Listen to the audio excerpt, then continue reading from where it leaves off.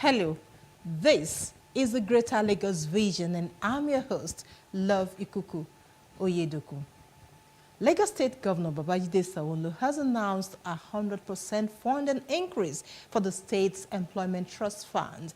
According to the governor, the increase is part of measures to help grow small businesses across the state through soft loans. The governor made this declaration at the second edition of the Lagos Employment Summit, co-convened by LSE-F and the Ministry of Economic Planning and Budget. Sanwo-Olu also noted that the state government had committed over 10 billion naira in grants in the past 3 years to strengthen the activities of LSE-F, supported 4,000 micro, small and medium enterprises, MSMEs.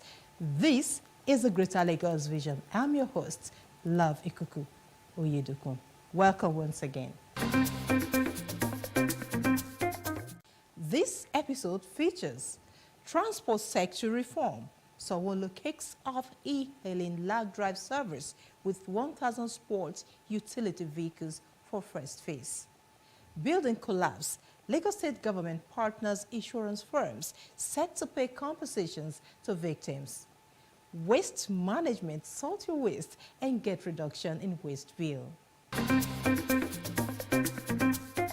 As part of efforts to reduce frequent cases of collapsed building and liabilities associated with it, the Lagos State government is set to introduce a mandatory insurance digital solution platform for all property owners in line with the federal government's Insurance Act.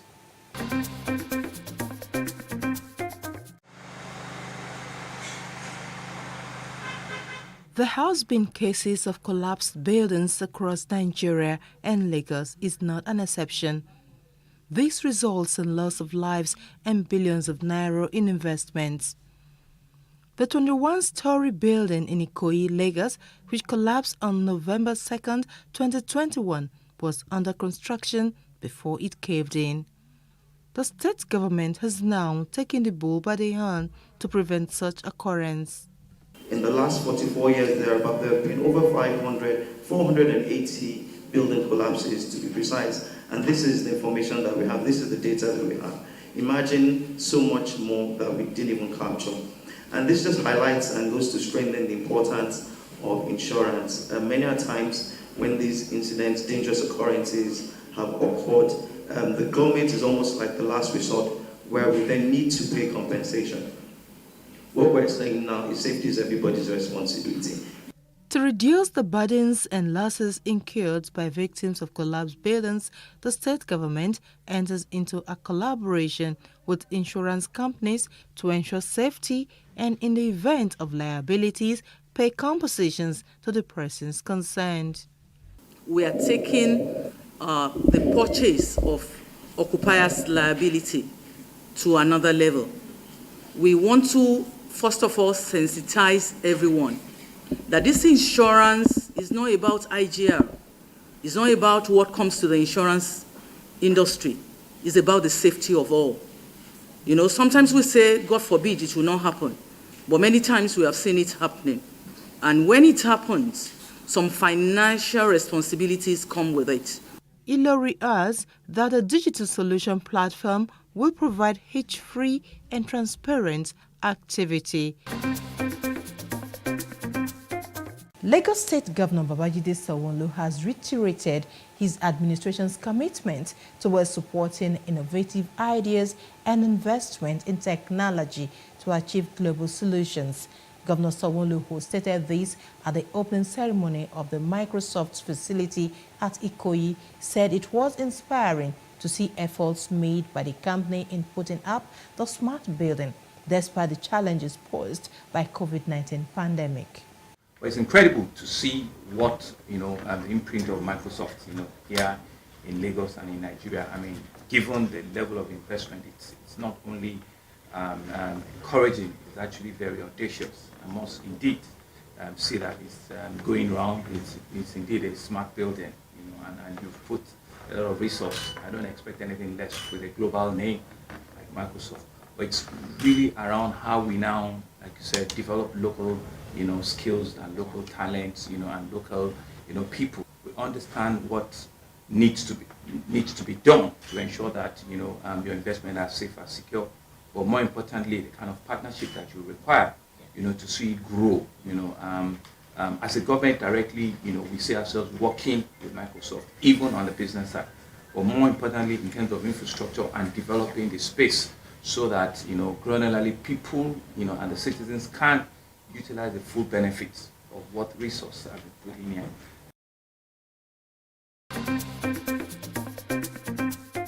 Lagos State Governor Babajide Sanwo-Olu has sworn in 3 new permanent secretaries, bringing the total numbers to 50 in his public service in less than 3 years. The governor charged them to justify the confidence reposed on them by adding more value to the service. Almost 70 to 75% of the current corps of permanent secretary were appointed in our administration. And that tells 2 things. One, the fact that we want to continue to identify, and recognize the brightness of our whole lot in the service of Lagos State, and that's what we're doing. Secondly, is also to give people that are deserving this position. We know how enviable it is to rise up to the position of permanent secretary, but if you're deserving of it, we will not deny you or debar you of that. As part of measures to ensure and guarantee the comfort and maximum safety of commuters, the Lagos State government has launched a new e-hailing taxi scheme. The scheme will complement the multimodal transport network being developed in Lagos in accordance with the strategic master plan of the state. That's according to the governor. A partnership agreement for a new e-hailing transport scheme was signed in 2021 by Lagos State Governor Babajide Sanwo-Olu and Chinese CIG Motors Company Limited. The result of that agreement is now manifest with the launch of the new e-hailing taxi scheme. It's known as Lagos Ride, with 1,000 sport utility vehicles for the first phase.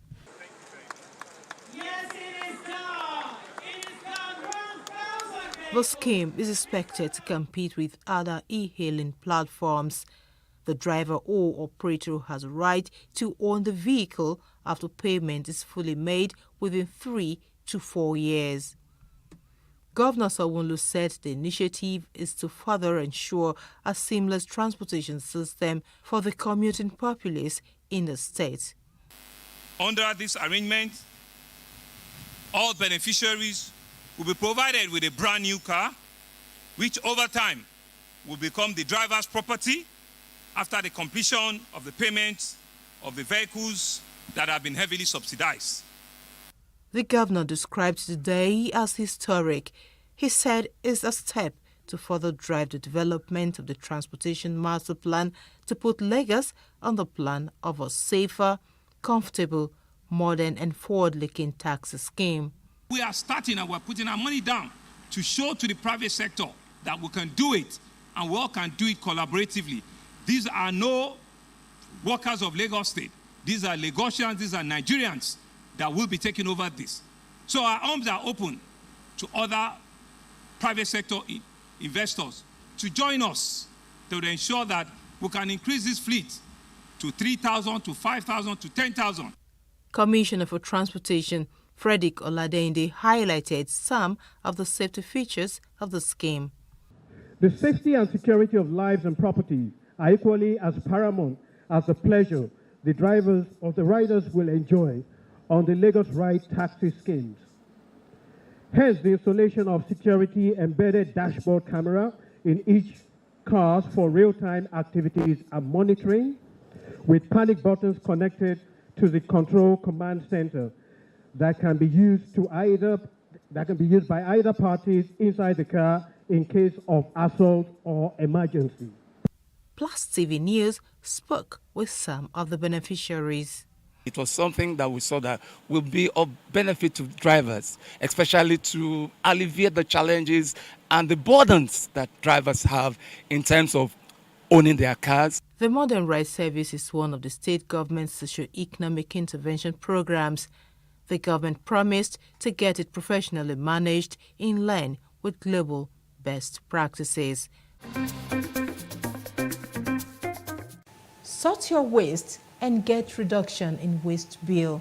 That's a message from the Managing Director, CEO of Lagos Waste Management Authority, LOMA, Mr. Ibrahim Odumboni, to Lagosians. Odumboni said residents who comply would get reduction in waste bills and increase for those who don't. He added that LOMA was engaging recycling as a veritable tool to tackle the challenge of plastic pollution, as the state generated about 13,000 metric tons of waste daily, with plastic materials constituting 17%. Joining me shortly is the Managing Director, CEO of Lagos Waste Management Authority, LOMA, Mr. Ibrahim Odumboni, for more insight into how LOMA is complementing the Governor Sanwo-Olu's themes, agenda, and a dream of a smart mega city. Thus, after this break, please stay with us. In terms of waste management, there are various chains in the various steps in the value chain of waste management that we need to ensure that a lot of cares are taken about, from point of generation, sorting your waste from source, containerization, collection, disposal and treatment, and also maybe waste to energy and waste to wealth. We need to ensure that that chain all connects very well. And part of the way we want to connect is to encourage this operation from source, so that the end value will be there for everyone to see. Also, if you look at it, if we continue to sort our waste from source, we can tackle things like pollution, plastic pollution, and waste pollution in a couple of areas across the states. So if we look at Lagos, has about 25 million plus people living in there, knowing fully well that each and every one of us will generate about 176 single bottle a year. And with that in mind, we have about 4 billion bottles generated annually. So if those 4 billion that has been generated annually are not captured or taken back to produce new ones, does that really mean that over the next 10 years, we're going to do 40 billion bottles? What about the previous 40 billion bottles that we have? So we can't continue in that vein that vein. We need to change the way we live. We need to modernize. We are an emerging economy in Lagos, and I know that we are a pace setter for other states in Nigeria. So talking to our people to ensure that they separate their entire waste from source is going to be a massive push towards achieving a smarter city and the team's agenda. So for us, we cannot continue to depend on the landfill structure where everything goes to the landfill. We should be able to extract all the usable resources from our waste before we consider landfill as an option. And I know that there will be a point from our plan over the next 10 years to ensure that we achieve a zero waste in Lagos as an emerging economy in Africa and as a pace setter for other states and other countries around us as well. And for our household, the reason why we initiated that from the 1st of April, all residential estates and companies or private organizations should start is because before we roll it out to everyone across the state, we believe those are organized environments where it's controllable and achievements are measurable as well.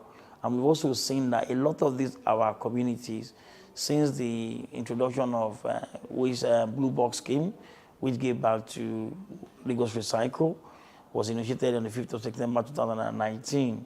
We've seen a couple of estates start doing one form or the other of recycling. But now we're formalizing it. We're encouraging them to ensure that the waste are not commingled. We're also encouraging them to use a two-bin system where there's a general waste and there's a recyclable waste. And we want to ensure that all our recyclables are also used to generate jobs. A lot of jobs have been generated from recycling over the last 24 months. Over 6,000 jobs and counting. And we believe that there will be effects on our lagoons and shorelines and our drainages. There will be a time where you won't be able to see any single bottle in our drainages, in our canal, and water could flow easily.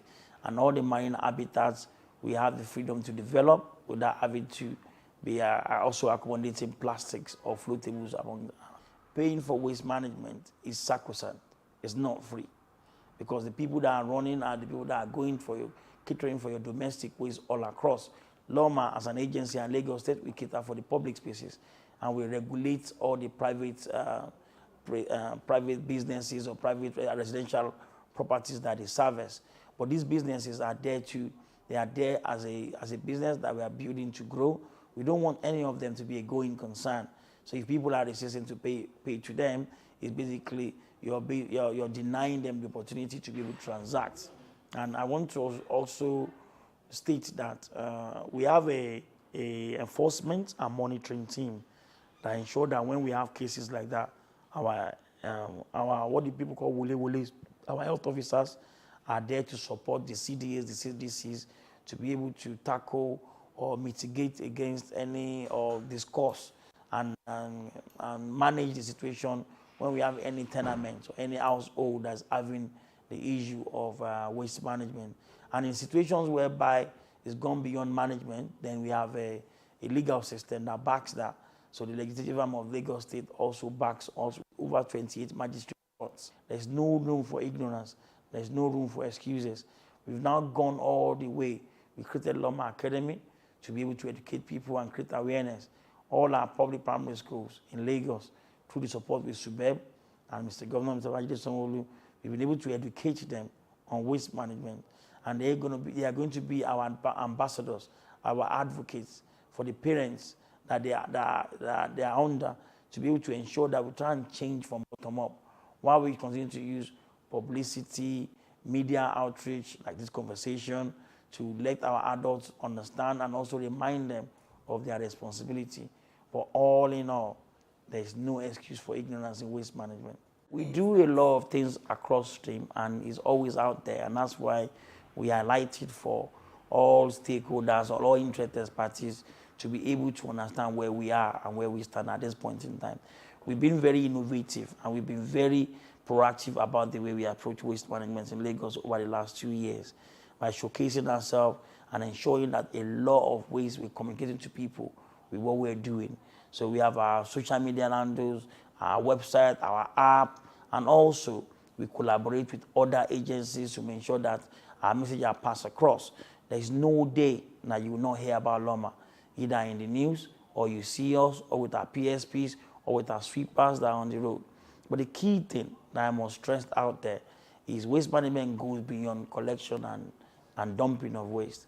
The only part of it that we need to all work on, which is me, you, and all our listeners out there, is the attitudinal change. You can deploy the entire trucks in the whole world to Lagos to manage waste. But if we don't change our attitude, if we don't start doing the right thing the first time, if we don't start doing what we know that is proper, if we don't start following what the law says, if we don't start looking after ourselves, if we don't start changing our attitude to what a cleaner environment is, we all know this. We all know the benefit of a tidy environment. We all know the benefit of what clean environment brings to in terms of health. We all know all these things. So, but why are we still doing the wrong thing? So that's why we continue to advocate. You see, LOMA, we've started going across all the LCDA this year.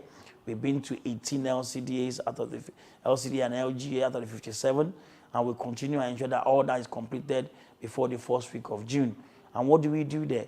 We go there, we sensitize them across the chain of waste management, from collection, generation, separation, containerization, recycling, treatment, and also the loads of achievements that we made. One of the major ones is, you look at COVID-19. Without LOMA, where do you think we'll be with COVID-19? Lagos as a very popular, populated state. What do you think we'll be with COVID-19? With a small landmass, all surrounded by water, everybody conjugating as one. What impact? What role do you think LOMA played? So for people out there, a lot of people out there understand that we played a vital role to support our governor, Mr. Babajide Sanwo-Olu, ensuring that COVID-19 was mitigate again the risk of COVID-19. We started reintegrating all our medical waste during the period of COVID-19 till date. So we take all the medical waste all across the state and ensure that they are all incinerated. We moved away from traditional treatment of medical waste. We also ensure that we have a dedicated team that are trained and specialists in this. And by doing so, we're able to reduce all the risk across.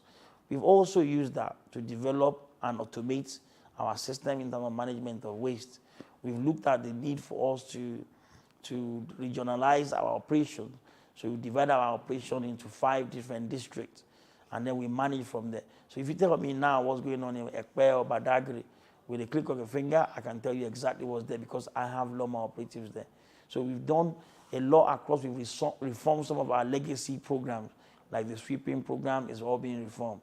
Our engineering team is now functioning as a solely made in Nigeria engineering team. We make our bins ourselves, we design our trucks ourselves, we assemble our truck ourselves, we fix our truck ourselves, we're making things ourselves rather than buying and maintaining. So a lot of changes across. But for us, I think one of the reflections that we have in waste management is we have a lot of, Lagos has a very big advantage over every other state in Nigeria in terms of waste management, in terms of the fact that the human capital and the stakeholder around it are very knowledgeable and passionate about it. Starting from the governor, he understands it very well and he provides a lot of mentorship and leadership and coaching for us on waste management. So it's given. We have a governor that waste management is given to. Then I have a lot of management team or senior executive team in Loma, and even all the junior staff in here. We are all very scientific about everything we do.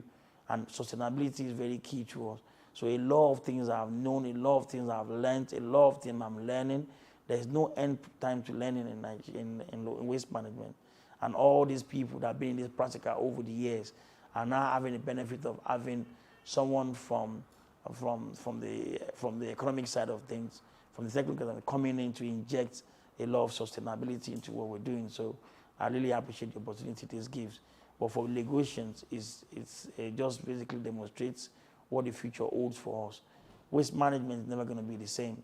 Every year, year in, year out, there will be changes that we are making for a better living for Lagos as a whole. I'm very confident that by the end of this year, we have an MOU in place for our first energy facility in Lagos.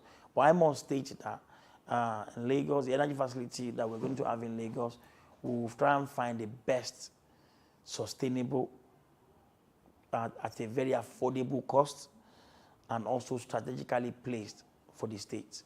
We're also going to look at what fits. We are not going to use one size fits all, but we're going to choose the best proponents, the most active proponents, and the more realistic proponents to be able to deliver that to us. We've reached a time whereby 100% of what we have in waste can be put to use. And in putting that to use, it is very important that we understand what our future goals are. Our future goal for waste management is to have an energy plant in Lagos, which is our immediate goal in this year. And then to ensure that over the next 3 or 4 years, we start to help to solve some of the energy problems that we have in entirety across the states. And in 10 years' time, we should be able to have replicated what we've done across certain parts of Nigeria and look at movable energy. If you look at the team's agenda, one of the key agencies that was mentioned in the team's agenda, if you really digest it, is Loma. Loma was mentioned as an agency on the team's agenda when looking at the health and environment. And it shows the importance of what we do here to every part of the agenda. And I believe that with the structure the team's agenda creates and the interlink that Loma has with other agendas, we are on course to ensure that a successful delivery is given to all the ultimate goals of the agenda. And I can well assure you that we're given the opportunity to innovate, develop, evolve, be dynamic, and challenge the norm in Loma. And that's why we are here where we are now. On a daily basis, we challenge the norm. We go to look at status quo. What do we need to change there? What do we need to improve? If it's not broken, sometimes we leave it. But if it needs to be fixed, we go all out and find out the root cause and how can we make sure that the changes that we are making is sustainable. And I can tell you out there, part of the smart city agenda and the team's agenda is to ensure that we're not just doing it and it's just not coming from somebody's head or somebody's thought or somebody's ideology. We are now professionalizing what we're doing. So I'm happy to tell you that even all my management team and my junior management team will be proceeding on a sustainability and circular economic training for them to be certified as waste manager for the state. And what that does is it creates sustainability for Loma for the future, and also builds on from what our governor's agenda is in Lagos State. That's all we have for you in this episode of the Greater Lagos Vision on Plus TV Africa. I'm Love Ikuku Oyedoku. Bye for now.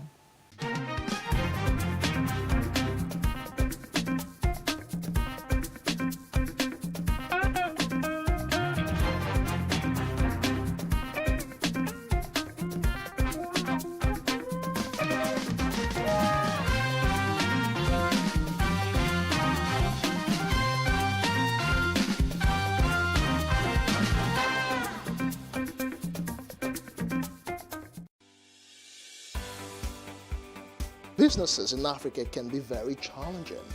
In Nigeria, it is particularly intimidating, and successful builders have learned how to navigate a hostile environment to unlock opportunities. But one major challenge businesses face is how to filter through the noise and identify where their ideal customers exist. Get insight and practical steps from industry players and captains of industries. Hear success stories to help you make informed decisions as you scale your business in Nigeria. Watch Business Insights at this time on Plus TV Africa. Hello and welcome to Space and Style, a property show designed to connect various stakeholders across the property value chain. We can also provide realistic solutions and deepen your knowledge about the interesting world of real estate. We shall showcase architectural design, interior design trends, lifestyle and real-time property news updates, and the right way to navigate through property development and investment. Join me every week on this channel as I take you through an exciting journey in the world of real estate. Space and Style, 6:30 p.m. on Saturdays and 5:30 p.m. on Wednesdays.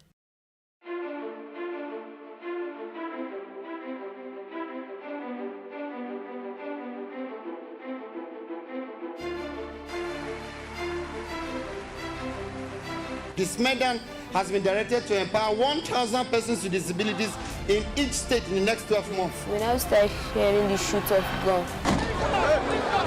Whatever I've done. Every public policy has winners and losers, and some will not be very happy with you, while others, usually the silent majority, will be quite happy.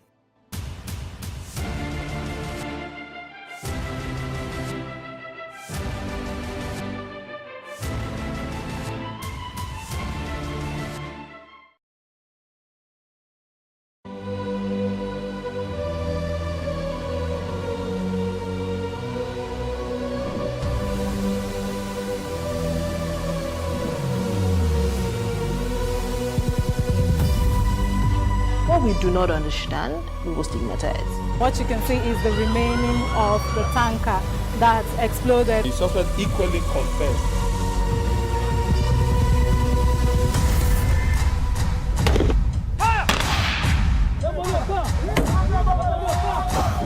A 500 naira they collect them. If you no talk, then go beat you. Now 2,500 and they pay.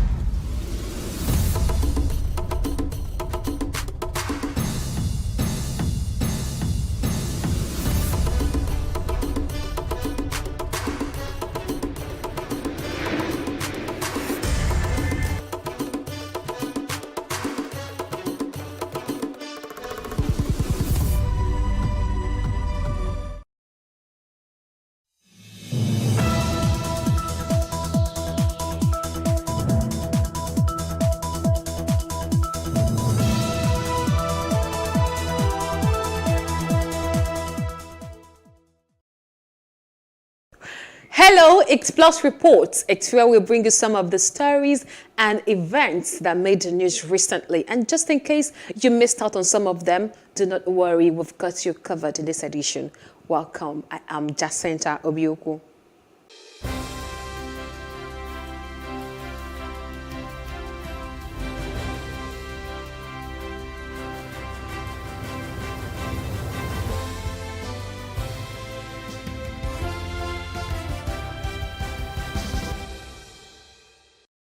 We are kickstarting this week's edition on this interesting report where the Lagos Blue Line Rail, which is on completion, would be running on electric tracks with electric motor vehicles, EMV, and as such, citizens have been warned to keep up the train lines. Lagos State Governor Babajide Sanwo-Olu, who handed down this warning while speaking with journalists shortly after inspecting the Blue Line Rail, assured Lagosians that the completion date of the two rail projects remains invaluable. Plus TV correspondent Love Ikuku filed this report. The train took off from the National Theatre Igomu to Orile, through Alaba, Mile 2, and back to the Marina axis of the state, having Governor Babajide Sanwo-Olu, some members of his cabinet, officials of the Lagos Metropolitan Area Transport Authority, LAMATA, and contractors handling the project on board. The governor inspected the ongoing works on the Blue Line Rail project and stations and a new 4-coach train, which according to him is a typical train that will be used on the Blue Line.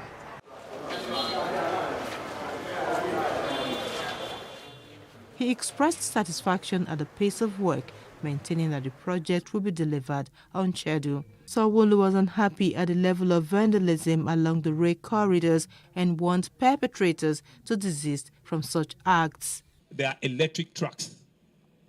They are going to be running on electricity, and you will know that citizens or passengers or anybody whatsoever cannot walk on those things. Right, so gentlemen of the press, you have that responsibility. From now, we'll begin to mention that. For the next 6 months, 8 months, we begin to mention that this track is not like the red line. The red line is DMU, but the blue line is EMU.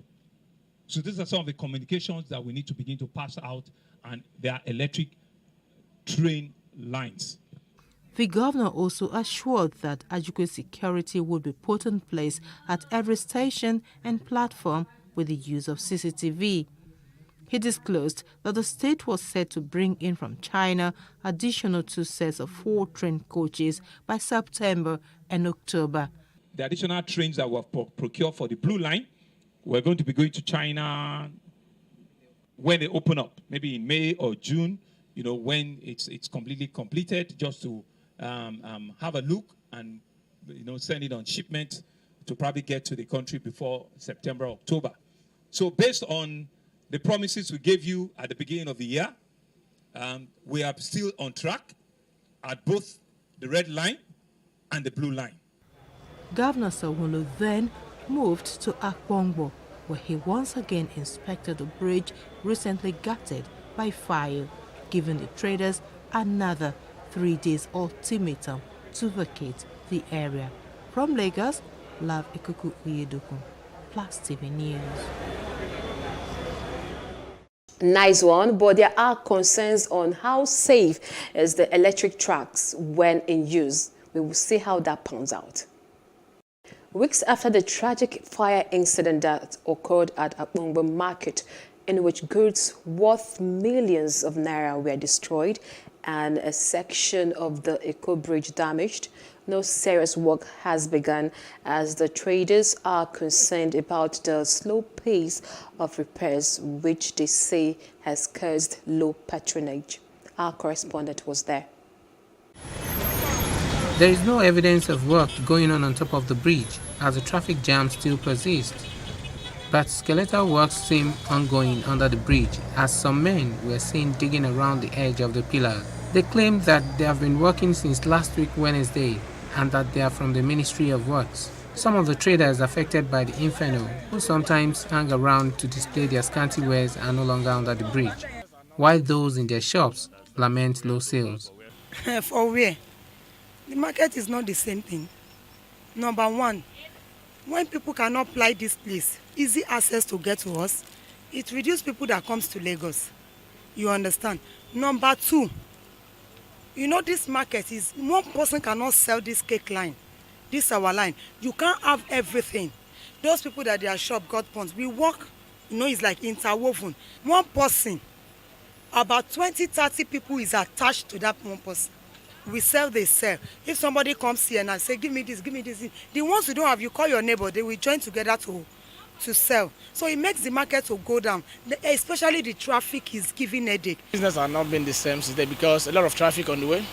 So people now think about the traffic, it will make them not to come. But however, we've been trying our best, but really, it has not been the same. It takes a lot of time coming to this place. So it has affected the business.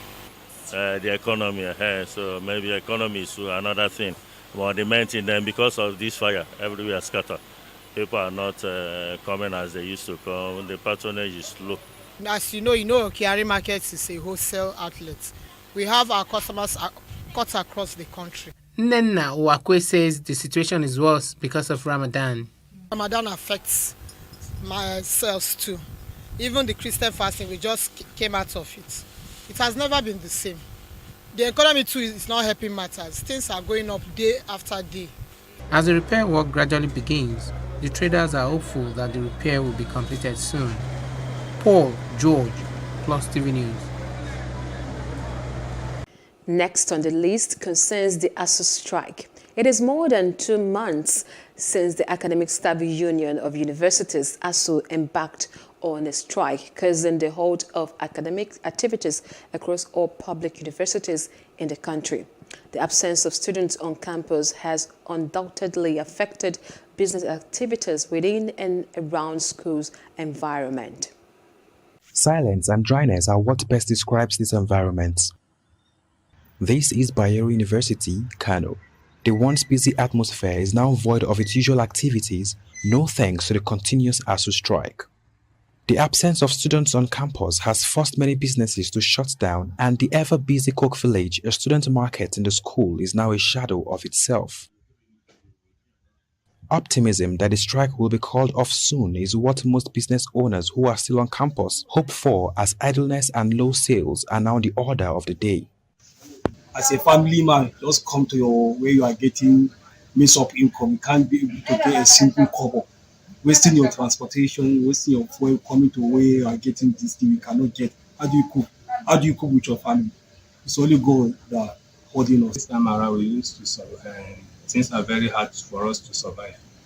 As you can see now, we used to live here and just talking to each other without anything doing. Look at my colleagues now. 2 days now is not opening his shop. Our strike is student.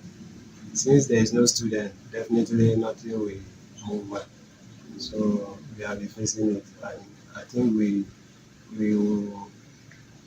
we call on the government and ASU to please do something about it, because it's not easy for us. Mustafa Farida, a final year student of BUK, is a campus-based fashion designer. She says both her education and business are suffering. She wants an end to the strike. Inside the market right now, that's Coke Village, inside school, everywhere is dry. There is no light, everywhere is actually literally dry. So we hope that government will do something about it. It's affecting business, at least for some of us that are into entrepreneurship. It's affecting us negatively. And at the same time, our school, our education is actually very slow. So we urge the government and the ASU to actually do something about it. As businesses face the heat of the strike with some folding up, the only trickle of hope that will bring smiles to the faces of these business owners is the resumption of academic activities. Stephen Enoch, Plus TV News, Kano. To Kaduna State, the Cooperative Society of the Nigerian Security and Civil Defense Corps, NSCDC, Kaduna State Command has said that it will embark on gas plant business to generate more revenues for its members in the state. It said this would go a long way in boosting the capital base of the society and also granting more investment opportunities to meet the yearning and aspirations of members. The cooperative society in any establishment has been a forerunner in helping to meet the welfare needs of the staff in the organization, as members invest to have a future benefit after retirement. The commandant of NSCDC Kaduna State Command, Godwin Maybe, says the welfare of its personnel is paramount, and so the command would ensure that its personnel have their benefits after retirement and even the families of the deceased. He lauded the management of the society for being transparent and accountable in issuing checks to the retirees. It is a very good record-keeping system, and that is the bedrock of every system. Accountability and sincerity of purpose in doing anything one is doing. And they also take into account the welfare of their members. They have bought items. In doing that, you are also increasing the welfare of members. On his part, the president, NSCDC Cooperative Society, Kaduna Command, ASCI Sunday Aruna, encouraged members to remain focused and steadfast in working to strengthen and lift the society to a greater height. He called on those who are still contributing below the stipulated 5% to step up their contributions in order to have maximum benefit.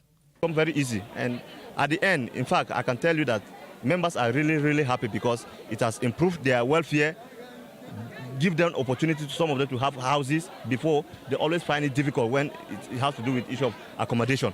But with this, coming up of them are now landlord to themselves. First person we give a check is a deceased, a check to a next of kin of a deceased member of the cooperative. One person is to a retiree. It's for them to see reason, or else this kind of benefit they will not benefit from it. Some of the next of kins and retirees expressed their satisfaction, shedding tears of joy as they received their checks. They assured they'd make a good use of it for the benefit of their entire families. I'm sad, but I'm happy. Like me, my mother died, we don't have anything, but now this one can even keep us to survive or something. Use it for important thing. If I open a business and then I might continue my education through the business, I'll be paying for it. High point of the event was the presentation of checks to the families of the deceased and other items to the deserving members of the society. It's time for a short break now. We will be right back with more.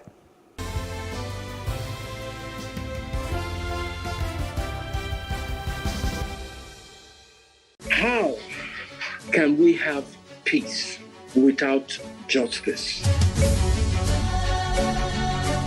Plus Politics. It's not just another political conversation, it's about keeping you in the know. The relevant interviews, asking the tough questions to those that matter. Get the answers you need. Does it mean that the people who were injured, people who were shot at, those who were involved in that stampede are not going to get justice? It is unfortunate, it is sad that we have a government of deaf and dumb. Analysis from top experts. The last election was not really an election. We feel that Obasanjo has a very special place in his heart for hating Ijaw people. I think it really boils down to two things. One, trust and accountability. Plus Politics, every weeknight at 7 p.m. on Plus TV Africa.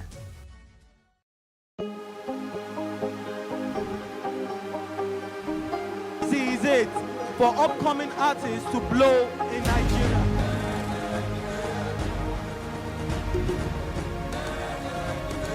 Welcome to Plus Trending.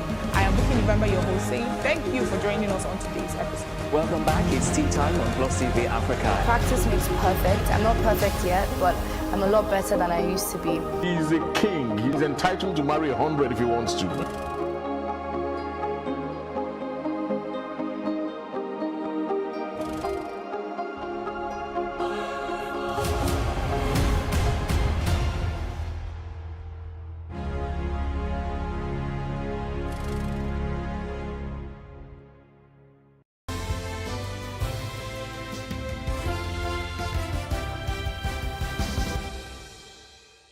Thanks for staying with us.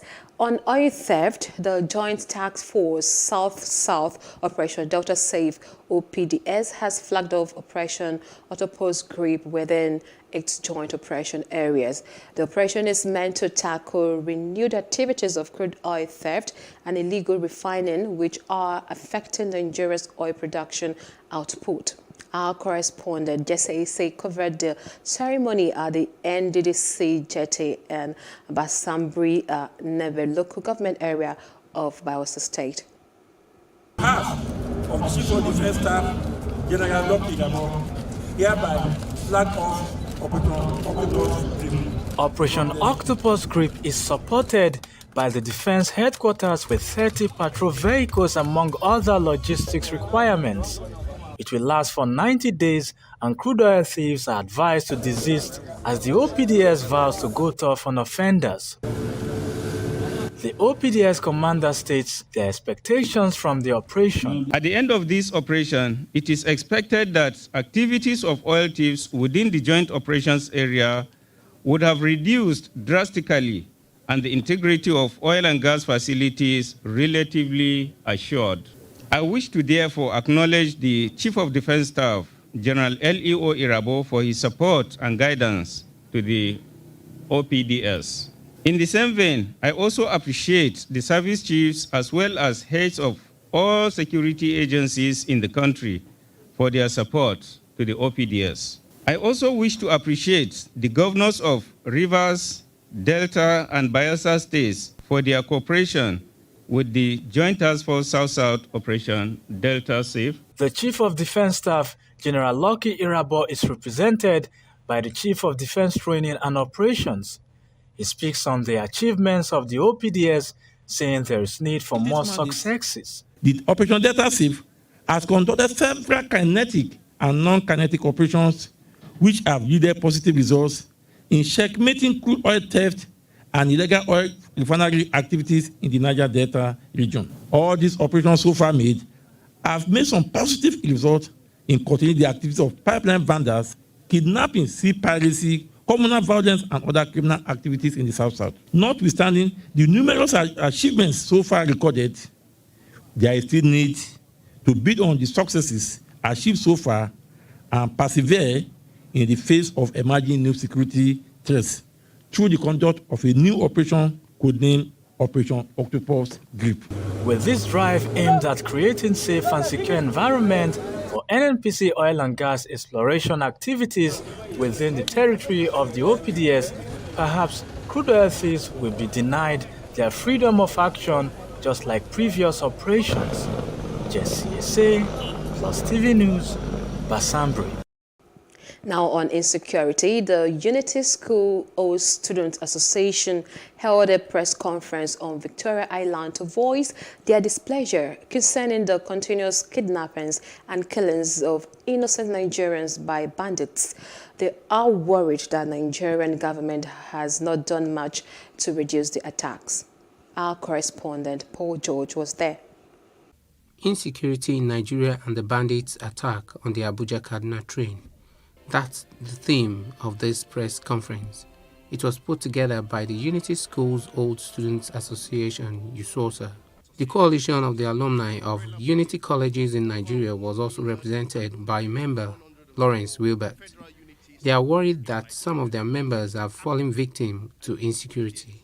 Dr. Chinelo Megafu, who died in the Abuja-Kaduna train attack, is one such. Angered by the series of wanton killing, kidnapping, rape of thousands of innocent Nigerians by ISWAP, members of the indigenous people of Biafra, IPOB, and numerous other devious, bloodthirsty groups within and beyond our national boundaries. They are calling on the government to ensure Nigerians' safety and sustain the economy.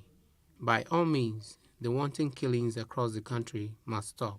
Buried one of our own, a young lady, Dr. Chinelo Megaphone of Queen's College.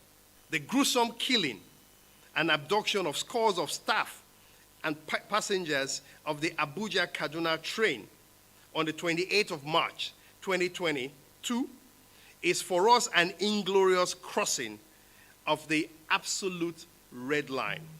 Other members also lent their voice to this message to the authorities with no holds barred. In sharper context, the stress indicators that show how bad our situation is, because somebody is talking about now more than ever before.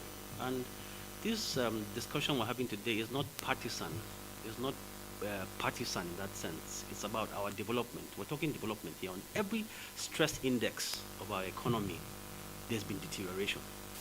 We need our people to be secure. We have a lady, a member, who has her 4 children and her husband. We don't know where they are. We don't know if they're alive. We don't know if they're dead. We have 5 sisters, and so on and so forth. People read and say, oh, they spoke about it. Who are these people? They're just being sentimental or being political or X. These are our friends.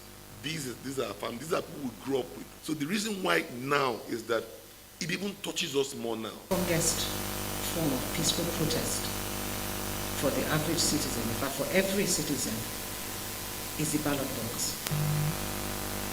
If the government does not perform, you vote them out at the ballot box till they understand and recognize that they are there to perform a service and render that service. As insecurity is still a bane in Nigeria, the group wants Nigerians to correct the wrongs by using their voters' cards at the next election. Paul George, Plus TV News. Moving on, Google and cable landing partner West Indian Ocean Cable Company announced the landing in Lagos, Nigeria of the state-of-the-art Equinor subsea cable, which will become a critical element in meeting Nigeria's current and future international connectivity demands. Named after Nigerian-born writer and abolitionist Olaudah Equiano, the Equinor cable will help support further digital transformation in Nigeria, a country which has produced 5 startup unicorns. Funmi Onajefe filed this report. Internet availability and its use across Nigeria has not only connected but created and boosted a digital economy. The opportunities offered by digital penetration are limitless, top of which is job creation on the front and back ends of business. The recent landing of the Equinor sea cable in Nigeria upskills improved data penetration at a cheaper rate nationwide. When you think about end-to-end internet connectivity, having this additional capacity really ensures that there's a drop in prices when you consider bandwidth going internationally. We'll be looking to collaborate with different providers and telcos to carry that capacity, distribute that capacity internally. Now that's based on research and analysis, has the potential to bring down retail prices by over 20% and also offer 6 times more internet speed. Lagos is an attractive tech hub in Africa, and the economic impact of this cable system will create more jobs and increase her GDP. Over the next 3 years, over 1.5 million jobs will be created by investments that we're launching here today. And in direct GDP, we're looking at investment of about $10 billion into our GDP over the next 3 to 4 years. These are not small numbers at all. And I think it's important, that we realize that the economy of Nigeria is certainly moving away completely from an oil-dependent economy to a digital economy. Modern submarine cables use fiber optic technology. Deployment of this new technology requires teaching locals new skill for effective penetration. We need here in Lagos people to man the landing station and make sure it's kept operationally in good order.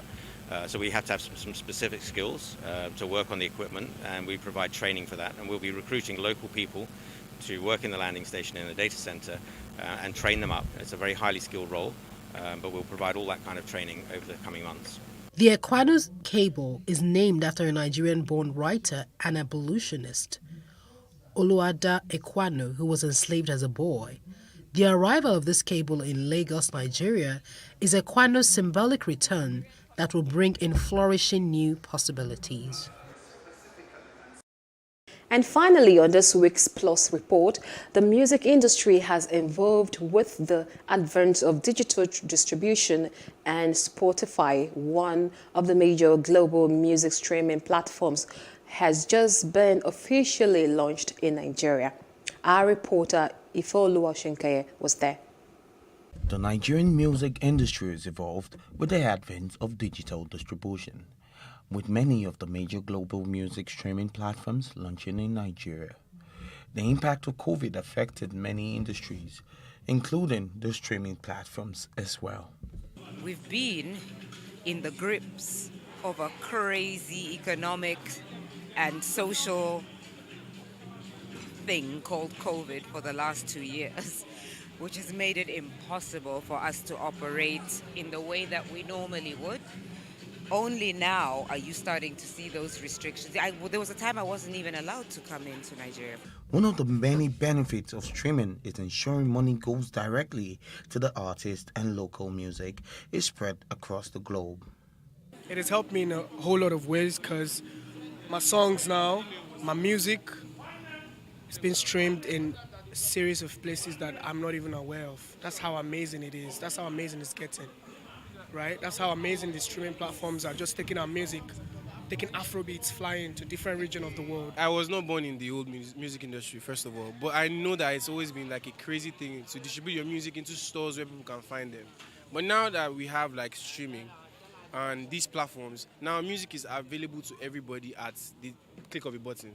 So now it's easier for somebody like me with zero budget, zero money, to have my music with somebody in France, to have streams from somebody in Uruguay. Do you understand? It's more broadened, the amount of reach that an unknown artist can have now. Do you understand? So it makes things a lot more easy. Spotify is the biggest streaming platform in the world, with over 300 million paid subscribers, right? That's something big, and that means that you have a large total addressable market potentially. We can't wait to see how this would impact the Nigerian music industry. Ifeoluwa Oshuke for Plus TV Africa. And that's all this edition of Plus Report. But before we go, let's still remind you to please follow us on Plus TV Africa on Facebook, Twitter, and Instagram. Also, do subscribe to our YouTube channel at Plus TV Africa. I am Jacinta Obiowo. Thanks for watching.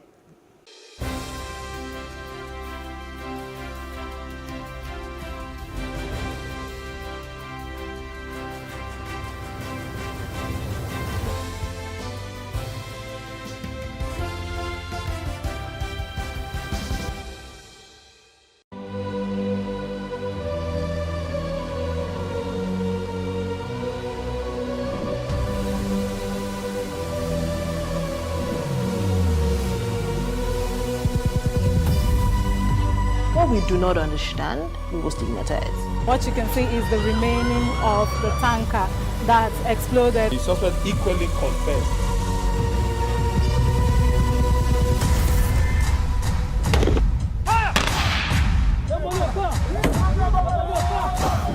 A 500 naira they collect am. If you no talk, dem go beat you. Na 2,500 they pay.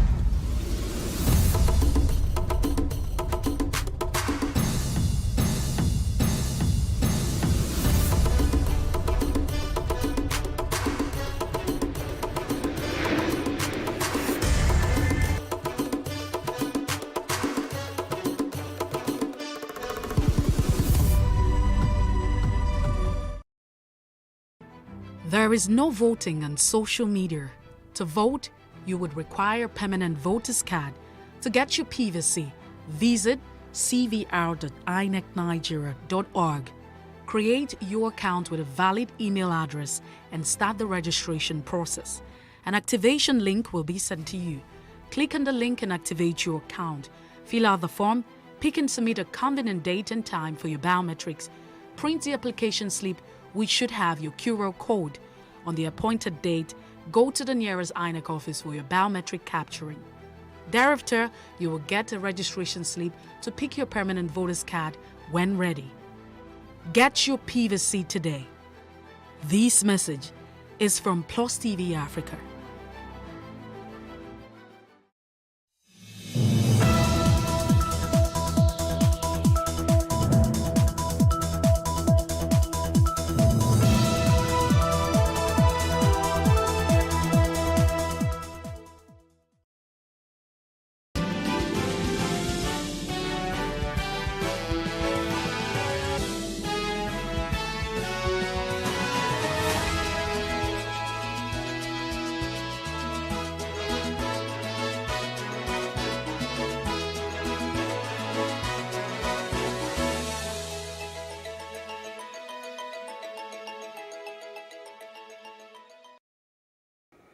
Good afternoon. I am Jacinta Obiuku.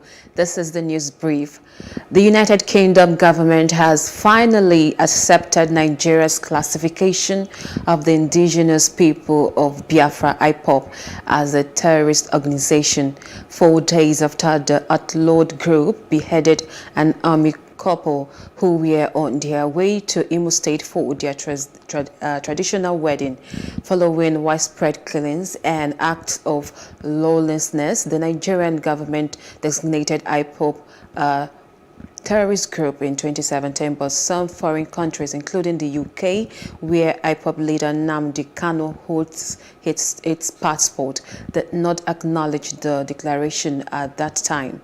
The UK Visas and Immigration had last year released new guidelines to its decision makers on how to consider and grant asylum applications to IPOB, but has now made a U-turn in a fresh update published on its website. Meanwhile, Aloy Ejimako, who is the lawyer for the detained leader of the indigenous people of Biafra IPOB, Mazen Nnamdi Kanu, has denied this claim. Ejimako, on his official Twitter page, said that Britain did not declare IPOB as a terrorist group, asking those who have concluded otherwise to reread the report and be guided. Leaders in the southeast have appealed to President Muhammadu Buhari to release the detained leader of the indigenous people of Biafra IPOB, Nnamdi Kanu. At a meeting with the president, who is on a 2-day visit to Ebonyi State, the chairman of the Christian Association of Nigeria in the southeast, Reverend Father Ibrahim Wali, made the plea on behalf of the Southeast leaders. In his address at the State Stakeholders Forum held at the Government House in Abakaliki, the state capital, the Igbo leaders pleaded for a political solution that President Buhari, as a kind and forgiving father, should release Nnamdi Kanu from detention. The serving overseer of the Citadel Global Community Church in Nigeria, Pastor Tunde Bakare, is the latest member of the All Progressives Congress APC to pay for the 100 million naira presidential form. He obtained his form at the All Progressive Congress APC headquarters in Abuja. This was made known in a tweet by President Muhammadu Buhari's aide, Director Onoche. The total amount of money gathered from the sales of 2023 presidential form alone by the APC stands at 1.2 billion naira. By the grace of God, as we salute those who have worked tirelessly till now, from past administration till this moment, we want to contribute our quota in such a way that Nigeria will experience what we call a cutting-edge nation. Never again will we be backwards. I trust God helping us with good men of goodwill from the east, west, north, and south of our country, across party lines, male and female, will rise up to rebuild our nation in such a way that the devastation we have experienced will never see again. Our program is very simple: peace, progress, prosperity, and possibilities. Upon those 4 pillars, Nigeria will be rebuilt, and the hope of many citizens will be rekindled. We are all going to join hands together to make it happen. No other nation will fix our nation. It will take Nigerians from all walks of life, within and without, those in the diaspora, those within, to rise up and say, it's time to rebuild our nation. Meanwhile, a U.S.-based Nigerian pastor of the Miracle Church International, Nicholas Felix, has also obtained the presidential nomination and expression of interest forms of the All Progressives Congress APC. The cleric who procured the forms at the APC headquarters has joined the growing list of presidential aspirants who have declared to contest the presidency on the platform of the ruling party. I believe the state we are now as a nation, every Nigerian is crying for a youth with a vision. Every Nigerian wants somebody that will lead us to where we are supposed to be. And my primary aim and my number one agenda is security. And that's what I'm bringing to the table, trusting that 100 days after I'm sworn into office, we will tackle insecurity in this nation with every force and with every might. We have our military who are very strong. We need to empower them. We need to give them the free will to be able to go and fight insurgency wherever we have been suffering from it. So I'm trusting that our delegates will look beyond just these political gladiators. Our delegates in this party will look beyond just what they can receive and be able to see a youth with a vision. As of today, I'm the only youth in this race who have purchased the nomination from both parties. And I'm trusting that Nigerians will rally behind us. More groups are calling on former President of Nigeria, Dr. Goodluck Jonathan, to run for president in 2023.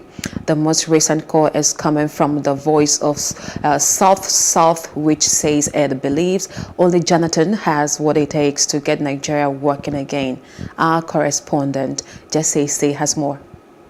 Members of the Voice of South.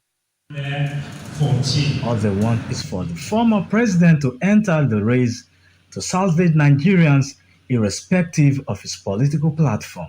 They can come up in any party. That are a bit learned. When we're looking at the economy of the country, we feel Goodluck Jonathan should come back to make amends in some areas in terms of the economy. The economy was in a very low ebb. Prices of foodstuff, everybody can afford. And our foreign reserve was very good.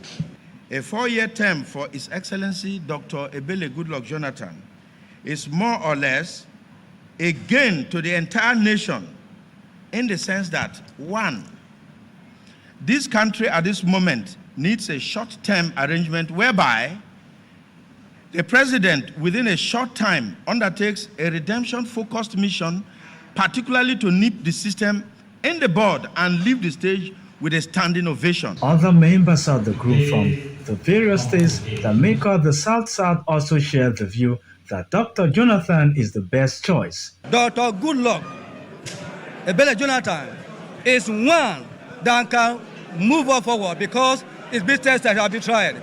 He has proved as a man that can lead the nation forward. When there is job opportunity, youth will not go about kidnapping, stealing, and committing one sort of a crime or the other. That is why we are calling on him, our brother, our father, to come back to the rescue of this great country of ours. The time he was in presidency, the country was at peace. Fuel was steady, prices of food were steady, and so on. So with the Voice of South, we are at his back, just like others are calling. We are a strong, formidable force in the South. Dr. Jonathan is yet to tell Nigerians whether or not he is contesting the presidential election, but this doesn't in any way seem to deter those who believe is the answer to the nation's problems. Jesse C. Plus TV News, Yenagoa. Ahead of the June governorship election in Ekiti State, electorates have been advised to actively participate in the process and ensure violence. At a one-day conference on increasing youth voter turnout during elections in Nigeria, stakeholders identified electoral violence, vote buying, and marginalization of women and youths as some of the major challenges to the electoral process in Nigeria. The multi-stakeholder forum expressed worry that in the 2018 governorship election in Ekiti State, less than 43% of the registered voters came out to vote. Marginalization and discrimination of women and youth is also an excuse, is also a reason for voter apathy. And our stakeholders here today, as a major stakeholder in your field, as a stakeholder, this is an opportunity for all hands to be on deck in strengthening citizens, centered, accountable, and result-oriented leadership and governance towards realizing our development goals. Many of you are graduates, but no job. And our generation are operating It's a shame on us. Let me say this. So, what we have failed to do, we're expecting you people to come up and do it. And smash it on our face. Let us see our failures before we leave this place. As citizens of our dear state, because if you don't participate, like we keep saying, you don't have the right to criticize or advise the government you are not involved in bringing to power or stopping from getting to power. So you don't have the right to say they did not do it well. The president of the National Association of Nigerian Students, NANS, Sunday Asefon, has said that the union was prepared to hit the streets to protest the strike embarked on by the Academic Staff Union of Universities, ASU. Asefon lamented that the federal government appeared not to be interested in ending the strike as it was focusing on the coming 2023 general election. He urged the government to stop playing politics with the ASU issue and reserve the prolonged strike. The Independent National Electoral Commission, INEC, has advised political parties to adhere to the timeline for the conduct of their primaries for the 2023 general elections. INEC stated that the deadline for primaries is firm and fixed. According to the National Commissioner and Chairman Information and Voter Education Committee, Festus Okoye, the Commission released the timetable and schedule for the 2023 general elections in February, which has provided for parties to conduct their primaries for the nomination of candidates from April 4 to June 3rd. Okoye said nominations for presidential and National Assembly elections shall be submitted through the INEC web portal from June 10 to June 17, while the governorship and state houses of assembly nomination shall be submitted between July 1st and 15th. The family of the late Bamishe Ayowola, who was allegedly raped and murdered in a BRT vehicle, has written to the Lagos State Attorney General seeking private prosecution of the murder charge against Andrew Ominikoran, the BRT driver and suspected killer. The former chairman of the Nigerian Bar Association, Adesina Ogunlana, said that the family was concerned that the second rape allegation against the suspect by another person may complicate their matter. There are issues that are arising that made the family to be worried, to make a member to be worried. We look at even the charge itself. These are issues.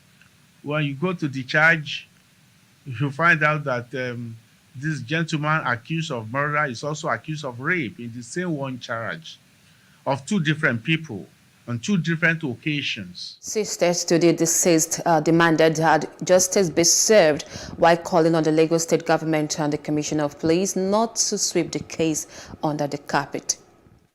I don't think we have good government in this country.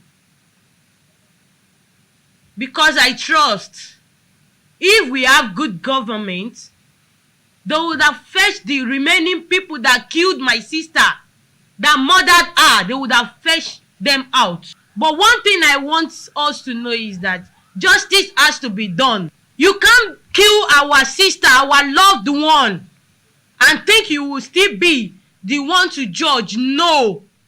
We want you to handle the case to our lawyers here. That is what we want, and that is what we request for. To fight for the justice of my junior sister, Bamishe, and justice for all, so that this will not happen to you and I again. Any city without a fully functional infrastructural system will suffer, as such engineers must be well trained so that they can do their best to grow the nation from an infrastructural perspective.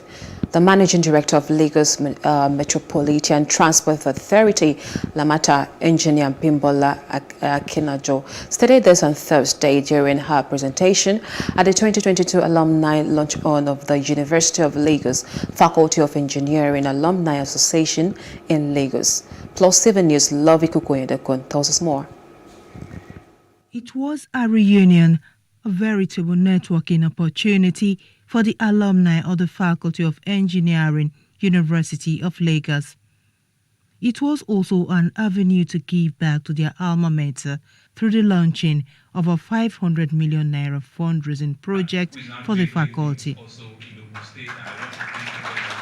Away from that, Governor Babajide Sanwo-Olu and his team cashed in on the opportunity provided by the reunion to tell the impact of the alumni on the state's infrastructural development in less than 3 years. And so the blue line you can see is a massive feat of engineering, and I'm sure all of you need to be proud of it. From 4 lanes, we changed the design to 10 lanes. So we took a massive right of way to do 10 lanes, and we were very smart to keep a rail corridor in the middle of it. So the alignment actually is about 16 lanes, because when you've done 10 lanes and you still have enough alignment to keep a rail, corridor, was the main feat. And that's why we're able to, preserve, and which was the most difficult option to take. But because we were committed at that time to say, you know what, let's have the audacity to want to do it, and that's why we started it. The 4 stations, Mile 2, Alaba, Igomo, and National Theatre, they're completed. You will notice that Mile 2 and Alaba, they have 2 concourses. Obviously, that's based on studies that had been done to determine sort of ridership that we would get, and we realized that, and I mean, it's obvious. Mile 2 is a market area, so there's a lot of people there. So that's why we have 2 concourses that allows us to take on more passengers. It's the same thing in Igomo. Same thing in Alaba. Igomo and National Theatre are also completed. We have pedestrian bridges at each of those stations that allows us to bring passengers from one side of the expressway to the other. The managing director of Lagos Metropolitan Area Transport Authority, Lamata, spoke with journalists on the sideline of the event. Infrastructure is owned by all. So it means that as an individual, you have a responsibility. Something has been built, not to destroy it, not to vandalize it. And so therefore, people also need to be aware and also take ownership. And that's what I always say. If something belongs to you, you are not likely to go and destroy it. She also told the forum that over 5,000 people affected by the construction of the rail have been compensated by the Lagos State government. From Lagos, Love Ikuku Oyedoku, Plus TV News. As political parties put price tags on the presidential forms for aspirants, Nigerians react to this amount. That's on Street Views. Take a listen.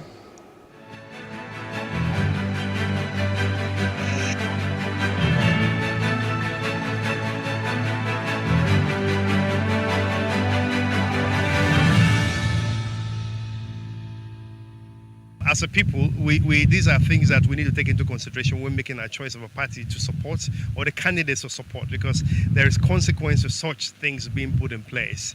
You don't expect someone that pays a huge price and buys from his pocket to actually then not want to recoup that money. Where do they get such money from to buy just a form where it's not guaranteed you're going to win? So, as citizens, we need to be watchful of that and make our decisions. It's not ideal, especially if you look at what's going on in the country now. 100 million is a lot of money. I don't want to use the word absorb, but it's a lot of money. And the consideration is, for me, is what's the basis? How did you come about 100 million? I think the other parties are doing 40 million, 35. Even 10 million is a lot of money, given the fact that we're looking for a leader now who doesn't necessarily have to have all the way to do financially, but a leader who knows what it is that the country needs or is expected of him. They are making the money for the party. The party belongs to the money belongs to the party. So you can never say maybe it's wrong or it's right. Because even though they say it's a trillion. If you have the power, you do it, you pay it. It doesn't make any sense at all. That's too much. At least there have been like 50,000 at least. Actually, that's too much. 100 million, no. 100 million, 100,000, I don't understand. 100 million, no, that's too much. No, it's too much. No. If a Nigerian, an individual will bring out 100 million from his purse to buy for form to run for the presidency, meaning that he has trillions of naira in his account.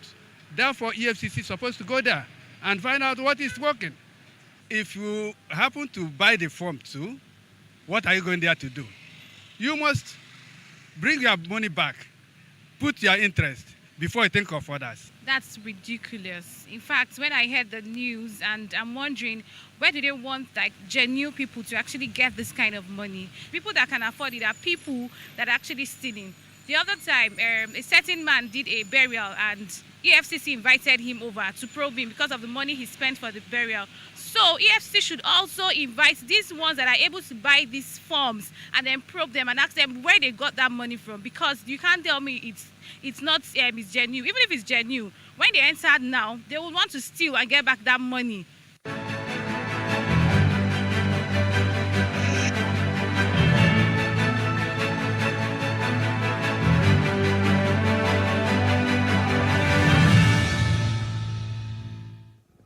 Other parts of Africa, Guinea authorities have said that they will prosecute former President Alpha Condé and 26 of his officials for violence surrounding his bid for a controversial third term in office, according to documents from the General Prosecutor's Office signed by Attorney General Charles Alphonse Wright. The ex-president and his supporters are accused of several charges, including complicity in murder, abductions, torture, and illegal detentions. He ordered the district attorney to immediately begin legal proceedings against the 84-year-old former leader who has overthrown in a coup d'etat in September by a military junta that now leads the West African country.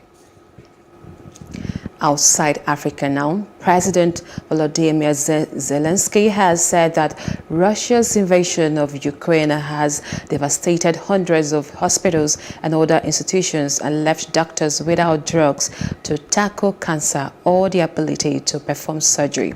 Zelensky, in a video address to a Brave Ukraine fundraising event being held in UK, said many places lacked even basic antibiotics in eastern and southern Ukraine, the focal points of the fighting.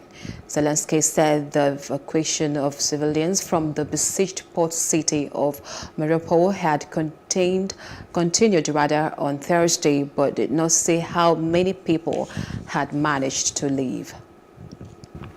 The UN Secretary General Antonio Guterres has said that a third operation is underway to evacuate civilians from the Ukrainian port city of Mariupol and the besieged Azovstal steel plant, as Russia accused the West of waging an economic world war. The United Nations and International Committee of the Red Cross, ICRC, have so far helped nearly 500 civilians flee the area during 2 operations in the past week. At a briefing to the UN Security Council, Guterres declined to give details on the new operation to avoid undermining possible success. Even in these times of hyper-communications, silent diplomacy is still possible and is sometimes the only effective way to produce results. So far in total, nearly 500 civilians found long-awaited relief after living under relentless shelling and scarce availability of water, food and sanitation. The evacuees have shared moving tales with UN staff. Mothers, children and frail grandparents spoke of their trauma. Some were in urgent need of medical attention. I hope that the continued coordination with Moscow and Kyiv will lead to more humanitarian pauses to allow civilians safe passage from the fighting and aid to reach those in critical needs. We must continue to do all we can to get people out of these hellscapes. To entertainment news now, the National Commission for Museums and Monuments has launched the Ancient Rock Art exhibition of photos and monoliths. They have been existing for decades, found in the forests of southern and northern Nigeria. This project is supported by the U.S. Ambassador's Fund for Cultural Preservation and led by Trust for African Rock Art, TARA. Plus TV correspondent Paul George was at the National Museum, Lagos, and now reports. The exhibition launch, which had nature enthusiasts from different parts of Nigeria and abroad, showcased a slice of Nigeria's cultural dance by the Cross River Group, entertaining guests. In the gallery is a display of pictures of collections of paintings and monoliths from Ikom, Cross River, Jigawa and Bauchi states.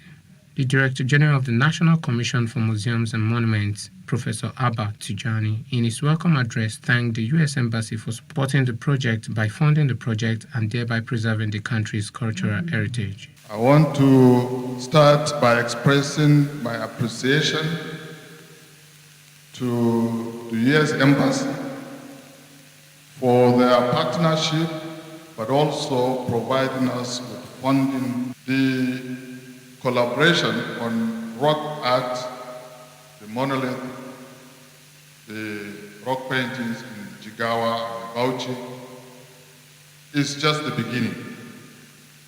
I look forward to more collaboration in areas of digitization and capacity building.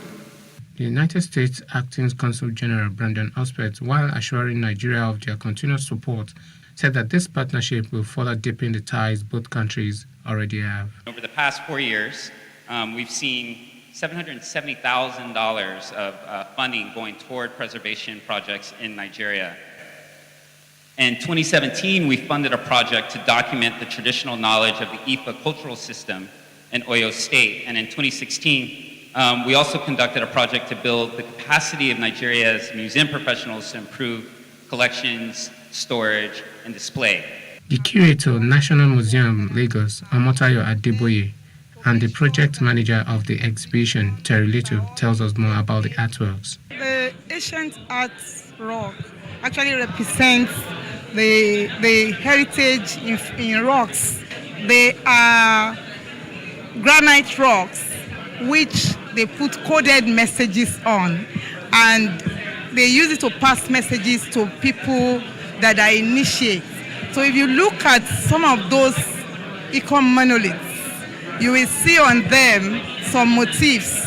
We've been working on this project for 2 years, documenting archaeological sites in Cross River State, the monoliths that you see in the exhibition, and then paintings in Jigawa and Bauchi states. I think whenever we're in the field, we work very closely with the chiefs and the community representatives and follow whatever instructions they may give us on how to deal with them. And often, yes, they may pour libation. The rock art exhibition is billed for a tour from Lagos to the museum in Calabar and in Zaria.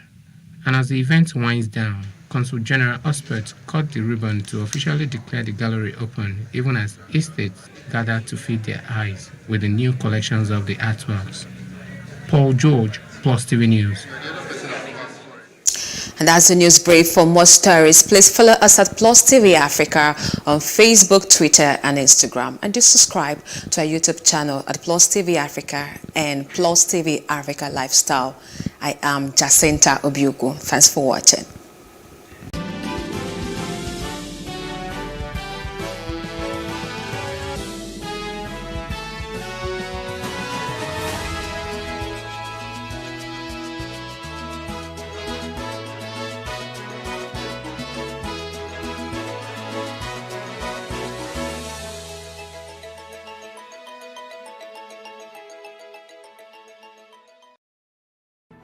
There is no voting on social media. To vote, you would require permanent voter's card. To get your PVC, visit cvr.inecnigeria.org. Create your account with a valid email address and start the registration process. An activation link will be sent to you. Click on the link and activate your account. Fill out the form, pick and submit a convenient date and time for your biometrics. Print the application slip, which should have your QR code. On the appointed date, go to the nearest INEC office for your biometric capturing. Thereafter, you will get a registration slip to pick your permanent voter's card when ready. Get your PVC today. This message is from Plus TV Africa.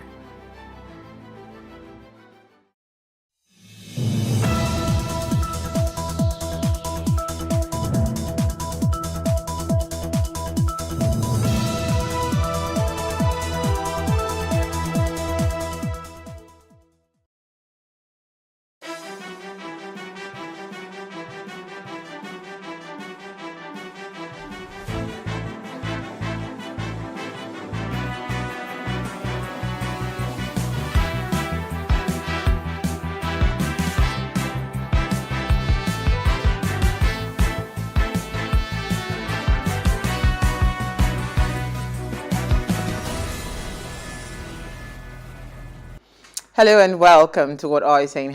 #Ways, where we talk about topics in the news as it affects us all. I am Musayome Sally, and tonight I'm dripping glory with my ladies, Nama Fanga and Elsie Godwin. Yes, you are dripping glory. Yes, so love the shirt. Thank Really you, beautiful. thank you, thank Really you. beautiful. It's from my good friend BK. Yeah, he gave me this mesh. After they seized it for almost 1 year, it has been returned to me. So I decided to wait. So thank you to them for returning Yeah, it. thank them for returning it. How are you, Elsie? How are you doing? Chilled, man. Just chilled. You look like you just, you know, Rearranging my decisions in life. you look very well fed. Well, because you feed me now, no go hear what. I ate pizza and bread, cheese in bread. I've been a bread and cheese. I don't know. I ate make I no choke. How are you? So, fine. is that you're redistributing things in life? Yeah, we're prioritizing work. Yeah. You know, some things just happen and you realize that, okay, I've actually over-invested myself. I need to take a step back. So that's where I'm at right now. Wow, Yeah. wow. That's deep. It is deep. We'll talk about it later. Norma, you look amazing. I love your... Today you're wearing your color. In the spirit. And I'm wearing her hair. Yes, so. So I'll take a picture behind the scenes to make it complete. How are you? I'm good. I'm taking it one day at a time. Yeah. What an eventful night we had last night. And you slept off for me. The Lord did it. Amen. You know, I'm already singing. One day at a time, say Jesus. Yes, so it's interesting how, you know, I mean, it's just to bring to people's notes, like bring it to their attention that a lot is going on out yeah, there. when you hear about evil stories of cabmen and all of that, just pay a little extra attention to the environment. Look at things. You would see signs and you know, pointers. You would see pointers to that this thing is not right. You know, so it's it a long conversation, but we ran out of time. I would have loved to share. So we're discussing ASU strike today. The government is saying that, ASU, the government had promised them about 220 billion or something. I can't remember how much the money is now for every year. They're supposed to be paying that to them.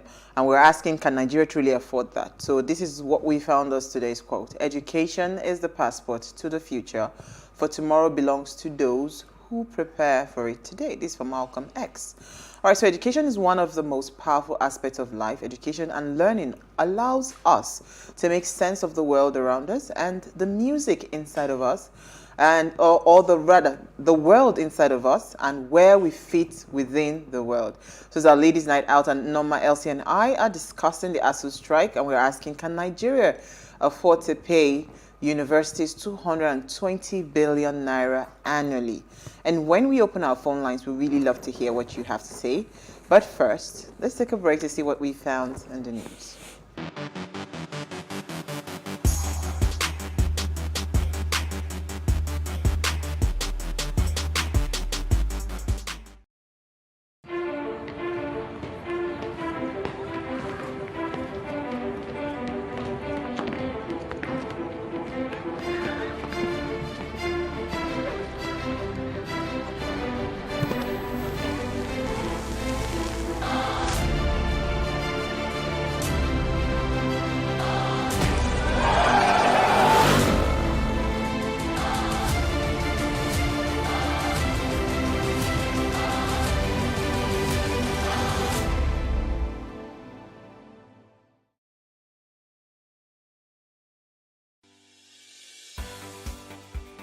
Businesses in Africa can be very challenging.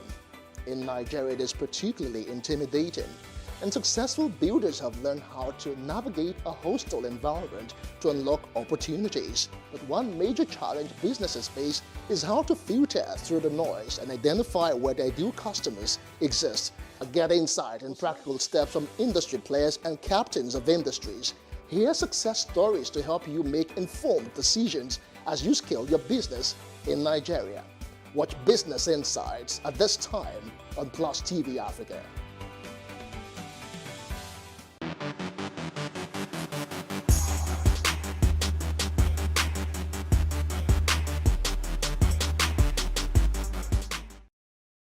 Now, International Day of the Midwife is celebrated annually on the 5th of May, providing opportunities to honor the work of midwives and promote awareness of the crucial care that midwives provide to mothers and their newborns.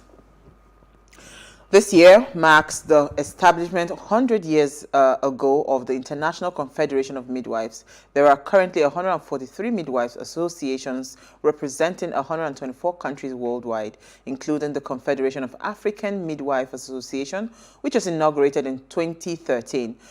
So midwives, who have been an integral part of African medicine for centuries, are the frontline caregivers and backbone of maternal and child health care on the continent.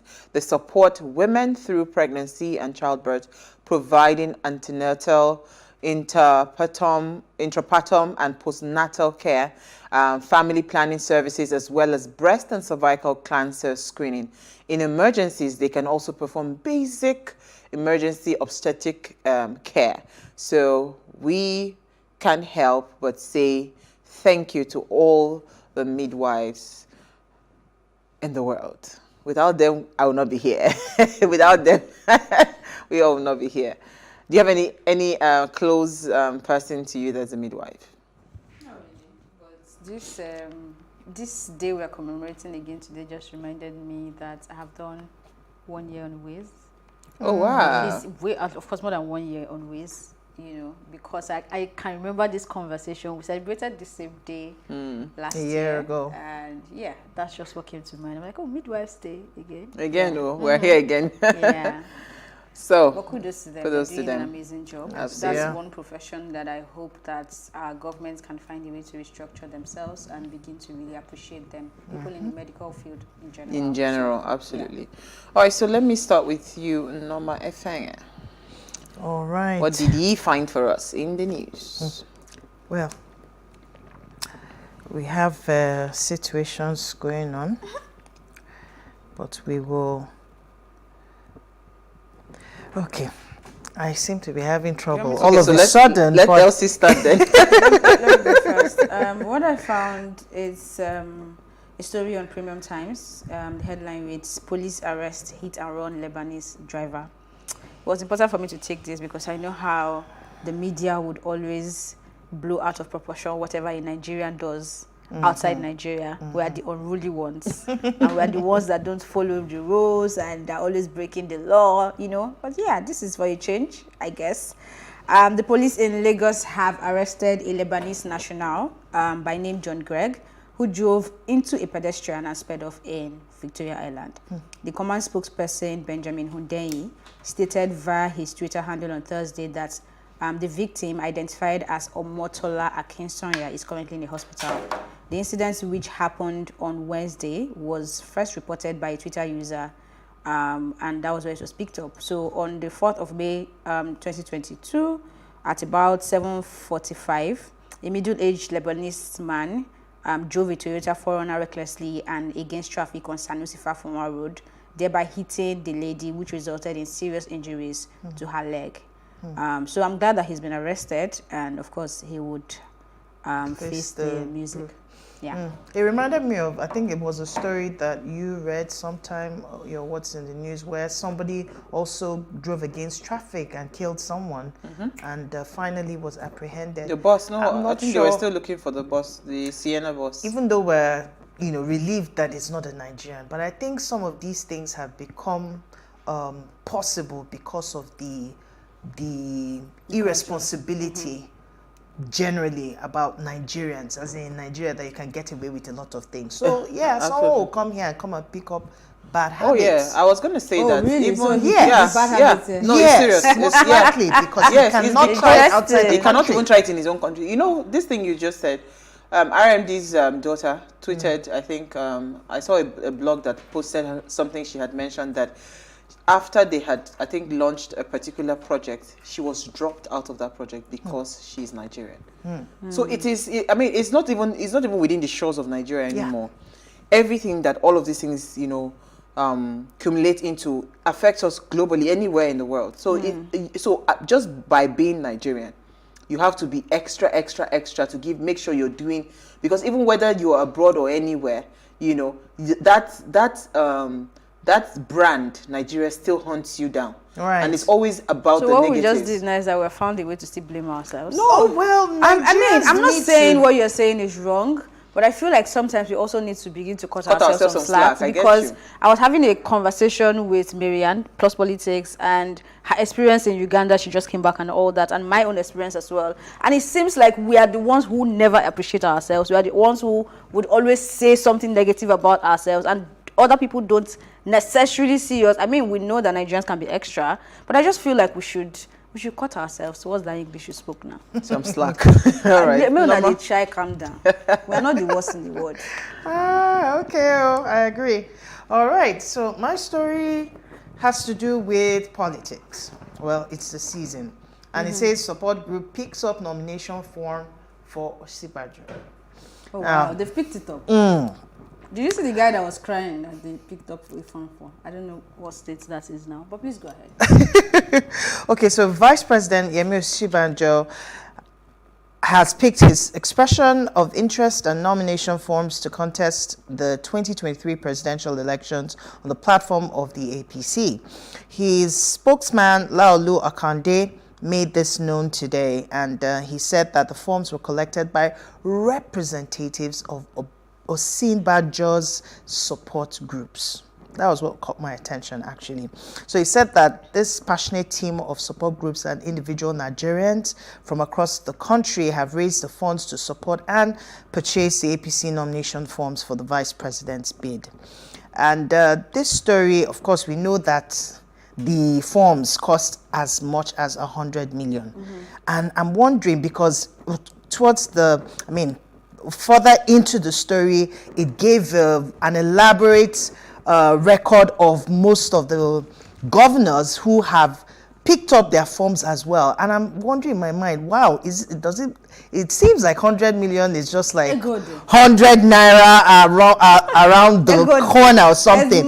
It said in APC at least 15 Southerners are already in the race.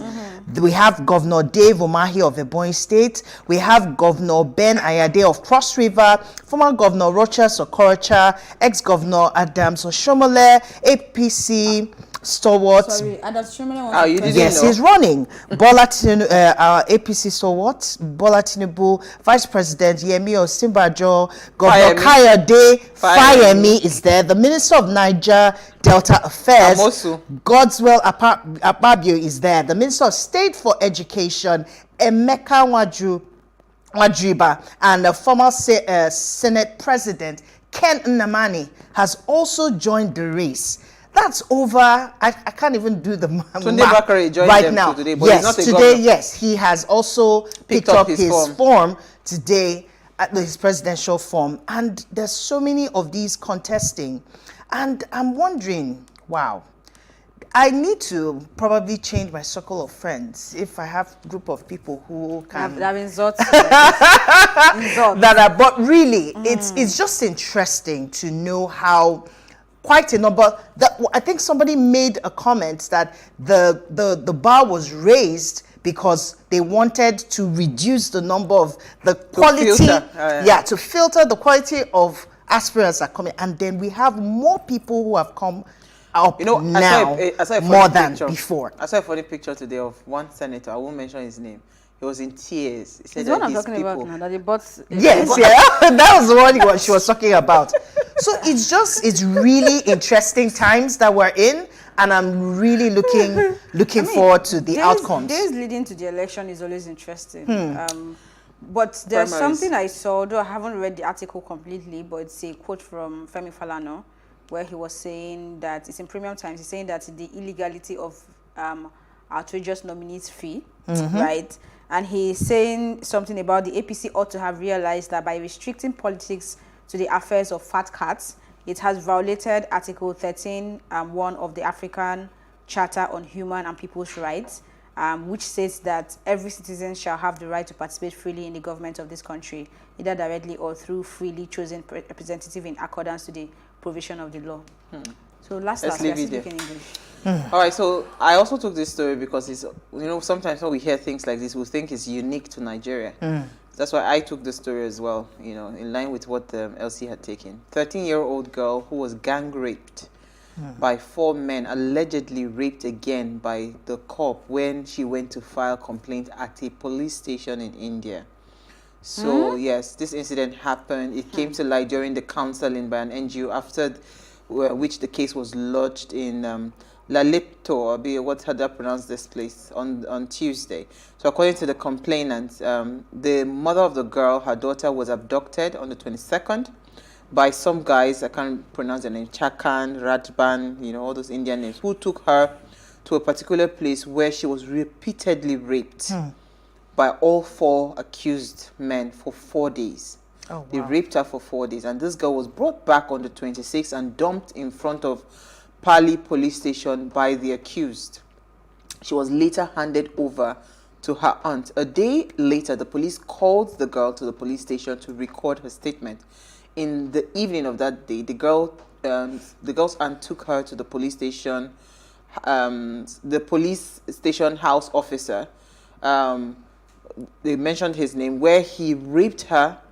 He raped her, and the complaint that's where she now also alleged that he also raped her.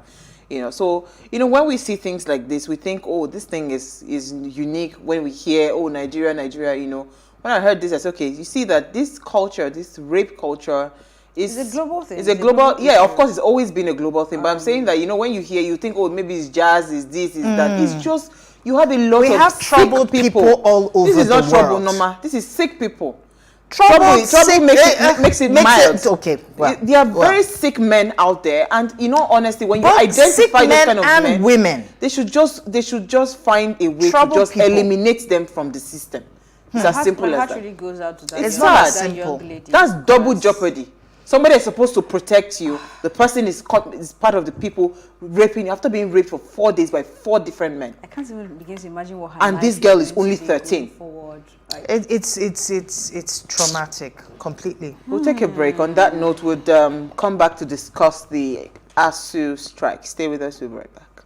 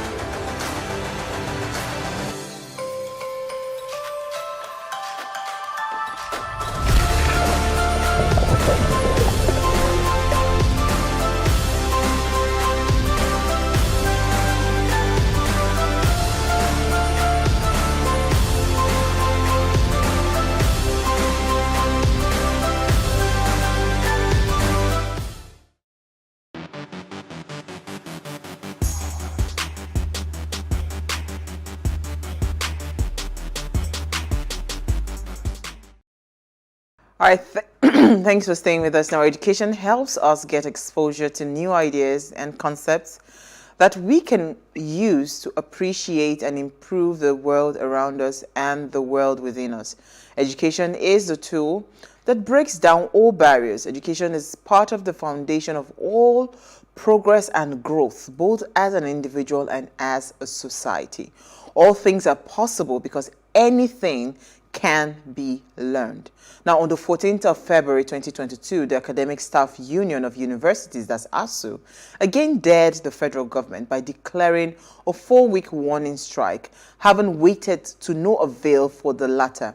Now, students have been out of classes since then, and Vanguard reports that the President, National Association of Nigerian Students, NAS, Comrade Sunday Asefon, on Thursday, accused Nigerian leaders of ignoring the plights of students who are at the receiving end of the ongoing strike action embarked upon by the Academic Staff Union of Universities, that's ASU. ASU strike is almost turning into a norm in our educational system, and we need a permanent solution, and which is why we are asking today, can Nigeria truly afford to pay universities this 220 billion naira annually? That is part of what they say that they have agreed upon. Is Nigeria capable of paying this amount of money to the universities? Is the government capable? Now, today we are having a bit of challenge. We do not have our WhatsApp and SMS number, so when we open our phone lines, we'd just love to hear what you have to say.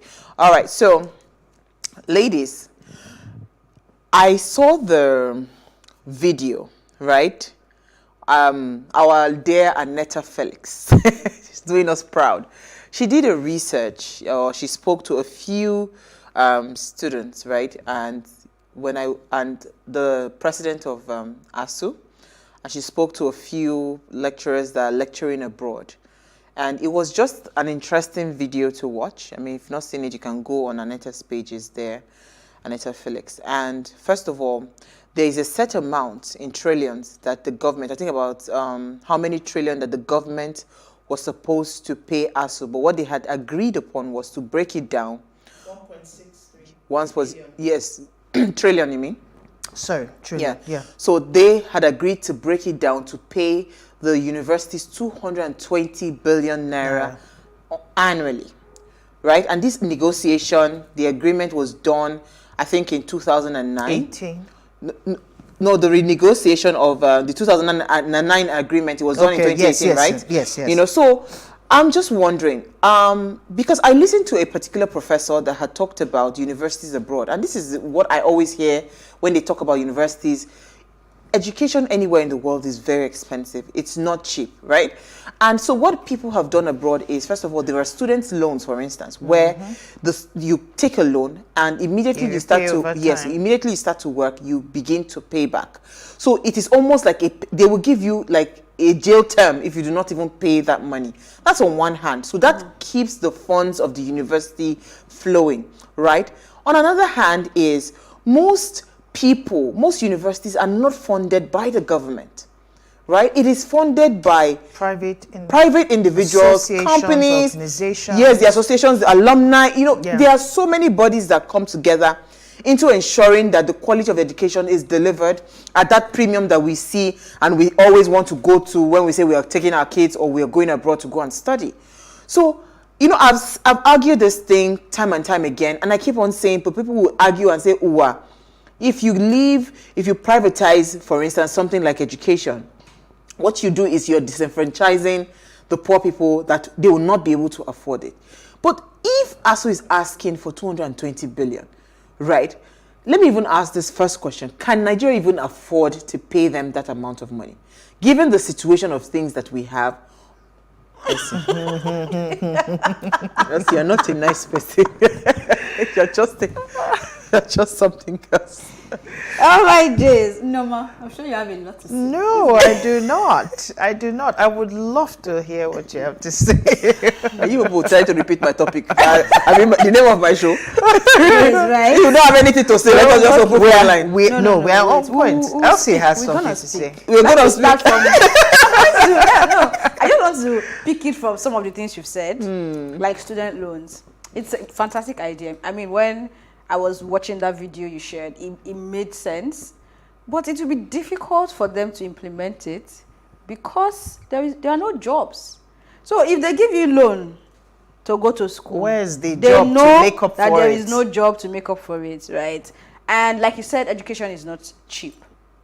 What is our minimum wage? We are still quarreling 18,000 and 30,000, right? I think I saw something about Edo State. Edo State paying it to 40. Well, that's like one out of how many states? 36 states, right? So if they give you the loan, how many years would you work for you to pay back that loan, right? Then begin to now build your life as a person. Because what you're even being paid, in fact, let's not even go far. There are no jobs. So they should start by creating jobs first. And then I said something about the people who really run education in advanced words, like private people, NGOs and all. And it reminded me of PAU. right? You know PAU is owned by an NGO. And if you go there, standard is what they look out for, no matter how much it's going to cost. The first step is standard, right? But it also reminded me of the story you took. Oshibajo and the group, Oshibajo Supports Group. Yeah. They are gathering money and they are buying form of 100 million. So if they are ready to buy form of 100 million, it means that if he, I mean, this is if, a big if he becomes the party flag bearer, right, they are ready to sponsor his campaign. And that's to tell you how much our priorities are misplaced as a people. Thank you. Right? I mean, I'm not going to hold brief for anyone or blame one person for the problems of Nigeria, because we did not get here today. It had been years and years and years of overlooking things we shouldn't have overlooked, and corruption, covering it, and then we're here right now. So it's not going to take 4 years, neither is it going to take 8 years for things to get better. True. However, this vice president is the same man who is in this same government, and if he had this level of influence to bring people together, to bring out this sort of money, what has he done in terms of education? Even if you say, yes, the government is broke, we don't have money, and ASU is on strike, I've never heard him make one statement regarding ASU. Have you ever raised up a suggestion or concern to say, let's raise funds and build this university and education, because this education we are talking about is the future of this country that you all are claiming that you want to rule or you want to lead to whatever promised land people are promising. So if you cannot use your influence in that area, please, what exactly is it that you want to do that you have not done with your Oga that you people are sitting down there right now, right? So I think that us as a people, I mean, I'm not going to say there aren't Nigerians who are doing a lot. Trust me, there are people who are working. They are putting back their money. They are looking for grants. They are doing, like we've interviewed some of them. We know that things are happening. But Nigerians as a whole, our priorities are not right. That's one. And secondly, we're also used to that proverb we always tell ourselves, like, if they push you against the wall, you just break into the wall and keep going. You know, and that is what you see from that video as well, where students are beginning to learn trades. From hairdressing to makeup to fashion designing. In fact, they are not even enthused to go back to school, because for them, if they are done with school, what exactly is the next step? Going to do? So for most of them, like, I even have a niece who she does fashion designing. She's just in 200 level. She's already making money. People give her clothes, she sews and all that. They're not interested, because the picture after school is not looking good. It's not looking good. So I just want to touch quickly on something you said, and I'll come to Norma, because part of what the lecturer was talking about, you know, I remember when I was in school, right? James Ibori was our governor then. When I was in school, we had foreign lecturers. I had a foreign lecturer come to do like a cross-posting, you know, where she came on what do they call that? It's not sabbatical. There's this the name I can't remember the name. Exchange, whatever, to come lecture in our school. And you can imagine the excitement that we had as students, you know, inside one village, you know, that we could, you know, do those exchange programs with our lecturers going abroad and they coming to Nigeria. So I get this part of priority, and I think that is where the issue is, because if we come back to this question, can Nigeria truly afford to pay this 220 billion naira annually to ASU? Yes, they can afford to pay it, but are they even placing priority where it should be? Right? That is now the big question. But let me hear your thoughts, Norma, then I'll come back. Yeah, it's still on priority, right? Because when you think about it, education, I think it's the quotes that you mentioned at the beginning. Education is an integral path of growth in any given society. When people are enlightened, when people have a say in the decisions and decision-making process for the outcomes of their lives, then it's easier to channel them in the right direction. And the more people who are exposed to quality education or learnings that help them or empower them to become better people, that the better quality of human beings that we're able to churn out. Now, where our priority lies as a nation, we have seen it over time in the kind of leaders that we've been able to churn out and the kind of decisions they make on our behalf. In today's case, we're talking about education. I don't know about you, but as far back as when I went to university, there was, in fact, one of the first, what will I call it, indoctrinate or welcome was after matriculation. Our matriculation, they said we should go home for 6 months. We just came, wore our gowns, took pictures, and after that, school went on strike for 6 months. We lost a couple of years. And I don't know of anyone who graduated at the time that I did. Oh, you did? I did. Where did you school? So that's what I'm saying. So Delta State University under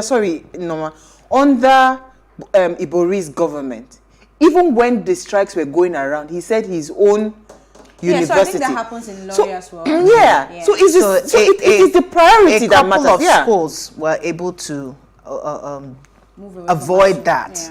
But some of us, unfortunately, we didn't. Okay. Because the funding, the university requires a lot of funding. Yes, it does. And he pumped a lot of money into the university, ensuring that the running of the school day to day was not disturbed. Okay, right? So let's believe that. It's actually quite interesting that James Ibori is coming up in a very positive way tonight. Yeah, I was just going to say that. Let's believe that. No bad. That government actually believed in the future of Nigeria in that regard. Let me take a break. Elsie, when we come back from the break, we'll open our phone line. Stay with us.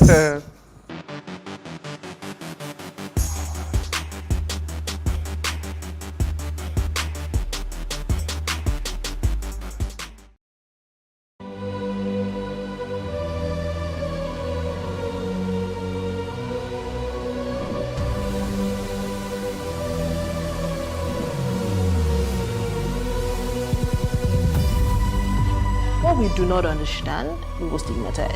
What you can see is the remaining of the tanker that exploded. He suffered equally confessed.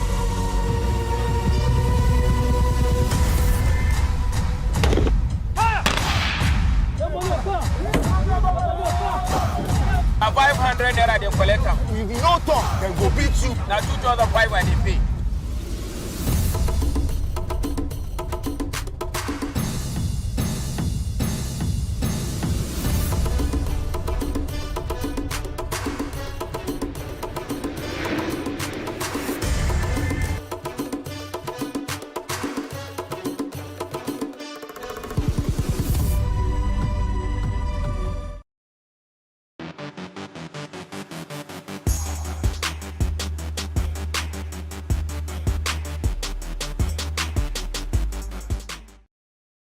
All right, so it's our ladies' night out. If you just tuned in, and we're discussing the ASUU strike, and we're asking, can Nigeria afford to pay universities 220 billion naira that they're asking for annually?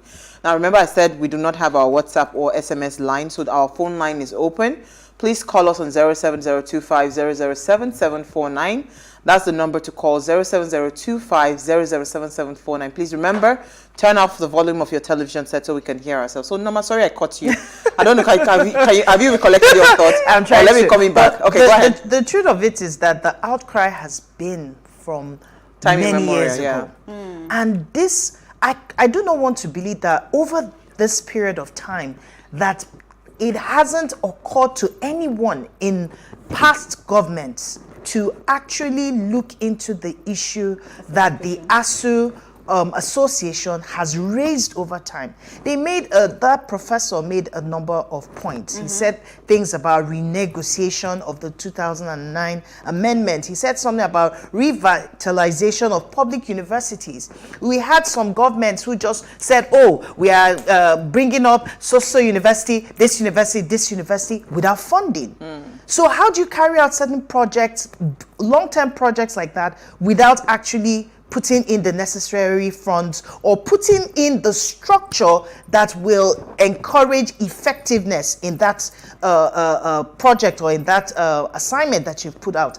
And you just give the facade that, oh, we're very concerned, and it seems like you are not concerned about even the students. Yes, it is obvious that government cannot handle it alone.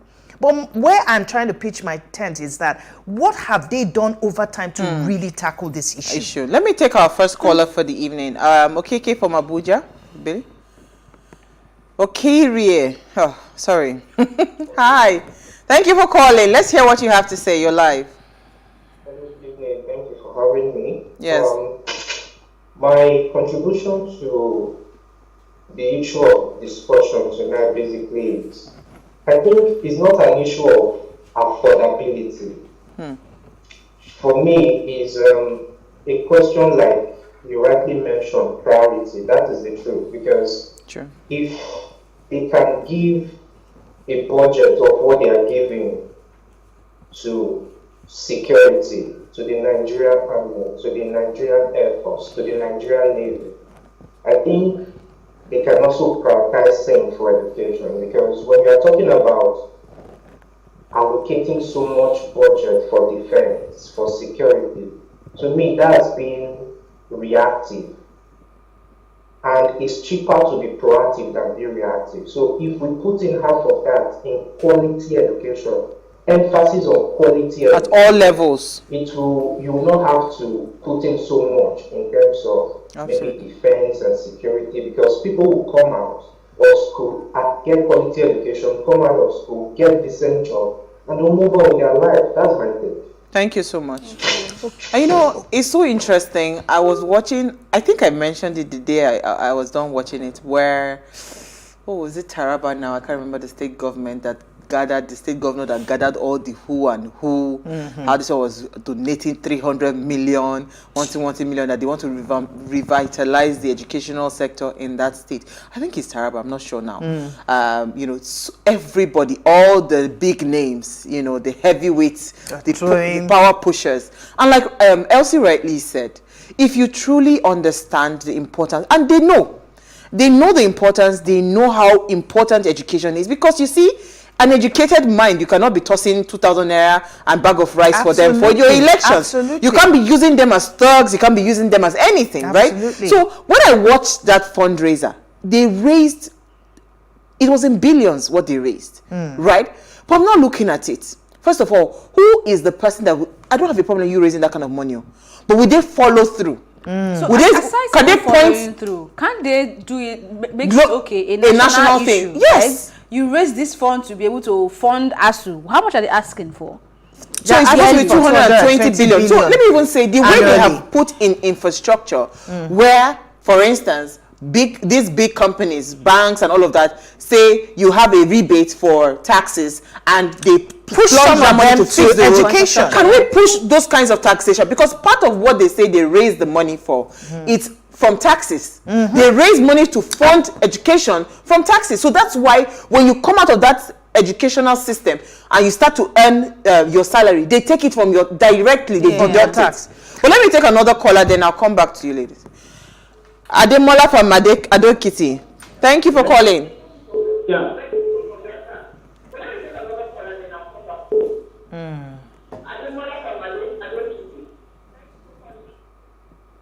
Ademola, I begged you to turn down the volume here. They had to cut him off. Go ahead. You know, you're going to say.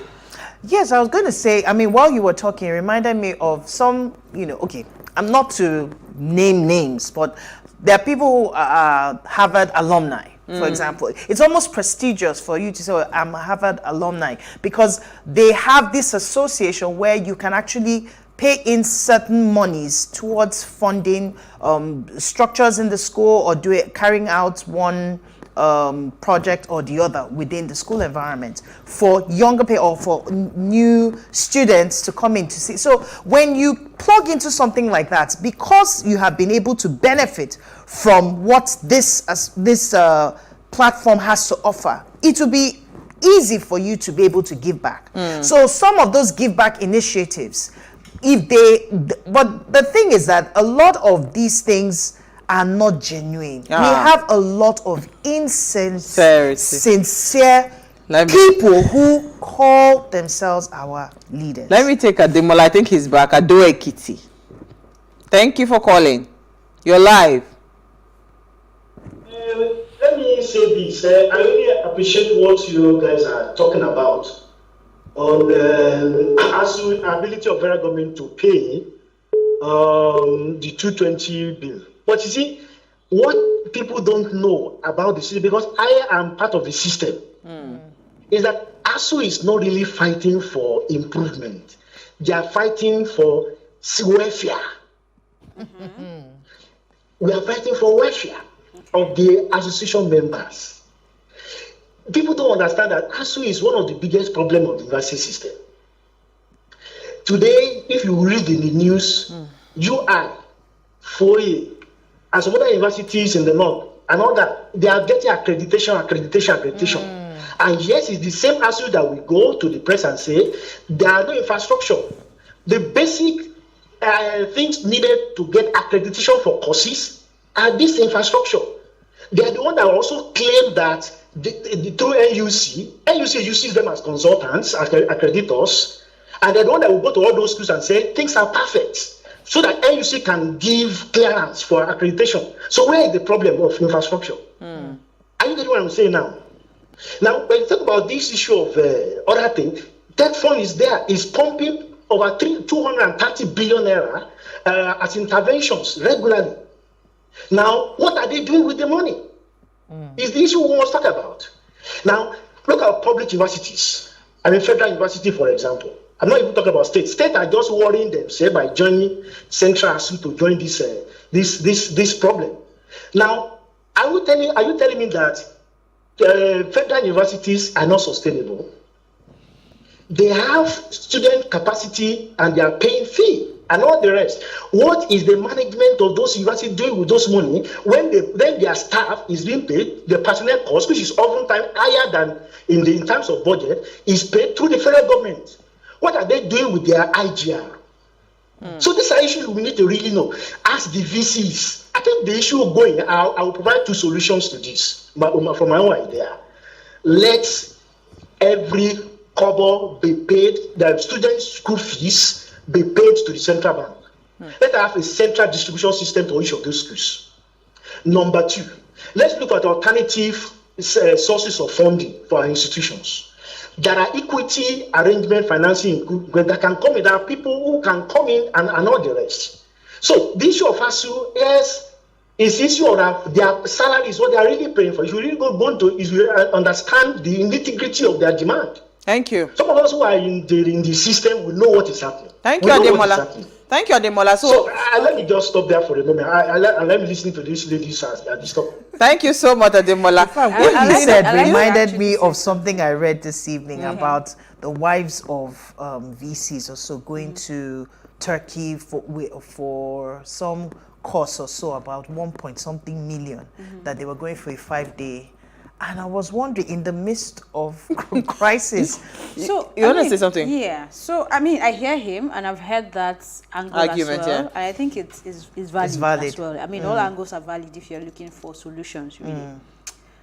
But I think the government has also failed in their own part. Now, from what he's saying, we're still talking about the corruption issue that we always have in every sector in Nigeria, not just ASU right now, right? And you are accrediting universities that... Whatever. Universities that are not up to standard and all that, it happens, right? But if in this conversation, they are still able to point to the government to say, you have not paid us our salaries or our allowances of some sort, it's not supposed to be. So even if ASU, which is why sometimes when they're fighting for these things and everybody is saying, it's just themselves they're fighting for, they're not caring about the children, excuse me, if you're working, you need to be paid. Yeah. So if that part of the conversation was not there, trust me, if this government has paid, they would have come out by now to shout and say, no, we've made this payment. They're still owing these people salary, which is not even supposed to be. So if you're wanting me to think from that angle, it's difficult for me because ASU is not the only corrupt sector in Nigeria. It's not the only corrupt entity. You even be surprised that when we say we are going to pay back into CBN, it will shock you. Yeah, I was coming to the CBN one, but let me take Daniel. I want to talk about that CBN one because I don't think that formula would work. Daniel, thank you for calling. You're live. Yes, I'm Daniel Kilo, a regular fan. Will. Praise the Lord! We have you live today. Yeah, so I want to comment on the ASU strike, but I want to, is the country that broke that they cannot invest that amount on education in Nigeria for a year? Because I don't understand why they have to go on strike when the country can afford to invest in education? Because Sister Elsie made a statement which I agree that we have a misplaced priority, which is right. Because some of our governors and senators, House of Reps, House of Assembly, they go away with billions and trillions of naira. So are we that broke that we don't have the money to invest in education and end this ASUU strike? Thank you, Daniel. So thank you. We're not that broke. We can actually afford it. It is just where we lay that priority. In fact, we can afford much more than that. If we won't get because if we even check, look at the allocation, budget allocation. Yes, now, for education, and see how it is. That as a country, we're not a serious country. In fact, there's no serious. So I was saying that when he was talking about CBN having a central, that one is a complete disaster. So I get that part, and that's why I would have preferred a solution that can we find. See, there are big universities running without any headache. Private universities. What is the structure behind the management system? It's just like the way the school my children have been going to, from primary school all the way now to secondary school. They have a body, so it's not this one-man business. They have a board of trustees. They have board of directors. So when you see schools that have those kinds of structure, there is always a proper structure to organize it. So why can't we say, you know what? I think the management of the funds, because you see that IGRA mentioned is quite important. You cannot take away that there is school fees that are being paid, so many things that are being paid. Where is the money? How is it being managed, right? So if we won't say from the eternally generated revenue, funds, how is that managed, right? At least that internal generated funds should be able to take care of salaries, should be able to take care of the maintenance of the school. Do you know how much students pay for student hostels that they don't even end up getting the allocation? You don't want to go there. So there's a lot of money. You don't even want to go there. The same how we're asking. So about this so how? So what I'm even saying is that can we find a way to create a more corporate body that constitutes the management team of every university, and let us even see how far that will go. Let's get business people, Jonathan, business executives. It's not going to work from a national level. It has to be on a state. No, definitely. By states. Definitely. So you look at what you said regarding is it Delta State now? Yes. And there are other states too that you can mention that they can tell you things are happening. Maybe not on this scale you're talking about. And I think people need to really sit down and begin to ask questions, because it is not just about ASUU. And we like this association thing in this country. And it's still so sad that the association we like is not helping the matters, because we just form an association of, in fact, Pepper Sellers has association, and there is nothing about the agenda of what the association is going to do that will benefit even the people in the association. You just see people that want to continue embezzling money. We are the escorts of this association, and I don't know what. And you see that thing, those things. Sorry, Norma, those things. It doesn't breed transparency. So imagine a state where Anu Ibuku Awoshika is coming from. She would gladly, with honor, sit on the board to say, you know what, let us look at this financial structure of your business. Really a paid No, it will not be. No, there are people who it will not be a paid job, and you'll be shocked at the number of people that would volunteer to say, we know what, we want to make this university profitable. There are so many things that can be done. Well, it still speaks to the level of sincerity of the people involved. Do they really want this structure to be in place? Is a question. There are so many people, when you're talking about all these things, it's not their problem. It's not an issue for it's different when you are directly affected by the issues on ground.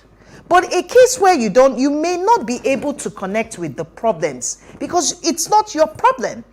If we have more people who can feel the pulse of the people, at the end of the day, this giant war between ASUU and government, who is suffering at the end of the day? Is it not the Nigerian citizens? Is it not the Nigerian students? Some of the videos that we watch, some of them have gone on to different things to go and learn different skills just to continue to help themselves, to beat themselves. So at the end of the day, they are the ones suffering. And until we have genuine people who can volunteer their services or their expertise and create that platform where we can now start seeing what's the word? We can now start seeing transparency. Absolutely. Let me take a caller. I think we have a caller. I'm sorry, I didn't get your name. Joe. Oh, right? Joey from Sokoto. Salaam alaikum. Yes, good evening. Good evening. Good evening. Okay, let me just correct one or two impressions.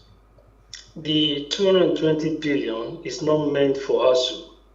It's meant for the Ministry of Education or any government agency to provide infrastructures in the universities. Okay. Secondly, every penny that comes to the university goes to the TSA account. That is Treasury single account of the government. So there's a way they monitor what comes to the universities through that. So it's already with the CBN or whatever, with the federal government already. And so the school fees paid by students is already subsidized. Another way to solve this problem is to remove subsidy, which ASU is not supporting. And when I support them, you cannot ask students to be paying 200,000, 500,000 the same way it's being paid in private universities. Because the minimum wage is already 30,000 per month. And you want even ASU members will not be able to afford 200,000, 500,000 to pay for the awards. So we should be careful about all these arguments. So I like what you are saying, Joey, but you see, when you talk about students not being able to pay for a certain amount of money for school fees and all of that, how would we then move forward? I'm trying to find the solution, because we know globally education everywhere in the world is not same government. Hold on, let me finish. Education everywhere in the world is not cheap, right? It's not cheap. So how do we find a solution? How do we find a balance that it gives quality education at the same time the student is not, is not given an arm and a leg for it? Okay, you mentioned it about prioritization the other time. We can really mobilize 4 trillion naira for subsidy, which is okay.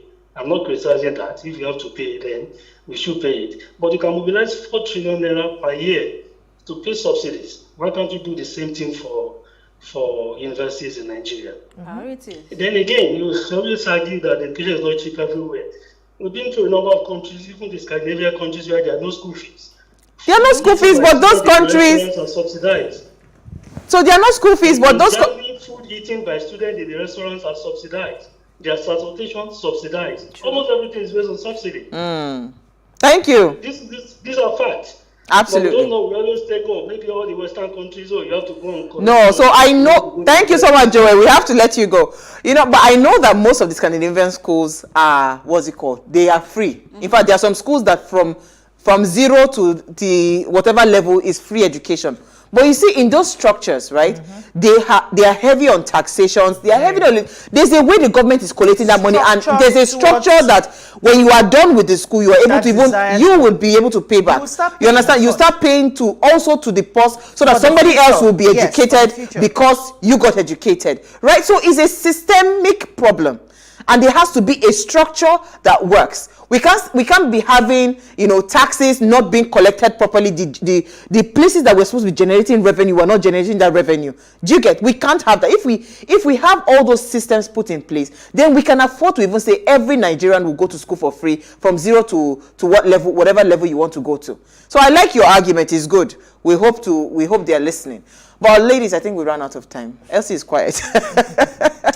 We ran out of time. So I'll just say that until we are ready to do things right, we'll still keep going round and round in circles, because you can't do anything right if you're not ready to do it right. So I think that's just where I'll end it, because there's really nothing more to say. When Nigeria is ready, we'll move. We'll know. Yeah. In doing things right, our priorities have to be set right as well. Do we really want education for our Nigerian citizens? Because it's the quality of citizens that we churn out at the end of the day that will either compound or reduce the problems already existing, problems and challenges that we already have in Nigeria. The country.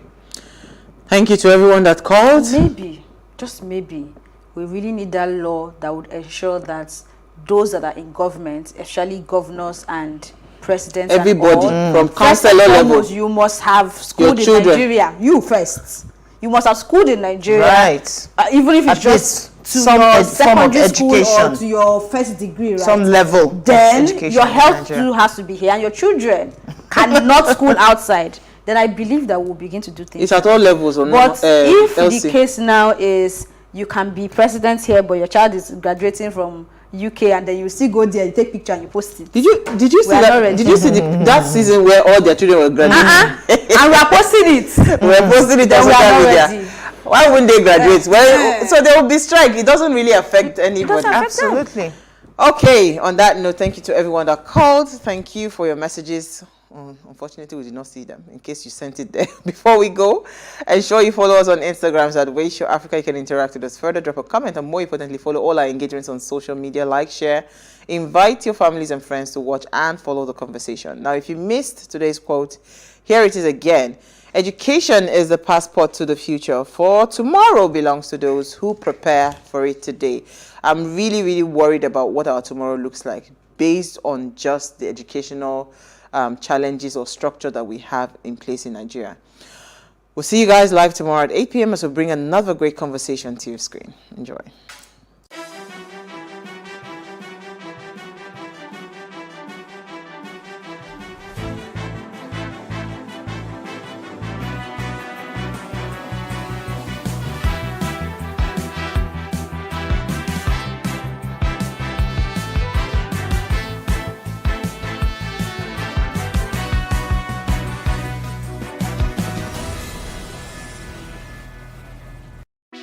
Hey, what's up, guys? You're welcome to another edition of Plus Event, and I remain your host, Ifeoluwa Oshukeye.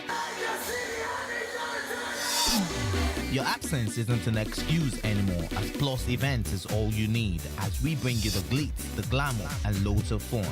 Oh, definitely. Right, no question. He's a living legend.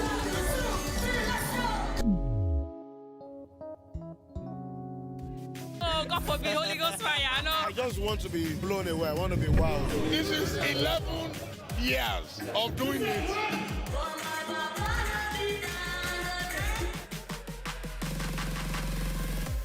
I'm surrounded by so much positivity. No, it's okay. Yo, what's up, my people? It's your boy Starboy Terry.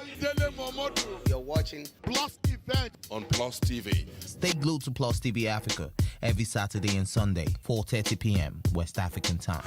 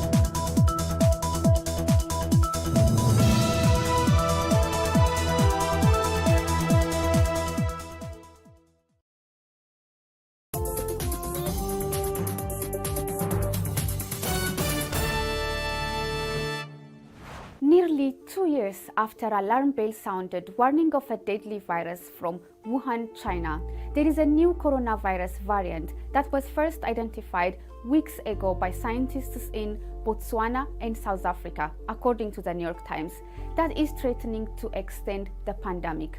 On this next edition of Our Voices, we will look at the impact of the new Omicron variant and the reintroduction of travel restrictions and testing requirements.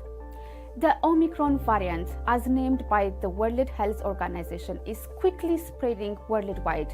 Now, governments around the globe are reintroducing travel restrictions and testing requirements as public health officials continue to collect data on its effects and impact. At least 200,000 COVID-19 vaccines have expired in Senegal without being used in the past 2 months, and another 200,000 are set to expire at the end of December because demand is too slow, says the head of Senegal's immunization program, according to a Reuters report on December 13th. The main problem is vaccine hesitation, says Osienu Bediani, who is in charge of Senegal's vaccine rollout. Meanwhile, many African nations are still struggling to receive doses of the vaccine to end the spread of the virus. We will discuss this and more on this week's edition of Our Voices.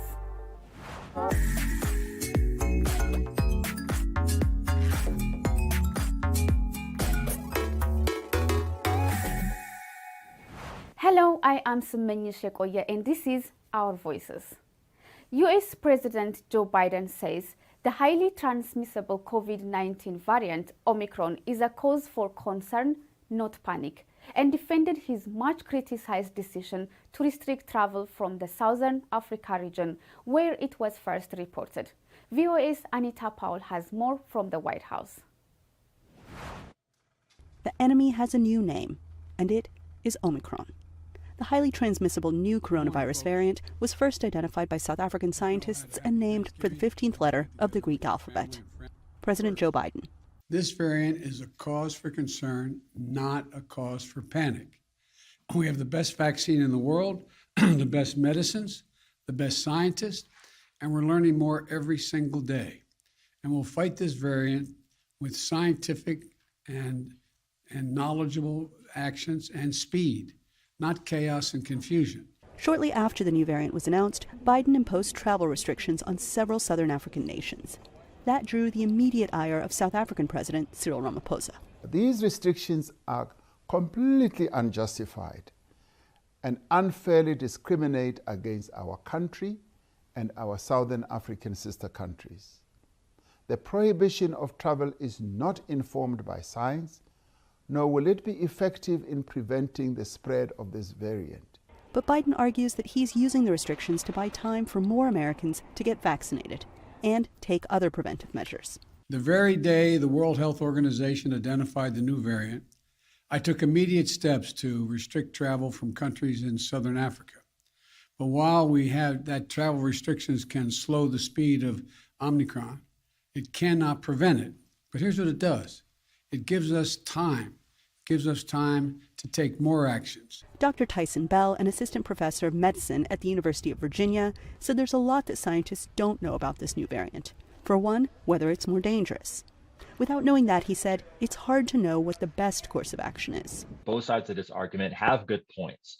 I think that if you look at where the virus has been isolated now, the Omicron variant, it's in many more countries now, several countries in Europe, and that includes people who do not have direct ties to Southern Africa or South Africa. And so I think the point that this seems discriminatory, it does. The countries that are on the restricted list do not overlap with all the countries that now have isolated cases. And so on the other end, I think that the Biden administration, Dr. Fauci and others, they're trying to contain the spread and buy more time. President Biden urged unvaccinated Americans to get vaccinated, and for the vaccinated to get booster shots if eligible. That's sound scientific advice, Dr. Bell said, and not just for Americans. This really should be a wake-up call that we need to do as much as we can to get the global population vaccinated, because ultimately, if more variants are able to thrive because virus is circulating at high levels, we have to fix that through effective vaccination and getting it out. As variants continue to pop up, doctors keep coming back to the same messages for everyone: old, young, American, and otherwise. Mask, distance, and vaccinate. Anita Powell, VOA News, the White House. Here to discuss the discovery of the Omicron is Dr. Angelique Cotes, who serves as the chairperson of South African Medical Association and was the first to identify the new variant, which is responsible for the recent spike of infections in the country. She explains what to look out for, and she says the Omicron variant may not be clinically detrimental in comparison to the Delta variant. I think what is extremely important is to understand when we say it's mild disease, it doesn't mean that you're not going to feel ill or sick. You will, and especially if you're unvaccinated, because the three major dominant symptoms is headache, body ache and pain, or muscle pain, and the fatigueness or the tiredness. So I'm always saying, or what we have seen now the last few days, is that unvaccinated people will have a more intense headache and a sore body than your vaccinated people. The problem is we need to see in South Africa now, within the next week or two, what will be the impact on the severe disease, whether you're young, old, if you get COVID or Omicron, unvaccinated versus vaccinated. Also, COVID is also something that leaves longer symptoms. Once the flu-like symptoms are gone, there are some complications that seem to come up later. How about this Omicron? Do we know anything so far? So far we know, as you have correctly said, that it is predominantly mild symptoms, especially in the average population out there. We know it is a fast-spreading virus. Whether it will be, in the end of the day, more transmissible than Delta, we don't know, because you still need to look at where your numbers are going to go at the end of the day before you turn your curve. But it is quite transmissible.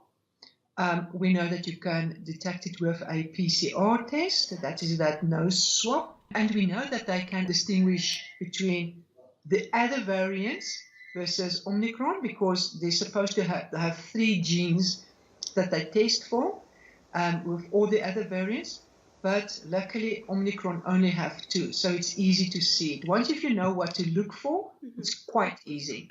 How much do you know so far about the ability of the current vaccines we have to protect against this Omicron virus? Because I saw one news report that Pfizer, for example, can only partially protect from Omicron. We see all pictures. We see the vaccinated people getting breakthrough infections.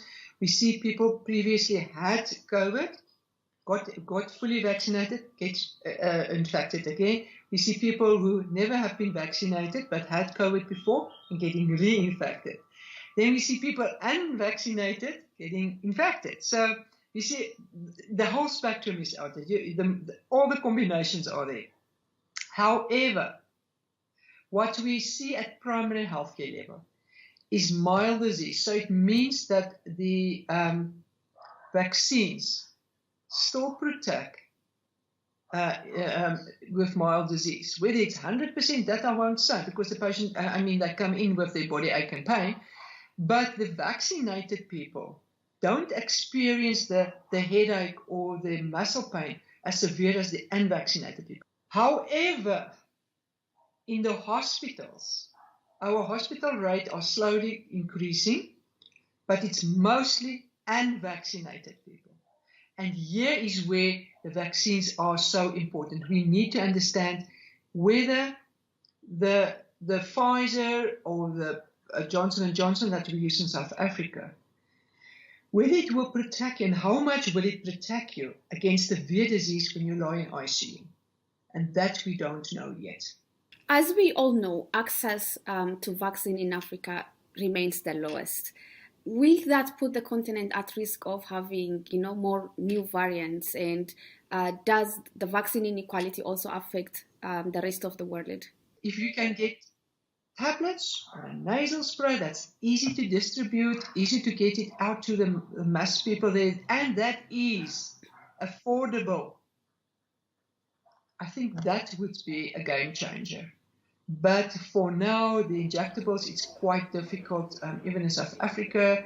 The logistics around it is just a nightmare. It might be much easier in the first world countries, but Africa is not a first world country. And we need to understand the logistics, the difficulties in Africa. So yeah, if we're not going to vaccinate Africa, no one can sleep safe. You can close all your borders as much as you want to. South Africa played a big role in identifying this Omicron, and yet is subjected to travel bans. How does that make you feel? And as a scientist, and especially as someone who played a key role in identifying this, discovering this variant, what is your advice to best protect people from this variant or any other? I think going forward that there should be a policy. I know the World Health Organization is looking at a policy if you want to announce this in your variant, and I think it's extremely important to have some sort of measurements in place so that you have that open communication and the ethical obligation from your scientists to announce to the world that, look, there's a new variant, and that without fear of being criticized or being slammed with a travel ban, especially in this case. I think that is important. I couldn't believe when I saw what happened with the first travel ban. Remember, at that stage, it was already a week that we have seen the clinical cases, and we said, but we're not seeing what the world is seeing. And yes, we know it's early days, and the world is telling us, this is going to be, it's going to take 2 or 3 weeks before we will know, and let's close our borders. And I said, that virus is already in your own country. Because of the mildness of the symptoms, you missed it. And your technicians looking at the PCR missed it. So what are you going to close? Let's rather vaccinate people. Let's bring normal measurements in from staying away from crowds. Wear your masks. Do that type of, social and interventions and vaccination before you just slam your borders. It's not going to help. Although South Africa was the first to identify and warn the world of the new variant, the sudden travel bans imposed on the nation is dealing a heavy blow to an already struggling economy. South Africa's President Cyril Ramaphosa says the regional travel bans are unscientific and risk forming a global health apartheid. These bans will cause untold damage, in particular to travel and tourism that sustain businesses and livelihoods in South Africa and the Southern African region. We have already heard reports of how these bans are reducing the effectiveness of our businesses in South Africa almost by 50%, as many travelers who would have come to South Africa and indeed to our sister countries in Southern Africa have already started cancelling their travel plans. It's time for a short break. But first, do you think the travel ban is based on science? Do you agree with many African public health officials who say it's a typical Western response towards Africa? Are the travel restrictions allowing more time for the West to study the new variant and implement measures to contain it? Please share your thoughts on our social media platforms. We are on Facebook, Instagram, and Twitter, and our handle is @VOA Our Voices. We are also on WhatsApp, and our number is on your screen. When we return, we will take a closer look on how the US aims to boost COVID-19 vaccine production by 1 billion doses by 2022 to address lower vaccination rates in developing countries. We'll be right back. We're bringing women's voices to the conversation, and more than that, we're building a community of inclusion and empowerment. Here in Kinshasa, campaigns to raise awareness against the spread of coronavirus are common, but getting that information to people who have no access to water, electricity, or money can be a challenge. We are here at Kalerwe Market in Uganda, Kampala, where in this whole market, women are crying out for their situations to change. For women, it will be better for us. I think a big thing for me is just being able to say that when these protests are happening, does it turn around into policy? Our kids are raped every single day. This movement got the governments to listen. It really was powerful because it showed what is possible when men and women band together and say, enough is enough. It's not necessary anymore to climb on a car. I can be in any place to cheer with the people. Welcome back, and you are watching Our Voices. According to drug makers BioNTech and Pfizer, their 3-shot course of COVID-19 vaccines will work against the new Omicron variant and can be delivered by March of next year. The White House announced this week that the U.S. is aiming to raise COVID-19 vaccine production by more than 1 billion doses in 2022.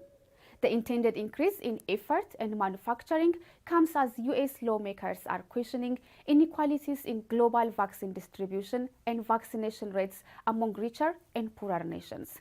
VOA congressional correspondent Katherine Gibson has more. The U.S. effort to vaccinate the world, providing more than 235 million vaccine doses to over 100 countries to date. We have proudly donated more doses than all other countries combined. We will continue and must continue to donate more and more doses. Currently, we're donating 1.2 billion doses to the world. This includes the U.S. government's groundbreaking deal to deliver 1 billion donated doses of Pfizer vaccine to countries in need through COVAX. But this week's announcement follows months of pressure on the Biden administration to step up the effort. Even Democratic lawmakers are questioning why the White House has not done more to close the vaccine gap between rich and poor countries. Even as many of us in the United States are receiving booster shots, fewer than 5% of people in low-income countries have received a single dose. By some estimates, many people in low-income nations will not have access to a vaccination until 2023 without significant increases in worldwide vaccine production and distribution. U.S. health experts say that while vaccination rates in North America and Europe are at about 50%, those rates drop to as low as 10% in Africa. What is the problem? What's the bottleneck? And are we getting any better with countries where there are, quite frankly, the descendants of Africa? Because once again, we see the inequities in Black and brown countries throughout the world.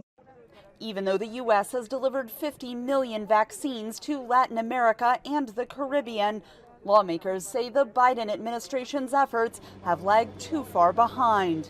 Russia delivered its first vaccines in February of 2021. China made its first delivery in March of 21. And President Biden's administration didn't deliver vaccines until June. Health experts tell lawmakers the U.S. is just now catching up because of a number of factors. It was the priority that we had to give to domestic requirements. Secondly, that we went through rigorous procedures to make sure that anything that we donated was safe and reliable. One possible turning point for fighting COVID-19 globally, Pfizer announced it would allow generic drug manufacturers to produce its antiviral pill for lower and middle income countries. I think we're going to have significant quantities of antiviral vaccines plus the antiviral. It's the first time I can sit here and I'm beginning to see a way we can get this under control. Not eliminate, not get rid of the virus entirely. The U.S. Food and Drug Administration began consideration of emergency authorization for that pill this week. Katherine Gibson, VOA News, Washington. It's time for another break. When we come back, we will take a look at a campaign in South Africa that's using a wink and a prayer to get the citizens vaccinated against COVID-19. Stay with us.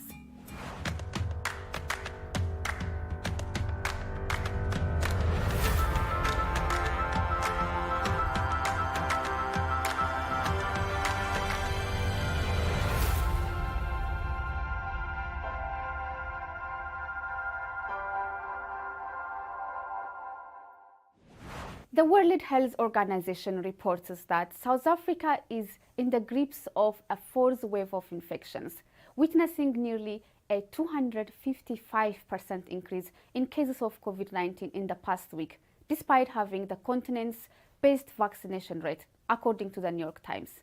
Under 25% of the nation's population has been fully inoculated. More companies and institutions in South Africa are making COVID-19 vaccinations mandatory as this wave of infections, driven by the Omicron variant, hits the country. To help ease vaccine hesitancy, South Africa's Religious Forum Against COVID-19 is campaigning for religious followers to take the jab. Marze de Klerk reports from Johannesburg.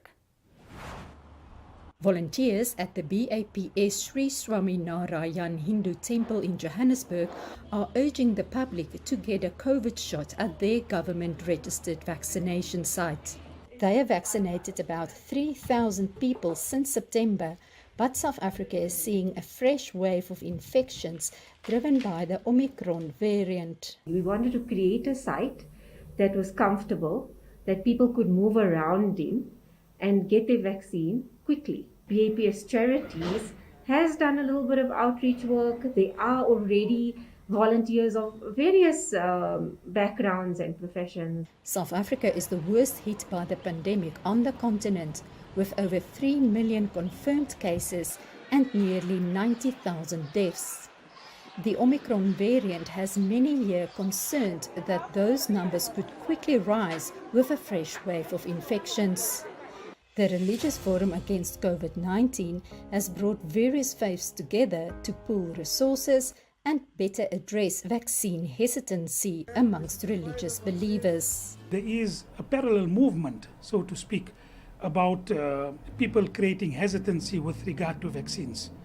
We do not agree with those particular situations, so let us look at solutions rather than actually being negative towards situations. South Africa has yet to reach its goal to vaccinate 70% of adults with at least one jab by the end of the year.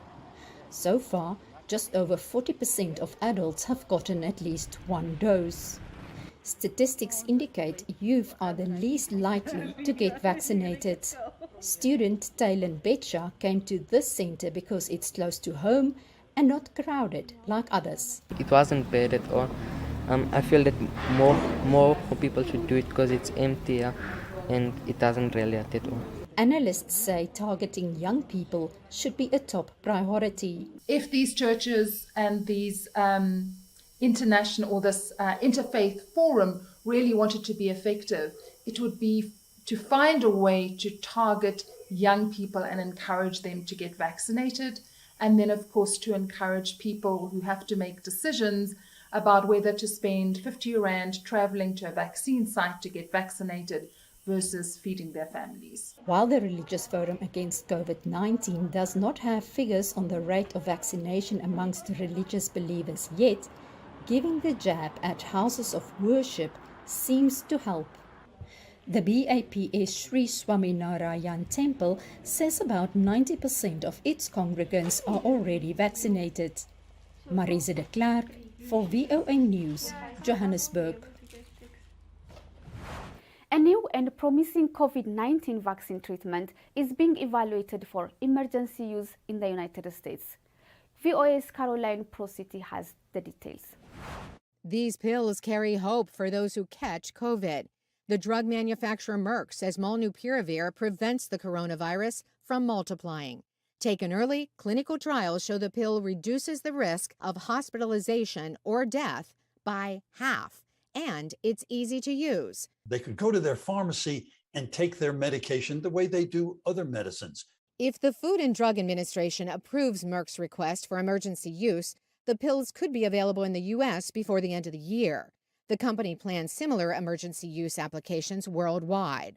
But financing and distributing this drug and other treatments, including vaccines, to underdeveloped parts of the world remains a challenge. We need to get serious about that. This is a worldwide problem that needs worldwide solutions. So I think even if you say no one is safe if everyone is not safe, I mean, it's so true. The U.S. has pre-purchased 1.7 million courses of the drug. To help get the drug to the rest of the world faster, the Bill and Melinda Gates Foundation is putting up $120 million to push makers of generic drugs to produce Merck's drug for developing countries. Money is at the heart of any COVID treatment. Dr. Caleb Hernandez is an emergency room doctor who also researches COVID drug discoveries. He says 3 other drug treatments have been studied, including one that rivals Merck's claims for molnupiravir. He says they lack the financial backing to seek FDA approval. Our government isn't set up to spend the $500,000 to do these studies. We rely on private companies to bring things to the FDA. And that's why you're not going to see as much innovation as you could see. And there is concern about relying on the Merck pill instead of getting a vaccine, which experts prefer since it teaches the body to make its own antibodies. It can prevent you from getting COVID in the first place. And we want to prevent infections, not just wait to treat them once they happen. Dr. Hernandez sings a tribute to a colleague who quit the profession, burned out from COVID. We've been going for almost 2 years now, fighting every day, watching people die. And I think it's difficult when people in the community don't believe you. They think that you're part of some conspiracy or you're exaggerating or making things up. And then you go to work and you have to pronounce multiple people dead. Nearly 5 million deaths worldwide and closing in on 740,000 American deaths from COVID, with an artist paying tribute with a white flag for each. Carolyn Presutti, VOA News. A new study released on December 14th reported that the experimental COVID-19 pill by Pfizer is highly effective at keeping patients out of the hospital, but it won't erase milder symptoms often associated with breakthrough infections. So, if you had an opportunity to take the COVID-19 pill instead of the jab, would you? Please let us know and share your comments using the hashtag VOA Our Voices.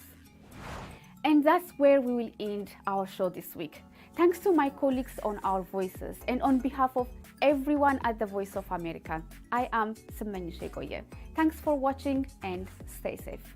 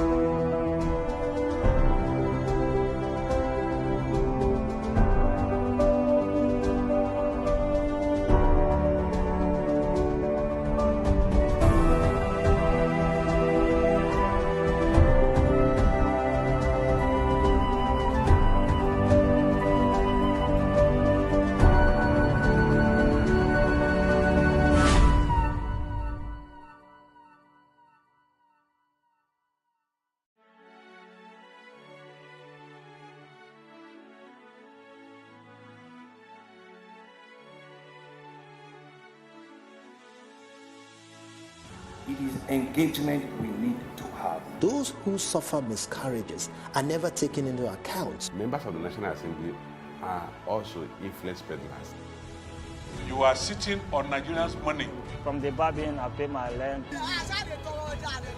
On the Babin, I send my children to school. A consultative engagement. No any tangible notification before they ban us. It's one thing for people to be at your back and the heat of the moment, and another thing for them to still be with you when push comes to shove.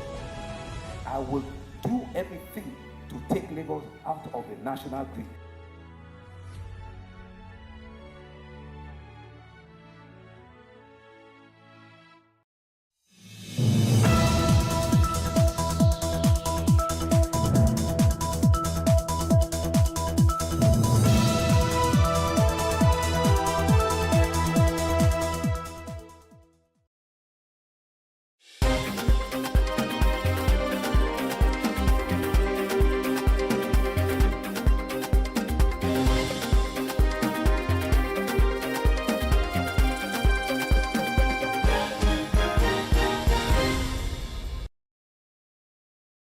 Good afternoon. I am Jacinta Obiuku. This is the news update.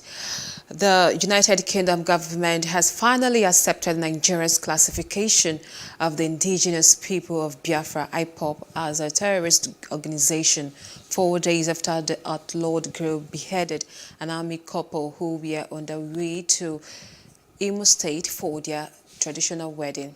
Following widespread killings and acts of lawlessness, the Nigerian government designated IPOB a terrorist group in 2017, but some foreign countries, including the UK, where IPOB leader Nnamdi Kanu holds its passport, did not acknowledge the declaration at the time.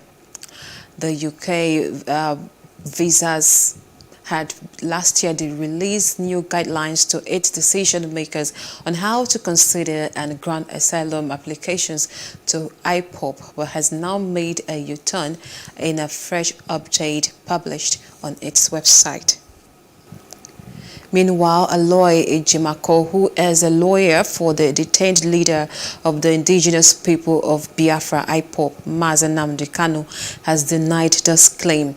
Ejimako, on his official Twitter page, said that Britain did not declare IPOB as a terrorist group, asking those who have concluded otherwise to reread the report and be guided. Leaders in the southeast have appealed to President Muhammadu Buhari to release the detained leader of the indigenous people of Biafra, IPOB, Nnamdi Kanu, at a meeting with the president, who is on a 2-day visit to Ebonyi State. The chairman of the Christian Association of Nigeria, CAN, in the southeast, Reverend Father Abraham Wali, made the plea on behalf of the southeast leaders. In his address at the State Stakeholders Forum held at the Government House in Abakaliki, the state capital, the Igbo leaders pleaded for a political solution that President Buhari, as a kind and forgiving father, should release Nnamdi Kanu from detention. In his response, President Muhammadu Buhari has told the Southeast leaders that the court will determine the fate of pro-separatist leader Nnamdi Kanu. The president, while reacting to a demand by leaders of the region who pleaded with him to release Kanu and Igbo other youths in detention across the country, said they are in dialogue with dissident groups in the region with a view to bringing them to a roundtable discussion for return of peace. But Buhari said he holds the view that Kanu's matter should be properly adjudicated in the law court. The serving overseer of the Citadel Global Community Church in Nigeria, Pastor Tunde Bakare, is the latest member of the All Progressive Congress APC to pay for the 100 million naira presidential form. He obtained his form at the All Progressive Congress APC headquarters in Abuja. This was made known in a tweet by President Muhammadu Buhari's aide, Director Onochie. The total amount of money gathered from the sales of 2023 presidential form alone by the APC stands at 1.2 billion naira. By the grace of God, as we salute those who have worked tirelessly till now, from past administration till this moment, we want to contribute our quota in such a way that Nigeria will experience what we call a cutting-edge nation. Never again will we be backwards. I trust God helping us with good men of goodwill from the east, west, north, and south of our country, across party lines, male and female, will rise up to rebuild our nation in such a way that the devastation we have experienced will never see again. Our program is very simple: peace, progress, prosperity, and possibilities. Upon those 4 pillars, Nigeria will be rebuilt, and the hope of many citizens will be rekindled. We are all going to join hands together to make it happen. No other nation will fix our nation. It will take Nigerians from all walks of life, within and without, those in the diaspora, those within, to rise up and say, it's time to rebuild our nation. The president of the National Association of Nigerian Students, Sunday Asefon, has said that the union was prepared to hit the streets to protest the strike embarked on by the academic staff of universities, ASU. Asefon lamented that the federal government appeared not to be interested in ending the strike as it was focusing on the coming 2023 general election. He urged the government to stop playing politics with the ASU issue and resolve the prolonged strike. As political parties put price tags on the presidential forms for aspirants, Nigerians react to this amount. That's on the Street Views. Take a listen.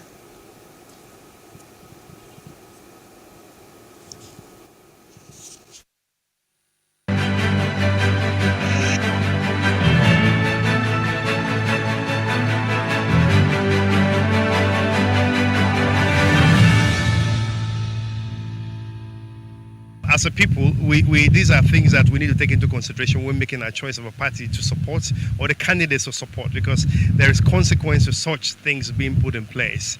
You don't expect someone that pays a huge price and buys from his pocket to actually then not want to recoup that money. Where do they get such money from to buy just a form where it's not guaranteed you're going to win? So, as citizens, we need to be watchful of that and make our decisions. It's not ideal, especially if you look at what's going on in the country now. 100 million is a lot of money. I don't want to use the word absorb, but it's a lot of money. And the consideration is, for me, is what's the basis? How did you come about 100 million?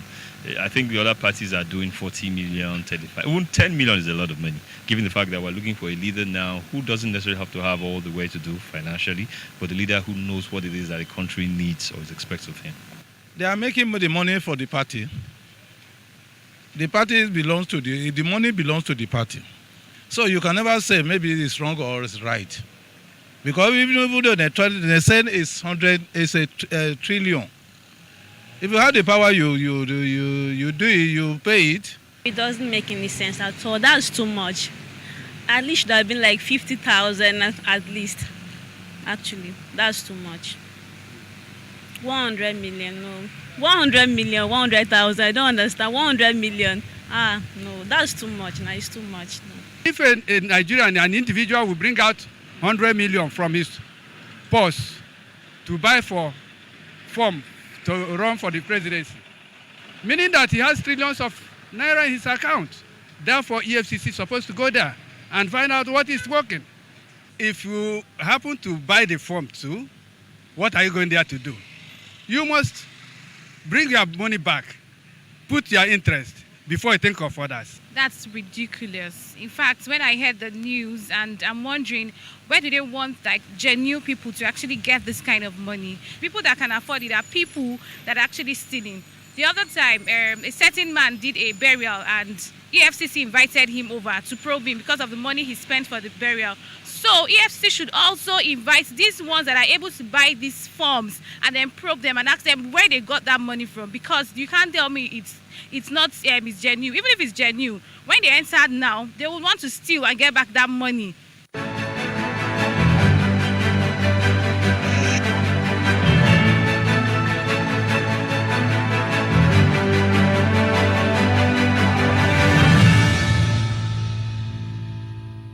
Other parts of Africa, the United Nations Office for Coordination of Humanitarian Affairs says recent aid to Ethiopia's Tigray region is not enough, pledging further efforts to scale up deliveries of relief supplies. The agency said that a total of 169 trucks carrying about 4,300 metric tons of desperately needed aid supplies reached Ethiopia's Tigray region in April, but that the supplies were a small fraction of the needed quantity.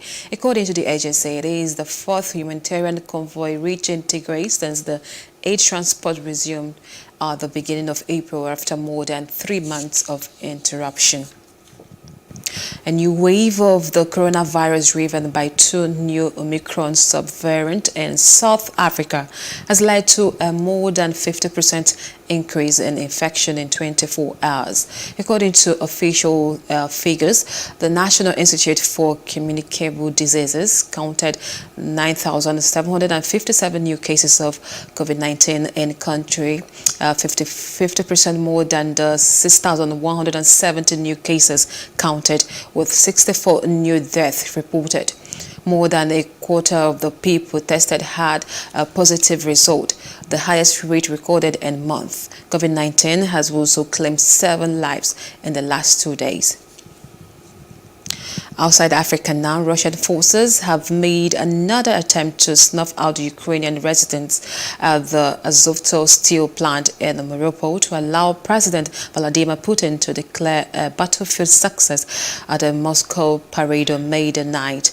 Ukraine's General Staff said Russian troops supported by airstrikes and artillery resumed the assault operations to take control of the plant. Moscow began a mission on Tuesday to storm bunkers under the steelworks, which have become the last redoubt of the Ukrainian military and the strategically important port city. Amnesty International has said that there was compelling evidence that Russian troops had committed war crimes, including extrajudicial executions of civilians when they occupied an area outside Ukraine's capital in February and March. Civilians also suffered abuses such as reckless shootings and torture at the hands of Russian forces during their failed onslaught on Kyiv in the earliest stages of the invasion launched by the Kremlin on February 24th, the rights group said in the report.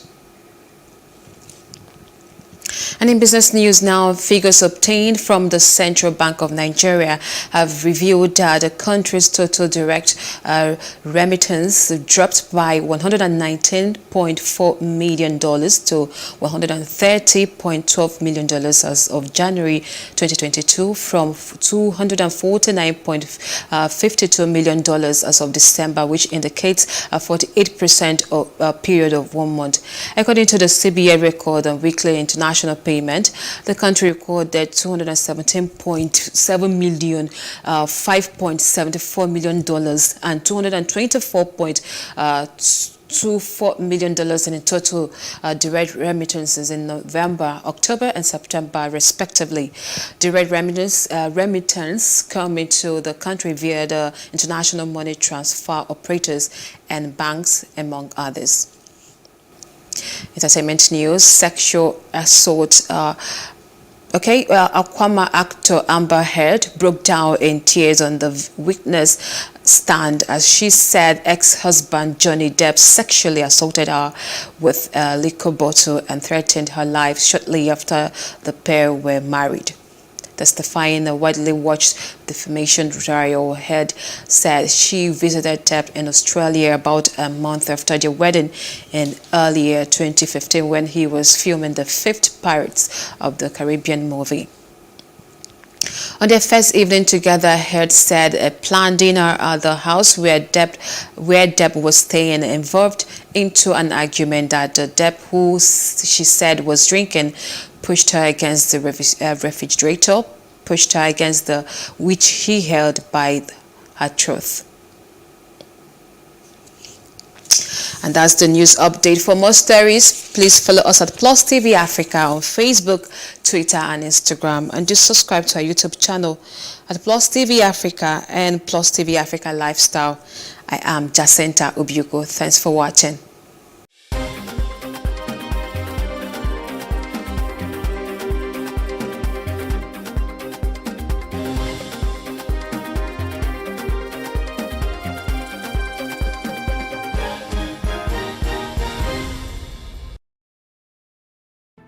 There is no voting on social media.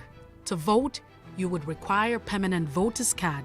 To get your PVC, visit cvr.inecnigeria.org. Create your account with a valid email address and start the registration process. An activation link will be sent to you. Click on the link and activate your account. Fill out the form, pick and submit a convenient date and time for your biometrics. Print the application slip, which should have your QR code. On the appointed date, go to the nearest INEC office for your biometric capturing. Thereafter, you will get a registration slip to pick your permanent voter's card when ready. Get your PVC today. This message is from Plus TV Africa.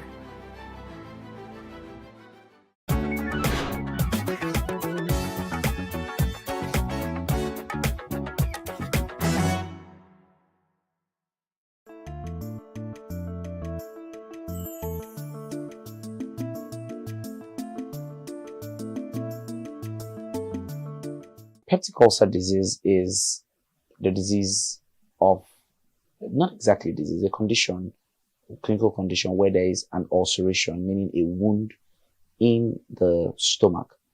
Peptic, coined from the name peptic acid. Peptic acid is found in the gastric. So sometimes you hear gastric ulcer, you hear peptic ulcer. They're not physically different. They are just relating to the stomach. The only other different type of ulcer is duodenal ulcer, which is just the next organ after the stomach, all right? The stomach, which is the sac that contains food, also contains gastric acid or peptic acid that helps to break down protein. The word peptic there is directly related to protein, okay? So it helps to break down protein. But over time, there could be hypersecretion of this acid that could now cause a breakdown in the walls of the stomach. Now, the stomach walls originally contains mucous membranes or mucosa that prevents this acid from eating up the stomach lining. For some reasons, again, this mucous membrane could also be reduced or absent and further allowing this acid to eat up the stomach. And when this happens, you come down with what you call the peptic ulcer disease.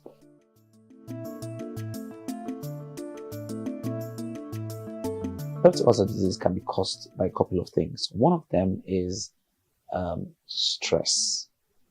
During stressful moments, there is a hypersecretion of acid, right? Just to break down the food in it. It's natural. In the whole body, when you're stressed, the body metabolic rate is increased and intensified, and you have many activities going on. Carbohydrates is broken down, more proteins are broken down, fatty acids are broken down to provide one major thing, which is glucose, to allow you to think, send glucose to vital organs. One of them is the brain, the other is the eye, the other is the heart.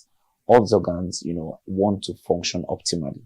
Now, the gastric juice is also enhanced to break down any food in your body. So that's why if you just ate and you get into very major activity, not long after you'll be looking for the food. Or if you're chewing gum, because those are signs of stress. Now, so stress is one of them. But then when you try stress in an empty stomach, recurrently, you are giving room for this acid to act on the walls of your intestine. The second major cause of peptic ulcer disease is a bacteria called Helicobacter pylori. Helicobacter pylori is a very dangerous bacteria because, a bacteria that dwells in acid, I really don't know what you want to do to that bacteria, but basically, it stays there and it eats up the lining of the intestine, all right? So this is one of the implicative factors for those who are positive for ulcers. One of the third causes is the use of drugs, certain drugs, or certain chemical substances that are erosive, okay, caustic soda. One of that one is some of all these drugs you buy on the road, you just ingest them, you swallow them anyhow, especially pain relievers. That's why you don't just go out to take pain relievers just anyhow. They affect the stomach, and of course they potentiate, because what they do is they inhibit that mucous membrane I talked about that prevents the acid from getting on the stomach, and then they remove it. And you see, you have the acid, the direct contact, and then you have some ulceration, wounds in your stomach, and it can get so bad that by the time those wounds get them straight to a vessel, it ruptures the vessel, and then you have bleeding. So you have people bleeding sometimes, all right? And then one other cause is a genetic factor. So sometimes ulcers can be genetic, all right? It's called the Zollinger-Ellison syndrome, where the vagus nerve that supplies the intestine is hyperstimulated, and so you have excessive secretion of acid. And listen, this is specific for certain people, okay? Just the way some people sweat more than other people, just the way some people, eat more than the other people. Some people produce saliva more than other people. You can also produce gastric acid more than other people.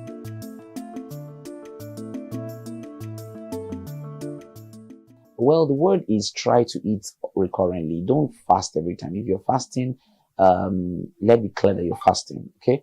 And you want to fast guidedly, okay? Maybe with your doctor. You like to see your doctor first and be sure that you're good to go, okay? If not, you don't do it recurrently, okay? What other things can you do to prevent it? Yeah, irrational use of drugs.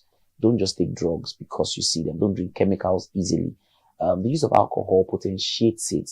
Regular intake of alcohol exposes you to possibilities of coming down with peptic ulcer disease. Now, one other thing is ingestion of diet. What kind of food should you do? High levels of acid-containing diet should be minimized. All right. Sometimes you see people taking all kinds of concussions, herbal concussions. You are exposing yourself to great dangers. Okay. When you do all kinds of acid-containing meals or diet, lime, you're trying to mix lime and ginger, and you're trying to lose weight, but you are potentiating something else. So it's important that you are careful what you are mixing, prevent it. You don't have to take excessive protein diet. Some people like to take roasted meat, for an example, what we call suya locally. You do a lot of suya and you do a lot of alcohol. That can potentiate peptic ulcer disease for people. So prevent it by reducing this type of foods. Try not to take a lot of carbonated drinks. Alcohol dropped drastically. Water is very important. And before you do some of these things, please eat right. All right, eat your balanced diet. Don't skip meals.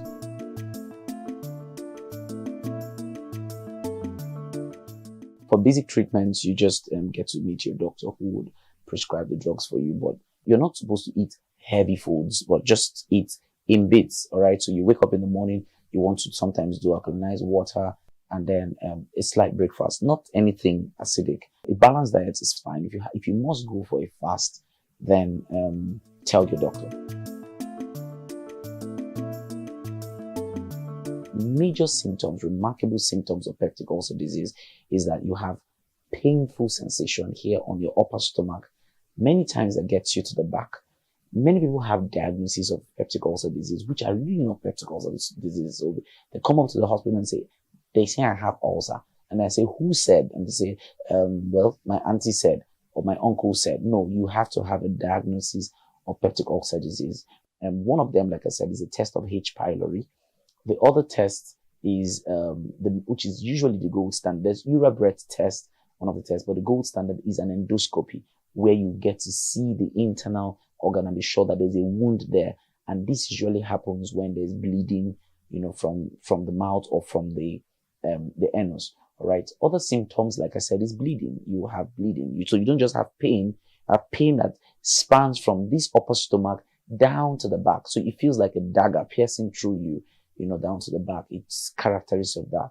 Okay. Especially worsened when you've not eaten or when you just ate. The moment you take in food, you feel that sharp pain that, wanes for a while. So food affects the pain. Okay. Of course, bleeding is one of the side effects, one of the symptoms of peptic ulcer disease, bleeding, either from the mouth, just see slight trace of blood, or from the anus. One more thing is the heartburn. You feel that constricting pain, heartburn. Then lastly, there are few other symptoms, but one of the remarkable symptoms is a headache. You have a persistent headache that can be called a migraine. Not necessarily a migraine, but many people just say, oh, it's a migraine, but it's not. You notice that headache coincides with when you have the stomach pain, or it precedes the stomach pain. Now, that is a kind of symptom of a peptic ulcer disease. Usually, it's said that some of the brain cells, have some mimicking cells that look like the ulcer cells. So whenever the ulcer is firing, or whenever the gastric acid is firing, you have the same firing occurring in the brain, and you have that headache. Whenever you have it, you need to treat properly for peptic ulcer disease.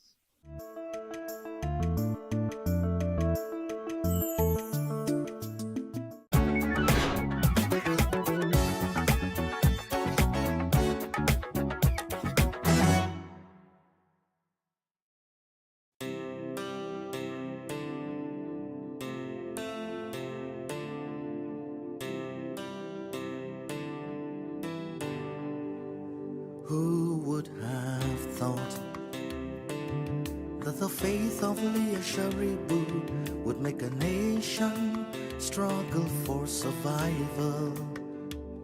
Who would have thought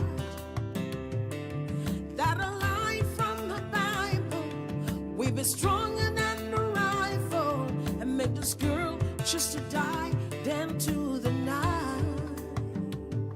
She is the hero of faith. Heroes of faith, the scar from the battle is their greatest title, not silver or gold. Heroes of faith, their greatest reward is the cross and the word, not riches untold. When all is said and done, their light keeps shining on.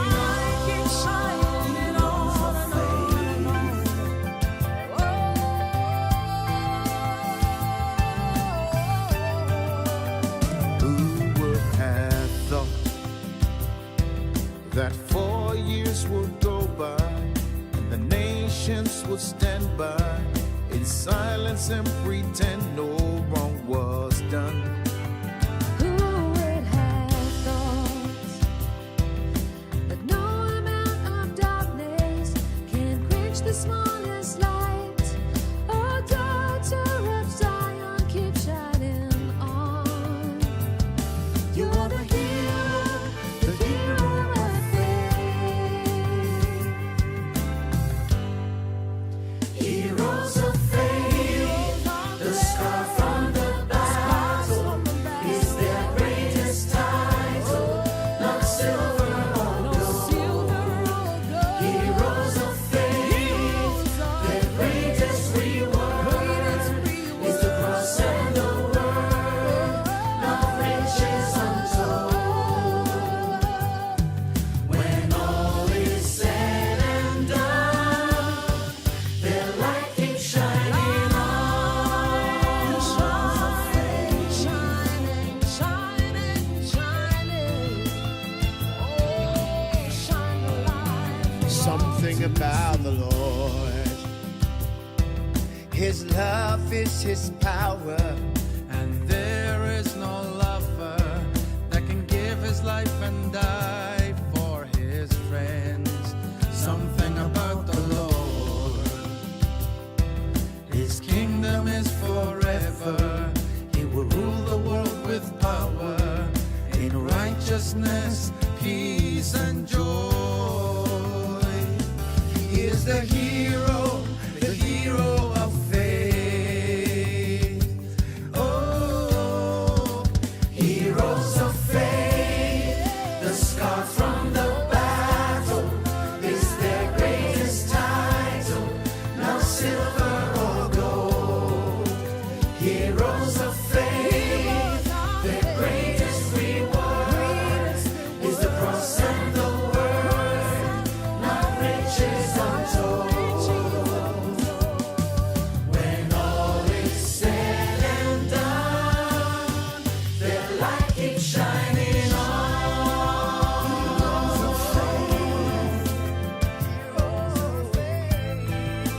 Shining on.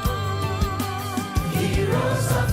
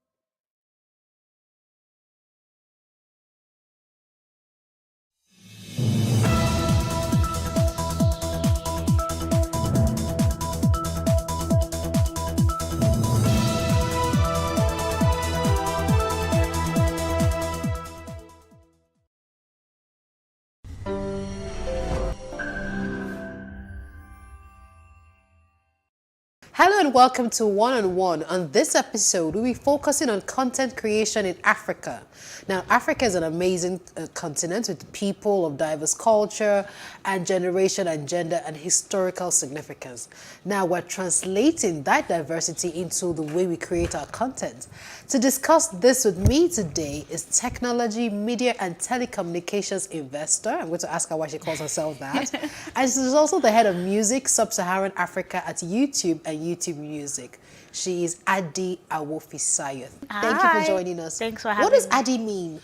Adi is actually Adiola. Oh. That's my given name from my family. But when I was in college, a friend of mine, there's Adi the American doll. And she was like, oh, you're right. You remind me of Adi the American doll because it's a black doll, which we don't have, you know, back then we didn't have a lot of. And I just was like, okay, Adi. And that stuck with me. And how did your parents react? You know how our parents can be like, your name is Adiola with a meaning. How did you change it to Adi? Yeah, I mean, they said exactly that. And then they just got used to it. Like, even my dad sometimes is like, Adi. But when my mom really wants to call me, she's like, Adiola. I'm like, oh, what have I done? So tell me, what was growing up like? What was it like growing up? Growing up was fun, actually. So I had this very creative mindset. I used to like telling stories and making up stories. So when people come to my house, I would say, oh, let me tell you a story. And then I'll come up with this elaborate story and they will say, wait, is that real? I'll say, no, I just made it up.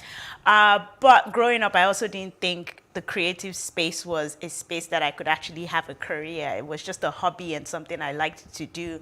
I liked to watch Tales by Moonlight and things like that. But my real job was going to be an accountant. I was going to go to school to be an accountant and learn how to count money was what I thought, and how to make money. That was what I thought, because in my household, I didn't have a role model that was in the creative space. My mom was a town planner, my dad was a pharmacist, so it was very traditional careers, and that's the path that I thought I had to take. So what happened? What now made the switch? How did you now make the switch to a bit of a long journey? Okay. But I think ultimately, you know, after going to school and studying finance and working in investment banking, and I worked at Microsoft in finance, and I truly actually loved working at Microsoft. That was my first inroad into the tech world. I didn't really like finance. It was very boring to me. I was like, okay, I don't think this is what I want to do for the rest of my life. And I saw my finance directors, and I was like, oh, I don't know if that's the job I want. Like, that's not my trajectory. And so after about 4 years at Microsoft, I decided to take a year off. And I went to Jamaica. I went to work with the Clinton Foundation. Nice. I applied to grad school, went to grad school at Harvard. And then it was then I started trying to understand what it's like to have a career in the media and the entertainment sector. And I had a professor that was great. And I worked on multiple projects with him. One of it was working at Discovery. And so after I graduated, I continued on that project. Yeah. So that was my first inroad into entertainment. And yeah, and then it's just been up from there, basically. Oh, wow, interesting. I see that you talk about your parents so fondly. You know, what life lessons have you learned from your parents? A lot. I mean, they've had such a strong impact on me and growing up. And my mom is such a strong female role model, like someone who, I don't know how she did it, but was thriving in the workplace, but knew how to take care of her family, making sure that, you know, before we went to school, there was food in the morning. When we come back, like there's dinner, and it's just, you know, even now, me growing up and being married, I'm like, how did she do it?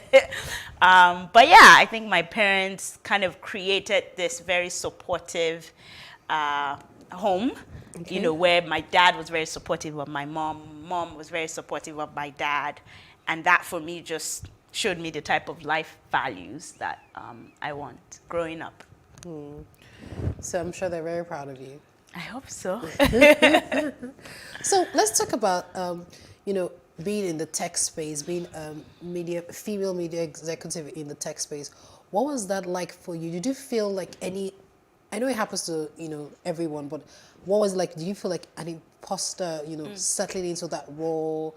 What has the experience been like when you first got in and now that you're finally like settled in? Yeah, and maybe I'm lucky that I didn't really feel that. And I think it was because I've surrounded myself with amazing role models, both females and males. Like, I'm still in touch with my very first manager at Microsoft, Diane O'Brien, who was such a strong female figure, in my career starting up, and made me realize that I could do anything that I wanted to do. And also would challenge me. Like when I thought I was thriving and I was a superstar, she would say, great, but what if you did this differently? And so for me, I think surrounding myself with role models that empowered me, that supported me, that challenged me, really didn't make me feel like, oh, I'm not wanted or I'm not in the right space. So I think that for me was a big factor. Okay, so we'll just take a quick break on that note and then we'll continue the rest of the interview. We'll just take a short break. Addie is still going to be here with us. And next up, we're going to be talking about content creation, and the rest of Africa. Please stay with us.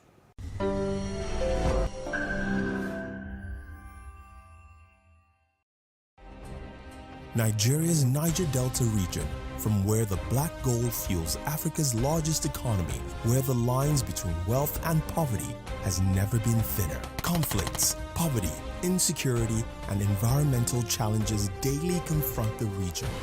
How can the Niger Delta story be changed for the better? Join Mamude Akuga at 9 p.m. every Friday evening on Plus TV Africa as he probes deep in search of solutions. Inside the Niger Delta with Mamude Akuga, the authentic voice of Nigeria's oil-rich region.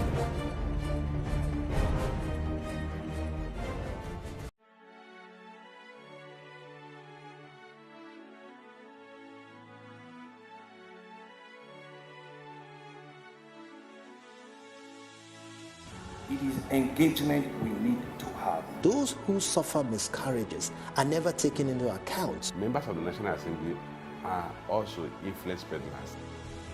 You are sitting on Nigerians' money. From the barbing, I pay my rent. On the barbing, I send my children to school. A consultative engagement. No any tangible notification before they ban us. It's one thing for people to be at your back and the heat of the moment, and another thing for them to still be with you when push comes to shove. I will do everything to take Lagos out of the national grid.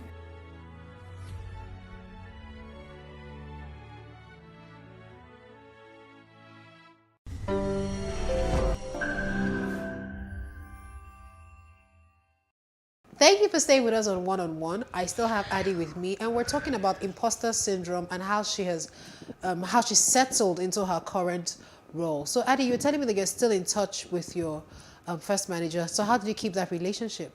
Yeah, so LinkedIn helped. After I left, just still stayed connected on LinkedIn and sending, once you see an update, you send a congratulatory message or hello. And then I do this thing where once you tell me your birthday, I save it in my phone. So at least if I don't speak to you in the entire year on your birthday, you will get at least a message from me, because who doesn't like getting a happy birthday greeting? So that's something I've tried to that's the habit that I've tried to do to maintain keeping in touch with people. Okay, cool. So tell us about your current role now.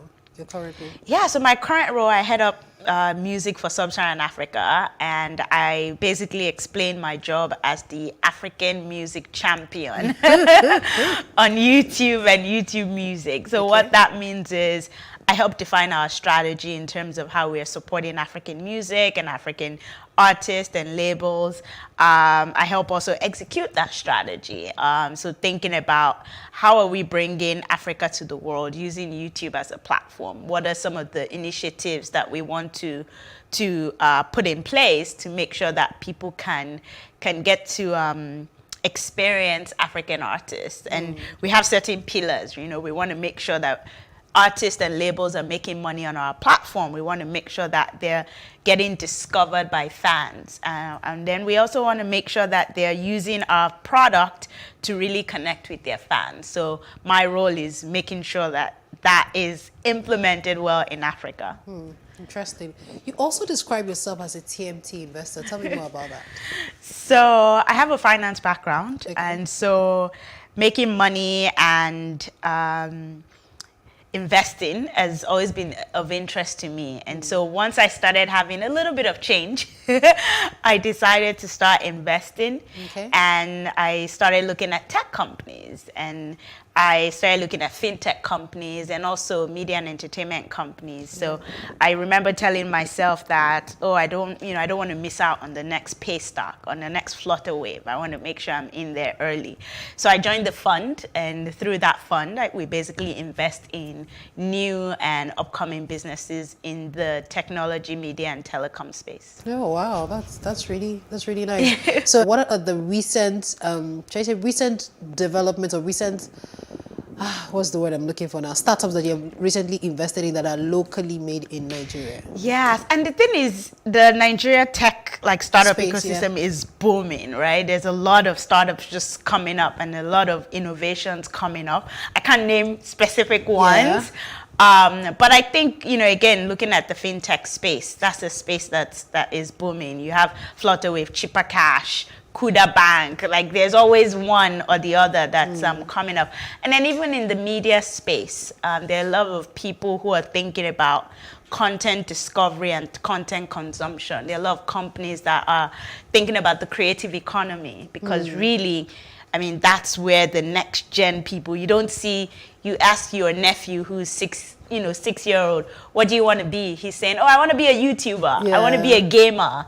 You don't hear, I want to be a doctor anymore. No. So that creative economy space is definitely booming and very exciting for investors. Interesting. Yeah. Okay, so as a female executive, in tech, what advice do you have for other females who want to, go in the same career path? I would say surrounding yourself with mentors and people who you can learn from.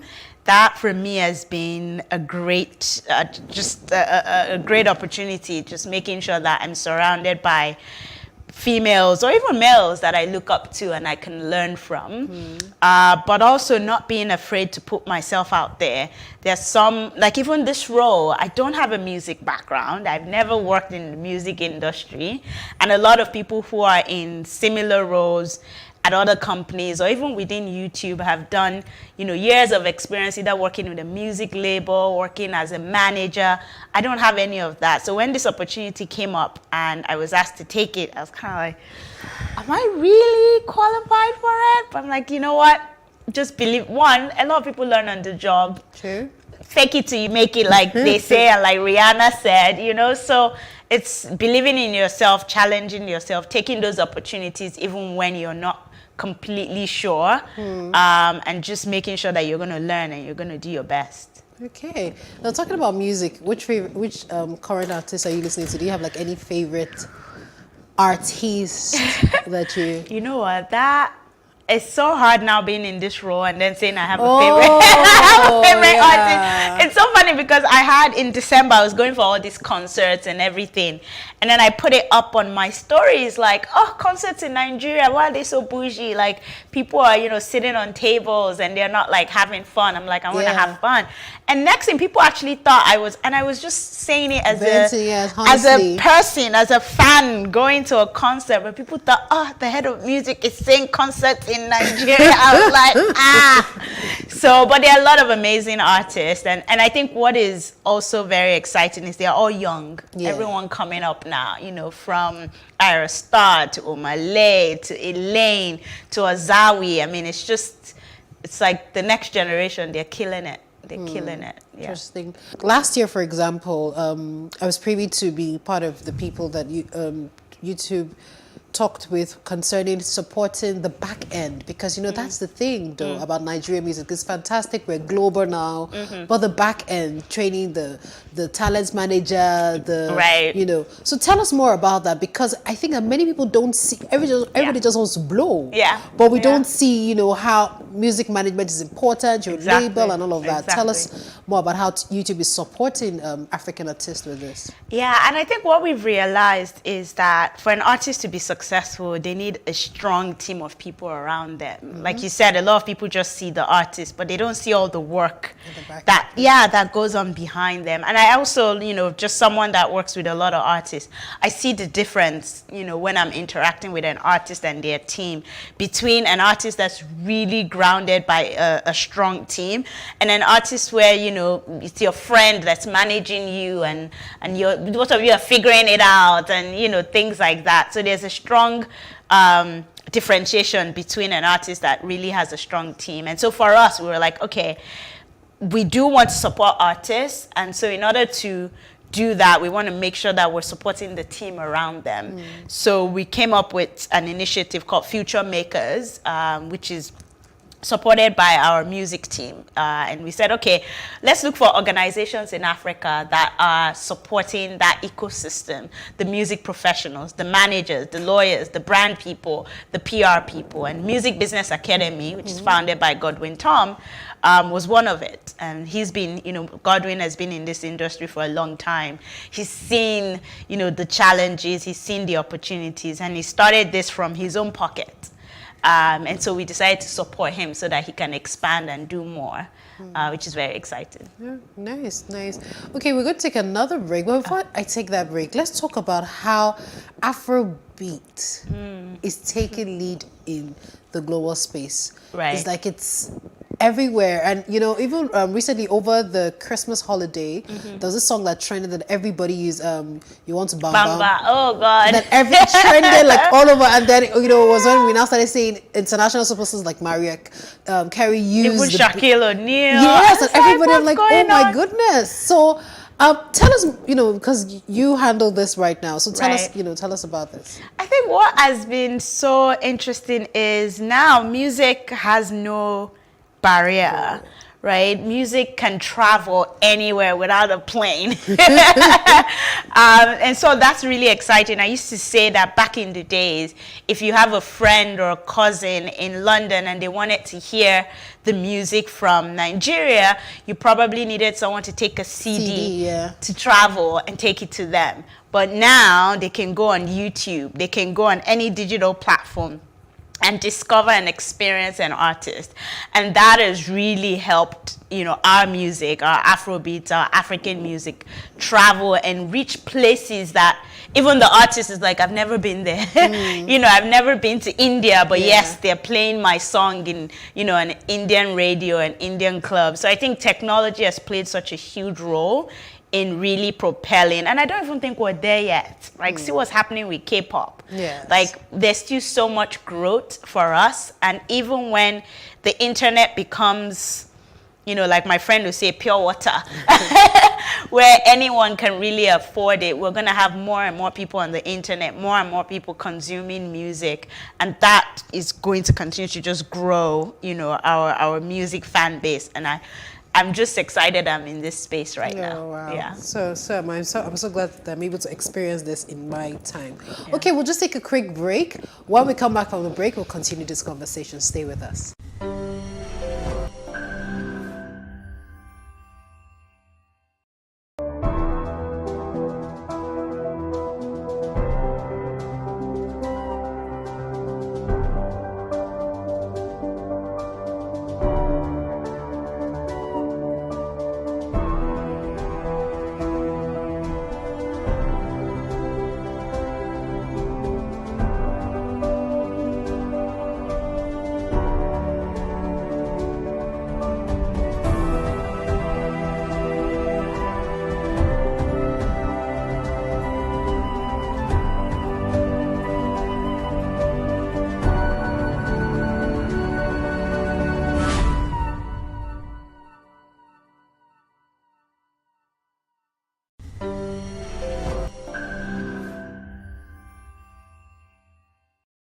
Thank you for staying with us. And if you're just tuning in, this is One on One. My name is Fumi Unwa Jefe, and I have Adi with me. We're talking about everything. Now, the content industry is booming, especially the short video market. In 2020, the global influencer market was valued at $9 billion US. Now, that's according to Tech Cabal. How can more people get into that market share, Adi? I would say create a solution. Create a solution, figure out what the problem is, or find a problem and create a solution for people. And I think, like you said, the short video space has started booming, right? So we've seen like the arrivals of platforms like TikTok, right? Which created a no barrier to becoming a content creator, to becoming a superstar, becoming an influencer. You hear stories of is it Kabi, the Senegalese boy who's, is he Italy, and now he's like the top. He's one of the wealthiest now. Yeah, like the top, third most followed on, and so it's just amazing to see. And so for us at YouTube, we created a feature called Shorts, because we realized that while long form is there and it's not going anywhere, people want to consume content quickly, faster, in a very short time frame, but people also want to create just shorts videos. So we create a feature of Shorts where you can basically become a creator on your phone, on your mobile phone. And I remember a lot of creators, when I speak to them about, why they're not on YouTube or why they don't feel like they're consistent on YouTube, they feel like, in order to be a YouTuber, I need a big camera, I need a space, I need a studio space. And now with Shorts, from the comfort of your home, with your mobile phone, you can become a creator. And it's just really exciting.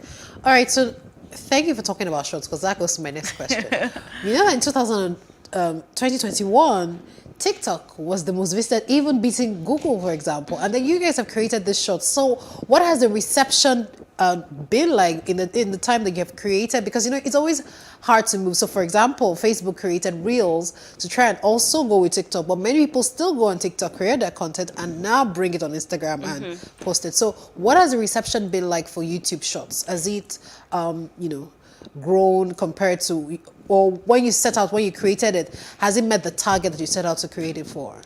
I think what we've basically done is create another way for creators to create content and create another way for users to consume content. So we're seeing a lot of OG YouTubers who create their long form videos still create shorts, right? Still create shorts as a way to reach a new audience that may not want to watch a 10-minute video, especially in a market where data is still, a barrier. And for those who are not on YouTube, Shorts is sort of their inroad to YouTube, right? They're building an audience. Wayne Magician, he's a creator in South Africa. He's one of the, biggest creators in short form.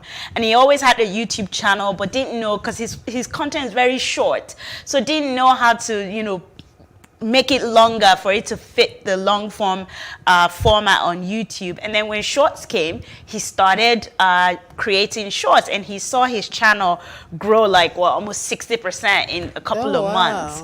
And so we're seeing Shorts bring a lot of new types of creators to the platform. Okay, cool. I wanted to also find out from you about the creative community. This is totally different from the music community. What is YouTube doing for the creative community in Africa? Yeah, so I think for us, creators are the what do you call it? The bread of YouTube, right? They're the ones a lot of fans come to YouTube to come and find out what their favorite creator is doing. And since my previous role actually, which was looking after creators in sub-Saharan Africa, we did things like Next Up, where we basically took 20 creators across South Africa and Nigeria, put them in a boot camp, and gave them a lot of resources in terms of information, just training them on how they can grow their channel, how they can build an audience, how they can become a brand. Because a lot of creators start on creating as a hobby, and then they build this massive audience. Brands are reaching out to them saying, oh, how much is your rate card? And some people are like, rate card? Exactly. What are you talking about?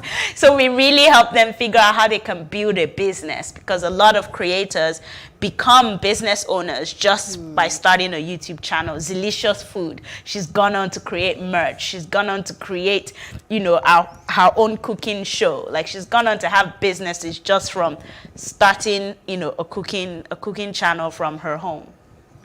Interesting. That's the power of media. So, okay, now let's talk about the streaming platforms. You know, the global streaming now has become a fantastic thing, especially for music producers and music artists, because they're able to earn money. If you remember, sometime was it 2021 or 2020? There was an issue that happened on Apple Music where someone had taken Wizkid's album and totally just made money off it. He called himself the Wise Kid, and then he made money. I don't know if you're aware of that story, because I wanted to. Okay, so let me just try and summarize it. So there was this guy that took Wizkid's album. Bottom line, he was able to earn money off Wizkid's album alongside with this. I think he made about 30 million naira. Oh, wow. So I wanted to find out, on YouTube, how do you ensure that this doesn't happen, where somebody, because you know, like every time when you open the YouTube page, you see official video, unofficial video, and all of those things. How? Because YouTube pays for this stream. So how do you ensure that the artist, the original creator of the content, earns money than somebody else just earning off? Right. So we have a strong copyright. We have a strong sort of copyright policy, and we have a tool called Content ID. Basically, what Content ID does is it scans to make sure that if you've uploaded content of someone else, that person can either take it down. They can either earn, you know, they can decide, okay, I'm just gonna, the money that you're earning on your video will transfer to me. Or they can just leave it alone, right? You know, so for example, using Wizkid, Wizkid's label would have Content ID. And so if anyone else, if fans are creating, you know, their own versions of Essence and they are putting it up, the label has the decision for using Content ID to either take down those videos, or they will decide to just take the revenue from those videos, or they will decide to leave the videos on, and that allows, you know, because there's some people that want their fans to recreate videos. You know, we're just talking about, you want to Bamba, there's all these recreations, all these challenges. So they leave it because they want, that helps also with the ecosystem. But our Content ID system makes sure that if you're unauthorized, you will not be able to earn from someone else's work. Okay, fantastic. So recently I know that YouTube reviewed the payment for streaming, and yes. So what's the payment plan? Because someone argue with me and saying, oh, what we get paid here in Nigeria is different from what content creators get paid in the US and everything. And I was like, no, I don't think so. I just think that they just put the rates. How much do you get paid per stream? And is there like a flat rate across board? So if I post from the US or I post from Nigeria, is it like the same rate? Yeah, so on YouTube, we have something called CPM, right? Cost per milli. So for a content creator that is uploading from Nigeria, if your views actually are coming from the United States, the CPMs in the US are bigger. Why? Because the digital advertising market is bigger, because a lot more advertisers are putting their money in digital. Whereas in Nigeria and other parts of Africa, a lot of advertisers are still putting their money on TV and radio, right? Because that's where they feel majority of the audience are. And so for now, the CPMs in Nigeria and some parts of Africa are not as high as the CPMs in the US. So if you're a creator and you put a video on YouTube and you monetize that, you're monetizing that video, but 90% of your views are coming from Nigeria, you might earn X. Whereas, you know, if you're a creator from Nigeria, you put your video on YouTube, but 90% are coming from the US or another market where the CPMs are higher, you would earn more than X. So it's really about where your views are coming from, not where you Because people are like, oh, I'm a Nigerian, so that's why I'm not earning. Oh, so you've answered that question as well. Yes, okay. I have. But it's not about where you're from. It's about where your audience is and what the digital advertising market looks like in that market. Oh, okay. Okay. Thank you very much. Thank you. Fortunately, that's all the time we have. We're going to try, because I know it was a lot of work trying to get you here to complete this interview today. But thank you so much for your time. I really, really appreciate it. And I'll be talking to you about investing and looking at which fintech to switch. So thank you so much, Addie, for your time. Yeah, thanks for having me again.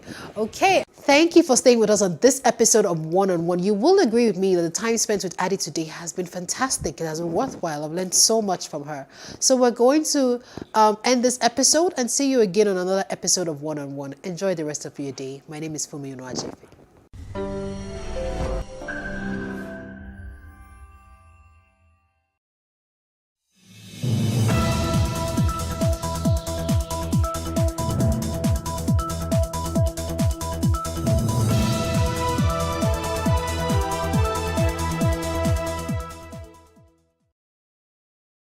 Another explosion rocks Imo State as an oil refinery goes up in flames. And Igbo groups warn that any attempts to deny Southeast presidency will spell doom for Nigeria. Well, this is Plus Politics. I am Mary Anacon.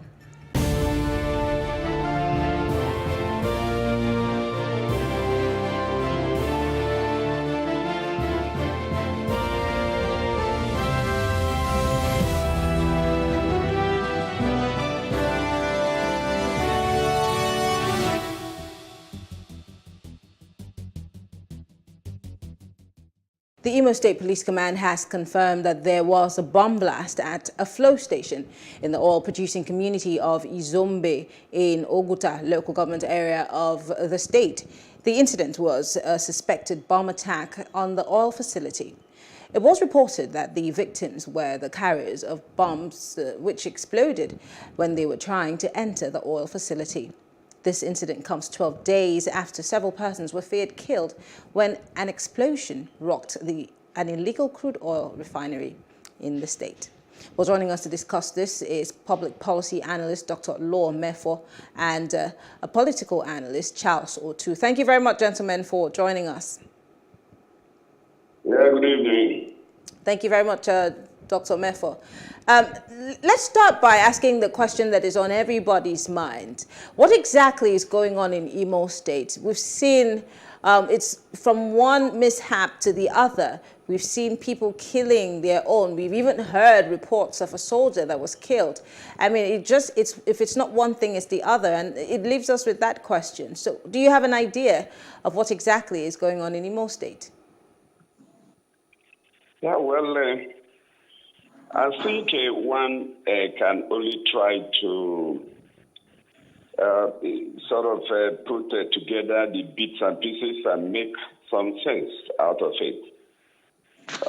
There is no doubt that the governor of Imo State is not having it easy with some non-state actor groups there, and they have been on war path for some time now. And if you check what has happened in low part of Imo State for about a year now, you can see that is what I want to believe is escalating and assuming more frightful dimensions. And in all that, all I see, as far as my senses can carry me, is a face-off, a battle between the non-state actors and the state actors there in Imo State. And they have, both sides have exchanged words and threats, and each has tried to make a good the threat. And the most recent dimension being added now is this bomb explosion, and which one may still have to put as a part of what is already going on. I think it's quite sad and bad because bombing of oil facilities in Imo State has not been a part of the problem. So it's certainly a new one. So for me, I think it's the mishandling of the security situation in Imo State that has led to the escalation of it. I do not think that over-reliance on a kinetic approach to solving the insecurity in Imo State is sufficient, adequate, or even advisable. For me, I will always maintain a healthy and delicate balance between kinetic and non-kinetic approaches in resolving the security situation you find anywhere, not just in Imo State, anywhere at all. You don't just use force alone. There should be some ways of using back channels to deal with some of these things. We don't need to really know what was done. What we want is relative peace, so that people can go about their normal business. Okay, I like the fact that you're looking at strategies to bring some form of relative peace. But let's go to the root cause of the problem, because this is why questions are begging to be answered. Before now, Imo State was not known to be this hotbed that it has become overnight. And for somebody who's from the southeast, and in a situation where we are building up to an election, also in a climate where the southeast is canvassing for an opportunity at the presidential seat, why do you think that Imo State is even facing this level of insecurity in the first instance? Is that a question for me? Yes. Yes, you say why... how do you start? Because... yes. Why Imo State got into the insecurity situation he has found himself. Yes. I got into it in the first place. Yes. Yes, and that's what I said. I think the over-reliance on kinetic approach. What I mean by kinetic approach is the use of force. Using force to trying to obliterate the non-state actors and their activities. That's one level of it. And again, even before the face-off and the actual confrontation between the government of Imo State and the state security apparatus in the state, and then the non-state actors, you find the IPOB, you find the Eastern Security Network, and now the non-government, has also joined the mix.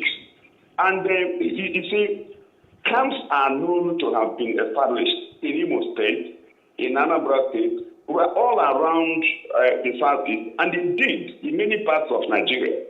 You asked how did Imo get into this level of insecurity? It's because the government security forces didn't act preemptively. They didn't act when they should.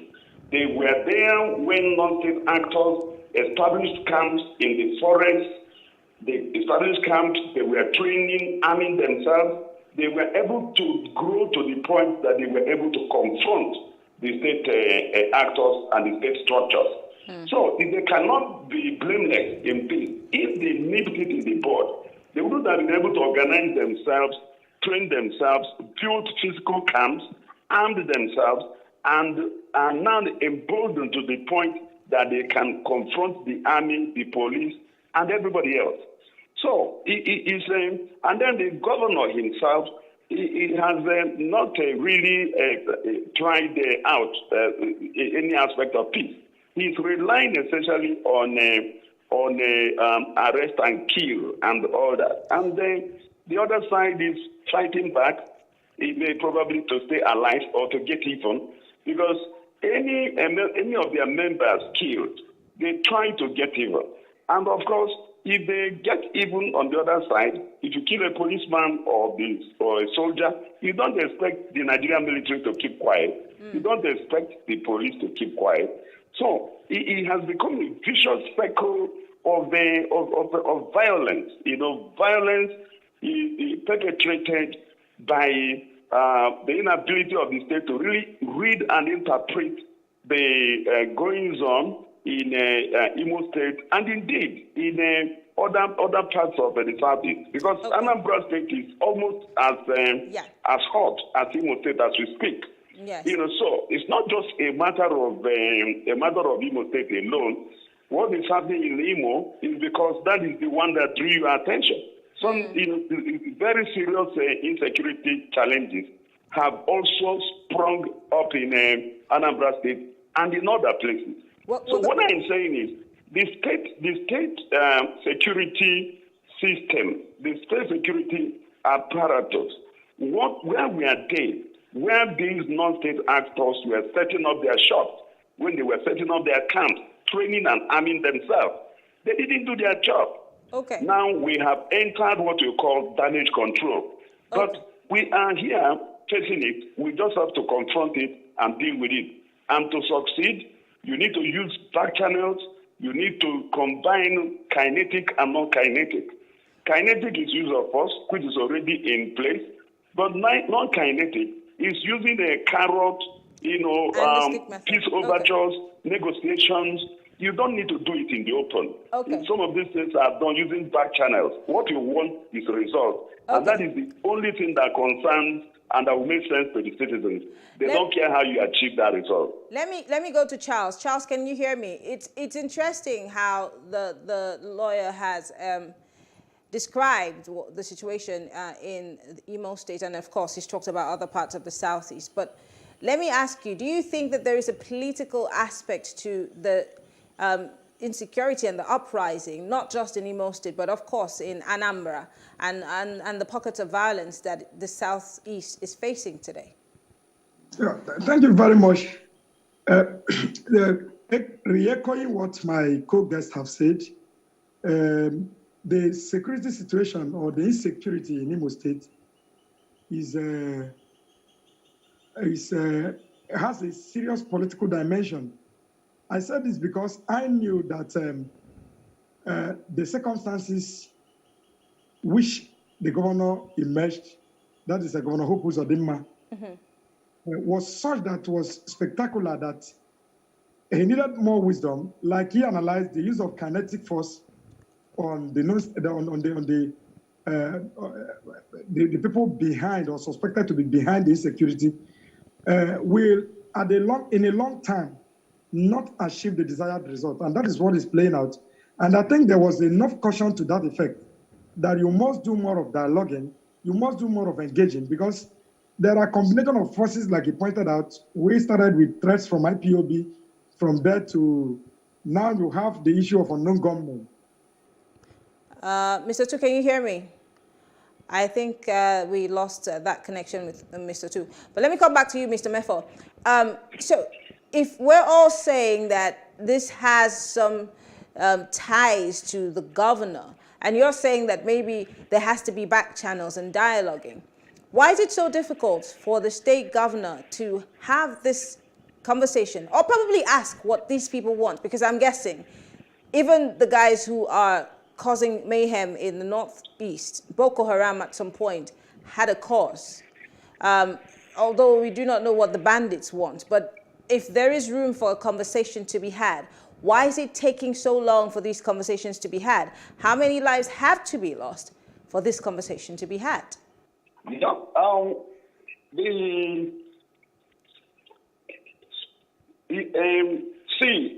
I believe that like I tried to establish earlier, when the face-off started, over-reliance on the non-kinetics, that is very, very important. But I believe that both sides have made their point, and it is time to try other methods. We don't, more people do not need to die. And I also want to believe that IPOB, Eastern Security Network, themselves also want peace. And I want to see what they are doing as a battle for survival. They want to stay alive.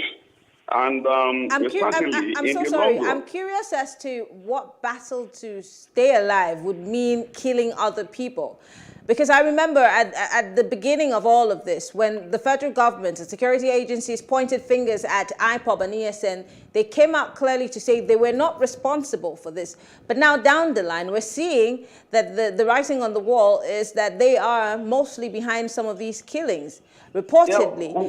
So again, what kind of cause would they be fighting for if it means them killing their own brothers and sisters to make a point? What point are they trying to make? The issue is deeper than you are looking at it. From all indications, IPOB has a faction. And you hear Simon Ekpa giving counter order from Finland. And then Emma Powerful speaking for the broad-based IPOB, countering him. You know, that tells you that even when a part of IPOB says they are not responsible, the other part, they be responsible. And in other words, you may make peace with one side that wants peace, and the other side is going on. For example, the issue of sit at home every Monday, it has been countered, in fact, suspended by one arm of the IPOB. But the other arm, led by Simon Ekpa, is in city on sit at home. So that tells you that the IPOB has two factions.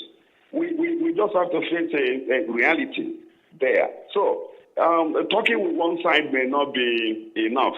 It's just like what happened in the case of Boko Haram. When Shekau was around, at a point, Boko Haram broke into two, and Al-Bawani was leading a faction. So, and then Al-Bawani was more disposed to discussions and negotiations and stuff. But Shekau never wanted that. You know, so if you have a similar thing happening with the IPOB and ESN, you really have a big problem on your hands. So government will have to reach out, and courageously confront what is going on. I still believe the situation is salvageable, and if Biafra is what they want, they need to be alive to get the Biafra, and you can do Biafra agitation without adding arms to it. This has always been my position. And I also believe that what is fueling, providing oxygen for Biafra agitation is exclusion of the South, the marginalization has actually led to too many youths being stranded and questioning the relevance of the Nigerian nation state to their own survival. So if you look at it, if you look at it, you will discover that that there is no way you can begin on this path. Today, I read that even Britain is trying to disallow any person that has anything to do with Biafra from entering Britain. That's a big problem, and it can escalate to the whole EU, European Union, and that becomes a problem to Nigerians of Southeast extraction, because our names will always give us out that you are Okechukwu, you are Chukwudi, all that. So once they see those names, they know you are from that side. So if we are all tarred with the same brush as Biafra agitators, members of IPOB, and therefore terrorists, you can see that it's going to be quite tragic. So everything has to be done to begin to de-escalate what is going on at the moment. It is still possible. I still see some windows. Then there is also another emerging trend. Those who are in the mainstream of the IPOB and Biafra agitation groups leadership, it may be peaceful, may want things to be orderly and so on and so forth. But there are criminal elements that have actually taken a part of the struggle. And but I always ask that question when, let's take, for example, when we were having the killer herders, And Mieti Allah kept saying, well, it wasn't us. I always ask, you can tell who your members are, and you can also tell who your members are not. So what do you do to make sure that you fish out these bad eggs? Because, of course, there are always opportunists in the midst of every kind of agitation. What are the members of the other side of the IPOB or ESN who say that they're for a good cause? What are they doing to put an end to the other side, which is bad? Because this cannot be left for government alone, or even the innocent people who are not harmed. So how do you handle that? It's going to be tough because only a madman can confront a man with a gun. You know, so if you are dealing with a part of the group that is armed, dealing with them becomes very, very delicate. So even those who are Biafra agitators, who do not believe in use of arms or violence, cannot even speak out openly against them because their life is also at stake. So a lot of problems are now confronting the Southeast, not just Imo State alone. And all hands will have to be on deck. I need to see more action from the religious leaders, the bishops. I want to see more action from Ohanese. I want to see more action from the Southeast governor. The Southeast governors have not shown any commitment to resolving the problem that is going on in the Southeast. They have not done anything. I'm sorry to cut you. I'm sorry to cut you. I think we have Charles Otu back, so let me just quickly go in his direction. Mr. Otu, if you can hear me, let's look at the political angle to this particular situation. Like I said before, we lost that connection with you. We're in the thick of campaign season. We're in the thick of picking who would run for different political parties. There's zones who are agitating that, the ticket come to them. What does this whole agitation... I had a conversation yesterday, and I want to quickly play that audio.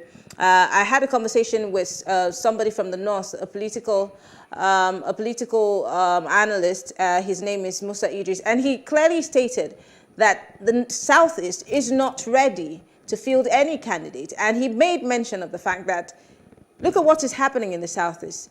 It's not possible for you to have a candidate.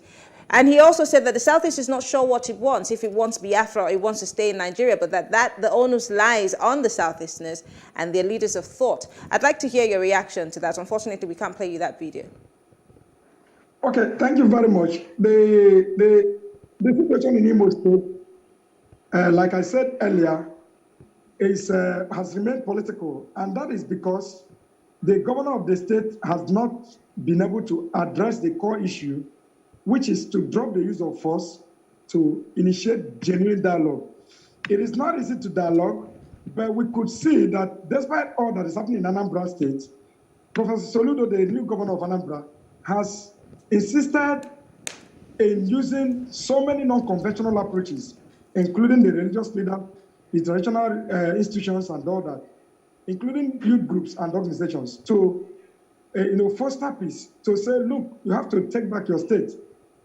We don't see that those kind of messages coming. On the 7th and 8th of November 2020, I remember I was part of a group, I was part of a training for traditional rulers in Imo State at the Bieri Cultural Center, conducted by one Liam Becker group. And in that seminar, which I was part of, many individuals, including Catholic priests, were invited, traditional rulers, security experts beyond even the South, to talk to the government and the people on the use of non-conventional approaches to, at that time, the insecurity was not this heightened. But it does appear that not much has gone on in terms of implementation of the recommendation of that particular security summit in Imo. And the governor, being more interested the way I read his body language in politics of 2023, and of course, relying more that the use of force, use of the military and all that could subjugate and bring calmness in the state, it has not helped the situation in Imo State. Now, our fears should center on the fact that, look, these people have left the political class. They have left every other arm. They are now dealing with what is a threat to the national economic survival of Nigeria. They are not dealing with oil facilities. They are not dealing with things that has to do with our survival as a nation. I mean, this is a more threatening dimension, especially coming in an election season. It calls for worry, it calls for concern. And my view would be, which is what I've been saying, the Southeast governors, led by the governor of Ebonyi State, has to really sit down again to redefine what they established as the Eastern Security Network. The Ebubago Security Network. Yes. The Ebubago Security Network was meant to be a regional security outfit like Amotekun. But if we watch the way the different other 3 governors or 4 governors of the Southeast have been acting or behaving, it does appear that Ebubago has only been operating in Ebonyi. And that, I won't talk about it, because what is even doing in Ebonyi, it is not going after the unknown government, it's only going after political opponents. That is a story for another day. But it is time, like my colleague said, for the Southeast governors, if they really want to prove to the people that they can return peace to the Southeast, it is time for them to come together again to redefine the modus and operations of Ebubago. Because it is only in that kind of approach that we can begin to say, okay, where conventional security is failing, where kinetic use of force is failing, we can begin to rely on those who can know and understand better the language of some of these agitators. Okay. It is time for the Southeast governors to bring together the people that are known, the people that have been penciled down or, profiled at some point to be members of this agitative group. They need to bring them to a table with Ohanes Ndigo, traditional rulers of Southeast extraction, and religious leaders to map and chart a way forward. Otherwise, going into the 2023 elections, more arms has been, are in the hands of people who should not have arms.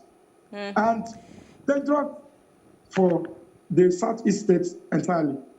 Well, I want to say thank you, gentlemen. Unfortunately, time is not our friend. Law Mefo is he is a political analyst, and he is a public policy analyst also, and Charles Otu is a political analyst. Thank you very much, gentlemen. We will revisit this conversation as it develops. We'll take a quick break. Thank you all for staying with us. When we come back, the issues surrounding the Southeast presidency will be on the table right after this.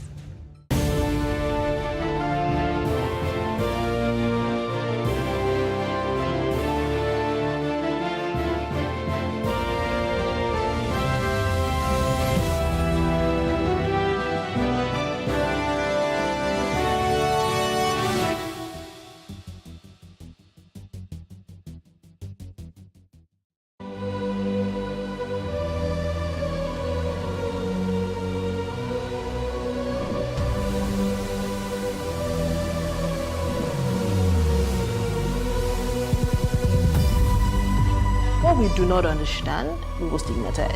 What you can see is the remaining of the tanker that exploded. The suspect equally confessed.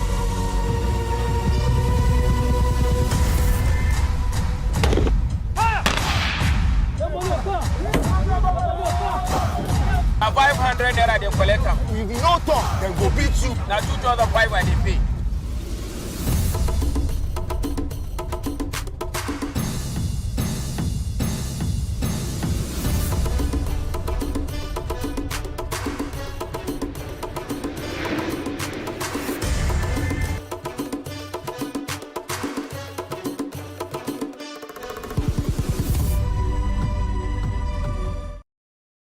In raising our kids, parents should stop playing God. The internet is actually using the people. But when you are looking for money to help other people, then it becomes easy. Don't rush into marriage. I always say this. You rush in, you rush out. Family is the bedrock of every society and the essence of life. On Today with John and Helen, we dig deep into family values in every sense of the word. Join us every Saturday at 9:15 a.m. on Plus TV Africa, DSTV channel 408. With you, we play a part in strengthening the values passed from generation to generation.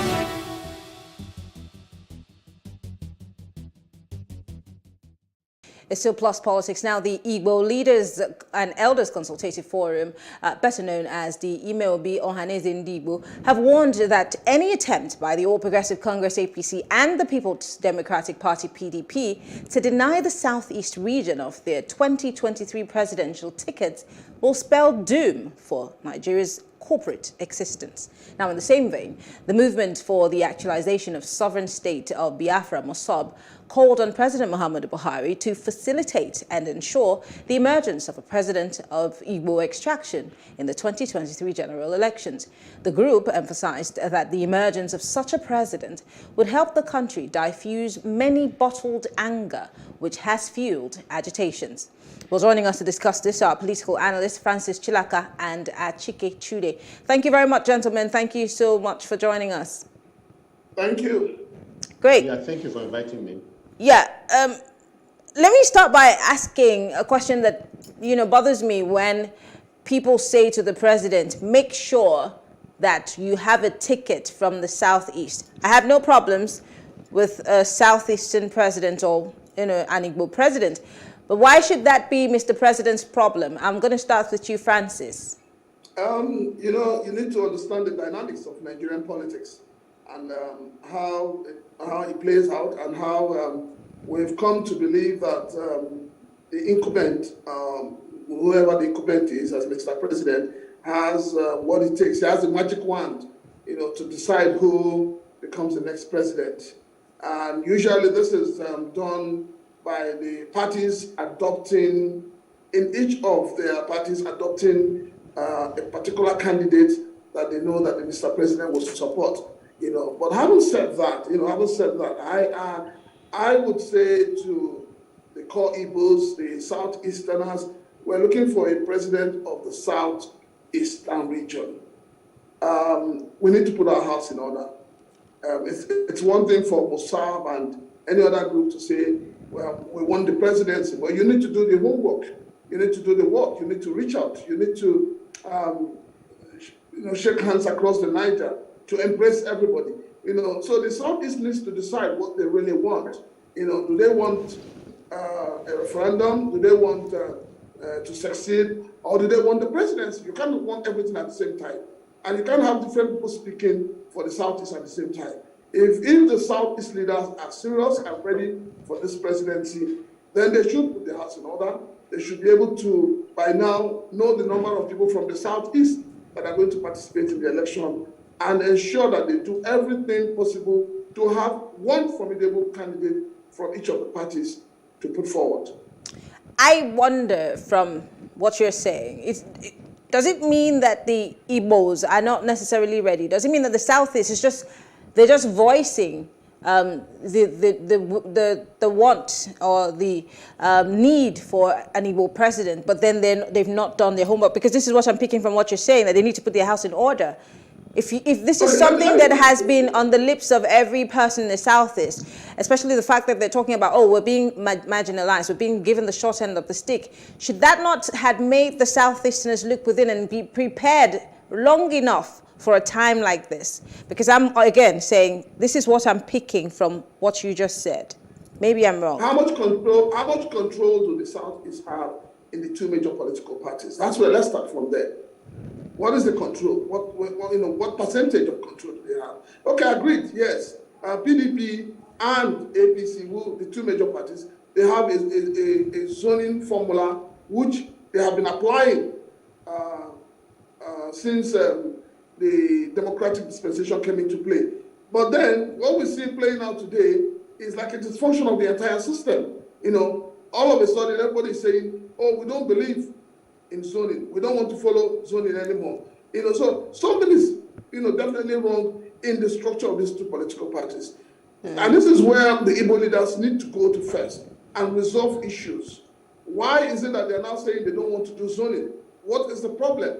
So you can't tell me that, we can blame Mr. President for everything, but we can't be blaming Mr. President when the political parties themselves are not doing the right thing. So the Igbo leaders that are in these parties should come out and tell us what the problems are. Why is it that suddenly PDP is not zoning is a presidency ticket to the southeast? What is wrong? Why is APC not doing the same thing? So these are pertinent questions that need to be asked and resolved, which we expect that the Igbo leaders should be in the forefront. I would tell you that I'm very happy with one of them, Mr. Ikeibe, who has gone to court to challenge the PDP for not following the zoning formula. And for him and for every other person in the PDP that is from the southeast, we feel that there's an injustice being played out there. So this is what we expect a lot of them to do, and not to just waste time on social media, on the print media and the electronic media, saying, Mr. President, we want this, we want this. They need to, this is the kind of thing I want them to be doing. They need to challenge the status quo to ensure that, yes, the two parties follow the zoning formula they have set before now. Achikachure, where do you think the problem lies? Is it with the political parties, or is it with the people? Is it with the following within the party? He's just made a case that someone has taken a certain political party to court. But here we are, in the midst of an agitation for the Southeast presidential ticket. A very senior politician from the Southeast, Wazirike, has thrown his weight behind a Northerner who's also running for presidency. And for some, this is a dampener on, the agitation. But I want to ask you, as someone who's from the Southeast and as someone who has seen elections come and go, where do you think the problem lies in this Southeastern bid for presidency? Well, I don't know how many troops Wazirike has. He used to have quite a number. He doesn't have them anymore. So Wazirike is not as important, as prominent as he used to be in the days of Masob. But apart from that, his organization, Masob, has come out solidly to back the Southeast presidency. But beyond that, again, is the fact that Igbos are beginning to come out, the Southeasterners are beginning to come out to speak with one voice. And I think they have made a lot of strides in that direction. And it's not just beyond the Southeasterners. You have organizations like Afenifere. Then you have the leader of Pandef, Edwin Clark, also, all clamoring for a Southeastern president. So the agitation has actually gone beyond the Southeast, the agitation for a Southeast president. And then even in the Southwest, of course, Afenifere is from the Southwest. In the Middle Belt, you also have that agitation also for a Southeastern president. So it is not as dire. It's not as bleak as it looks, because they are beginning to coalesce. Even all the presidential candidates of both the, aspirants of both the PDP and the APC are speaking now with one voice that it has to be the Southeastern president. Now we know, the nature of things. I agree with Mr. Chilaka there that we also need to do, the Southeasterners need to do as much as they can. They need to reach out. Because you see, it is part of power is never given, power is taken. But it depends on how power is taken. So there are just two things I would say with regards to that. First of all is the fact that from 1999 to date, what we have been seeing in this country has been a justification of the biblical injunction, the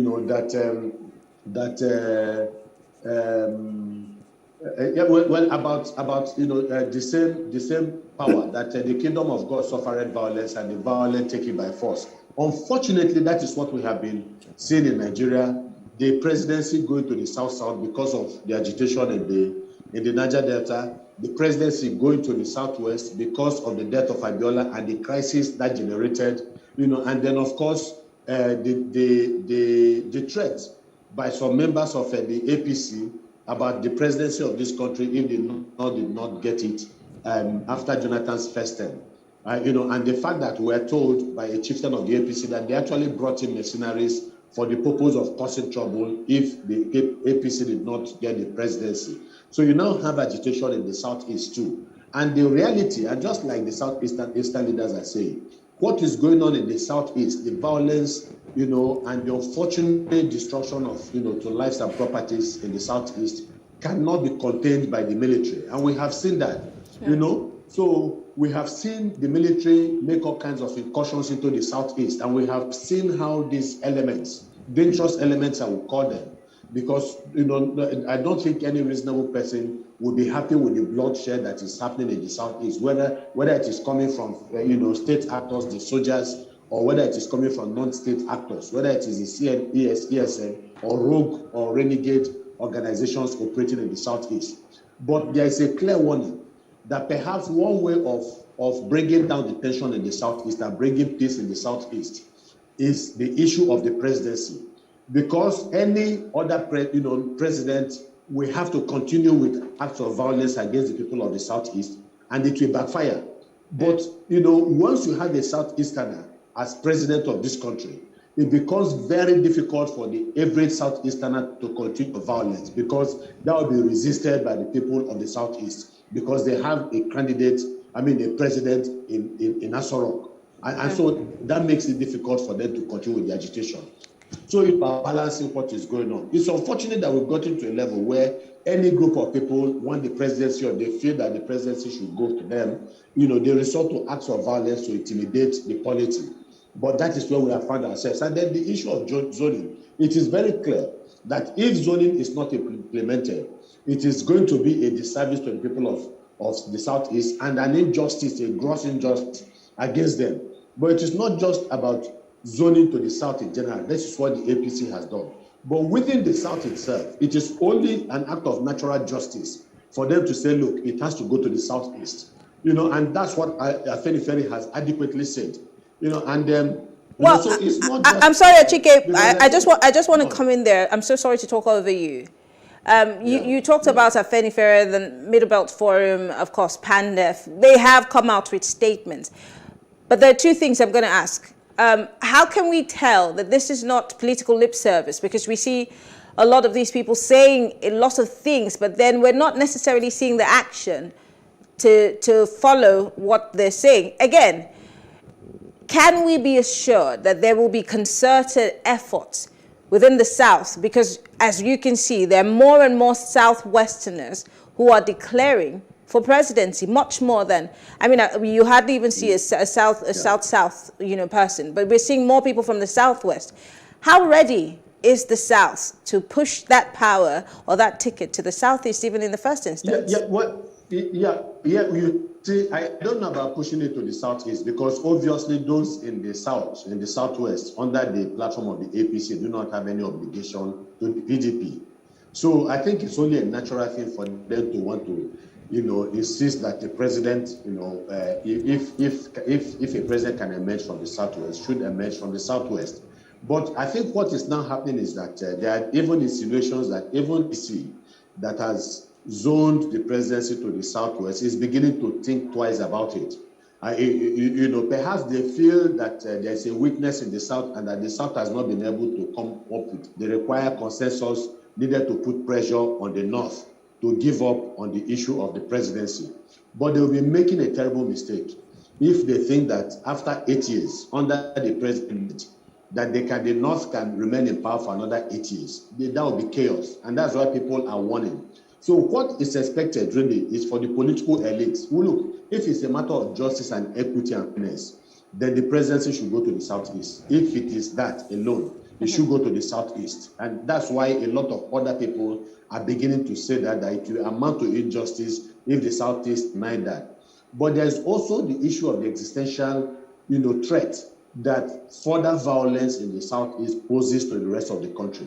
The violence in the North is even enough for anybody to think twice about allowing a northern candidate right now to retain power, because they have been in power for about 8 years. The insecurity has become worse, far worse. In fact, there are some people, even the Northerners that are beginning to say that they do not think that a Northerner might be able to stem the tide of violence in the North. That perhaps it might need somebody from the South to be able to do that. And then, of course, the contention of violence in the Southeast. So it makes a lot more sense. So any attempt by the entire North itself to say, look, power is not going to shift to the South, will bring the South together, in a way that the North is not going to enjoy.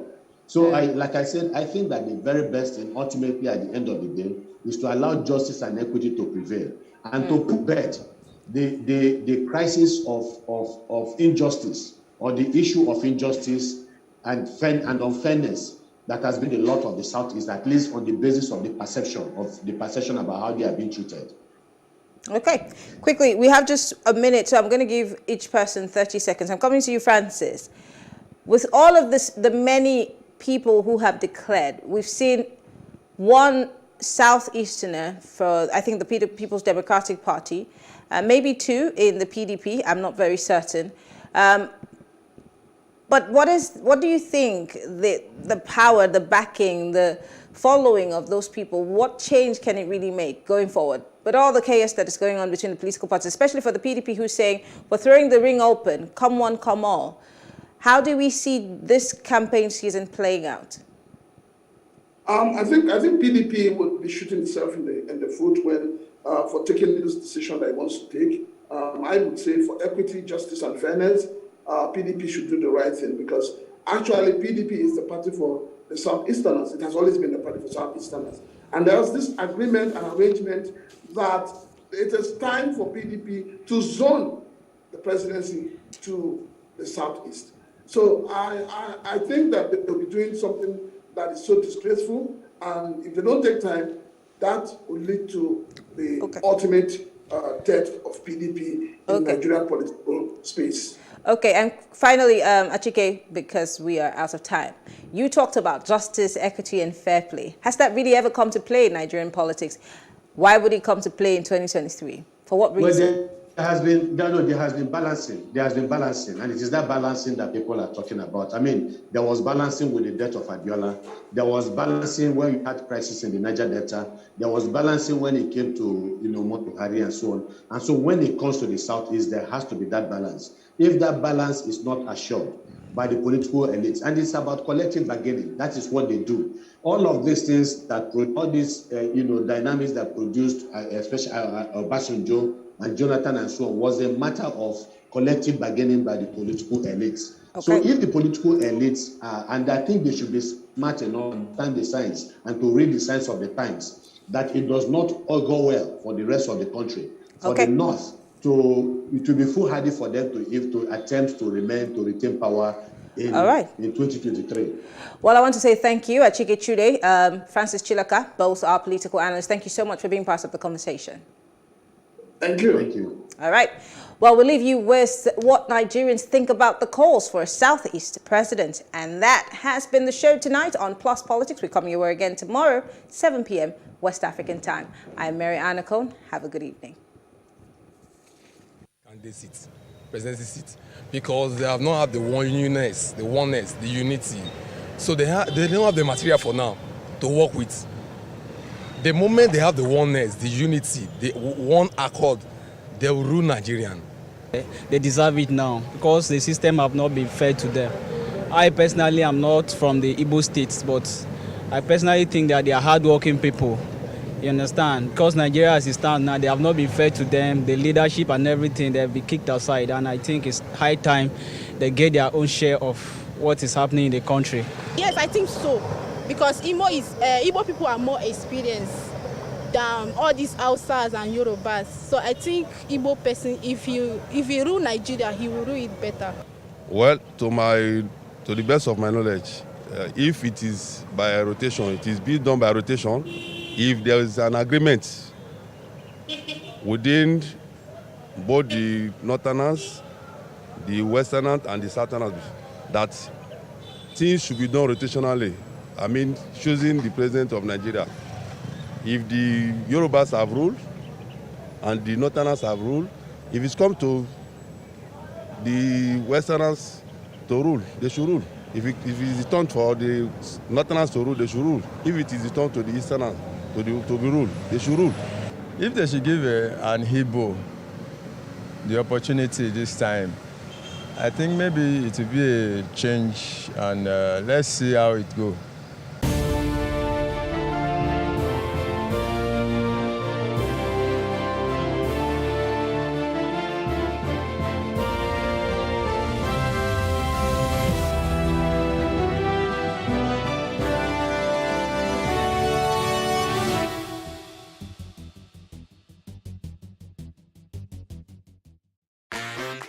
Hello and welcome to Space and Style, a property show designed to connect various stakeholders across the property value chain. We can also provide realistic solutions and deepen your knowledge about the interesting world of real estate. We shall showcase architectural design, interior design trends, lifestyle and real-time property news updates, and the right way to navigate through property development and investment. Join me every week on this channel as I take you through an exciting journey in the world of real estate. Space and Style, 6:30 p.m. on Saturdays and 5:30 p.m. on Wednesdays. Nigeria, by extension, Africa, is faced with a lot of challenges. The growing youth population with little engagement, that is a ticking time bomb. We are a blessed people with diverse culture and highly cerebral minds who have a lot to say. And yes, we are talking. It is important we drive the right conversation that informs, inspires, influences thought and action. If we say there's beauty in our diversity, then let us embrace our diverse culture. We must continue to courageously be the voice of transformation as we are the hope for the future. Yesterday's conversations shape today.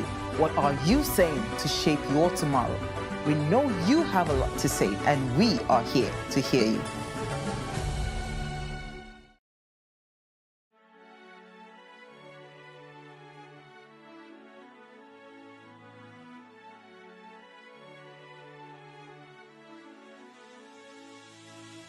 It is engagement we need to have. Those who suffer miscarriages are never taken into account. Members of the National Assembly are also influence peddlers.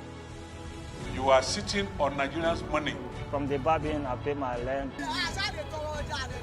On the Babin, I send my children to school. A consultative engagement. No any tangible notification before they ban us. It's one thing for people to be at your back and the heat of the moment, and another thing for them to still be with you when push comes to shove. I will do everything to take Lagos out of the national grid.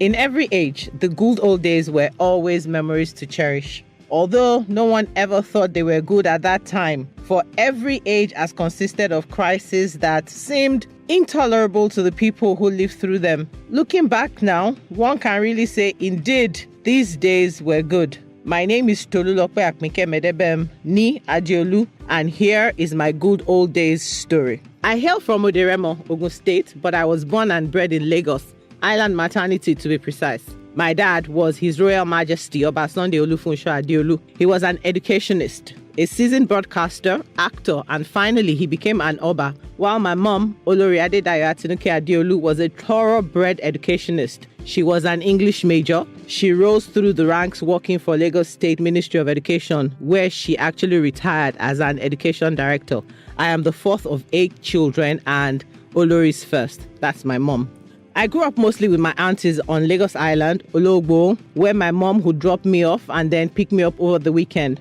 My aunties were more like my big sisters then, and it was so much joy being with them. And guess what? We actually still deal the same way, even now as adults. They formed a core part of my childhood, and today, I proudly say anywhere that was raised by 4 mothers, my mom inclusive. So imagine if these 4 mothers of mine got a whiff of my bad behavior in school. The story would never end, never. Each one of them would take turns to scold and punish me for bringing the family name and that of theirs to disrepute. Those were days of communal training where the community played a major role in child training and development. As much as these women, my moms, as much as they loved us and tried to ensure we charted our lives' course correctly, growing up, they couldn't always protect us from everything. I must say, I had my own share of bullying. I started wearing glasses at a tender age. These glasses were as thick as the Coke bottom bottle. Yes, such was the thickness of my glasses. I could not see without wearing them. Different names people like us were called. Those days hurt, Sha. But the ability to move on regardless of all those snide remarks, developing a thick skin, and believing in what I can achieve through the grace that I have been blessed with by the Most High, saw me through those moments. In fact, it honestly contributed to who I have become today. I started my primary education at Yaniwura Nursery and Primary School in Ilupeju, Lagos, and then later moved to Estate Nursery and Primary School within the same Ilupeju environment. My secondary education was twofold. I started at Federal Government College, Ugwalao, where my uncle was the principal. And when he was transferred to Federal Government College, Sokoto, I naturally followed him to Sokoto, of course, to continue my secondary education. Such was the trust parents had on guardians in those days. The need to monitor a child and ensure that he or she was under a very strict control and tutelage of a mentor was considered essential for the moral and academic growth of such a child. Oh man, Sokoto taught me about being human. You may wish to ask, what does that mean? It meant that was where I learned that everyone was first human being before his tribe and ethnic learnings. At Federal Government College Sokoto, we did not have or understand the divide of tribes or thongs. School then were not only about academics, but they were out to develop character as well. And that's what truly being educated is all about. We all grew up together, and today, quite a number of us are still friends, regardless of whatever situation or conditions we are presently in. Today, I am pretty much a people's person. All that matters to me about you as an individual, first and foremost, is the chemistry, not where you come from. And all this is, I believe, thanks to my orientation. Oh, testing times two. I mean, when a growing child will always be a child. Yes, I remember the story of caustic soda.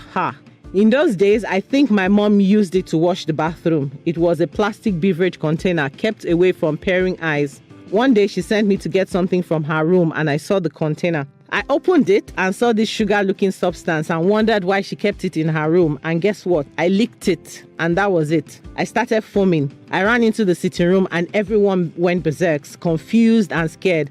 My mom lifted me and started running towards the hospital. I was rushed to the hospital where I was stabilized and brought home. On a good day, after all the drama, I would have still been beaten. But I think they believed I was traumatized enough and she looked me in the eye and said, "That's what happens to thieves." No amount of beating could have shamed me like that, man. That was it. The tendency to steal perished forever in me. The first time my dad slapped me will be a story for another day. It was clear in my head, the biblical dictate of spare the rod and spoil the child. Over and over, my father would say that he had no inheritance he was leaving for any child. His greatest legacy to all of us, according to him, would be our education. So whatever he wanted to study, he was willing and ready to make it happen. Strangely, Dad's fame as an actor of repute wasn't something we thought about. I mean, it was just work as far as we knew. The only times it became a subject of discussion were when people saw you with him or found out he's your father and wanted to know what life is like living with him, or if he actually didn't have hands, based on his character in the famous Village Headmaster serial. Quite nostalgic. I recall how being his daughter impacted on me when I proceeded to Obafemi Awolowo University, Great Ife, where I obtained my bachelor's degree in arts from the Department of Dramatic Art. I had a lecturer who scored me rather low because he felt and actually knew I could do better. And he said to me, "To whom much is given, much is expected." That was a turning point of sorts in my academic. In those good old days, we were built to be resilient. We pushed on basically because we wanted to make our parents and ourselves proud. In the hierarchy of values, we were taught that honesty and integrity reign supreme. And I am very proud and thankful for these orientations and training. So what went wrong? Is it the same today as yesterday? I doubt. Is the situation hopeless? Certainly not. Is it possible to change the narrative? Absolutely yes. Like the lights that cannot be hidden under a bushel, like the faith as a mustard seed, I believe the glory of Nigeria will shine and we shall blossom again if we begin to plant into the hearts and minds of people these time-tested values of truth, honesty, integrity, and sincerity of purpose. Personally, I don't think the challenge is solely upon today's youth. It's our inability to create the right mentorship programs. The youths tend to emulate what they see around them. So if change must come, if tomorrow must be brighter, then the right attitude and values must be reenacted today. The onus lies on each one of us to keep showcasing those things that we want emulated. Change can and will happen through a collective will and joint resolve to make it happen. Change begins with each and every one of us standing together in truth and believing that truly we can make the difference. We all deserve a better Nigeria, better than those glorious days we speak about today. To this end, I join Sir Shemore Badejo in this collective desire to have a brighter future for not only our children, but for us too. God bless Nigeria. God bless all of us.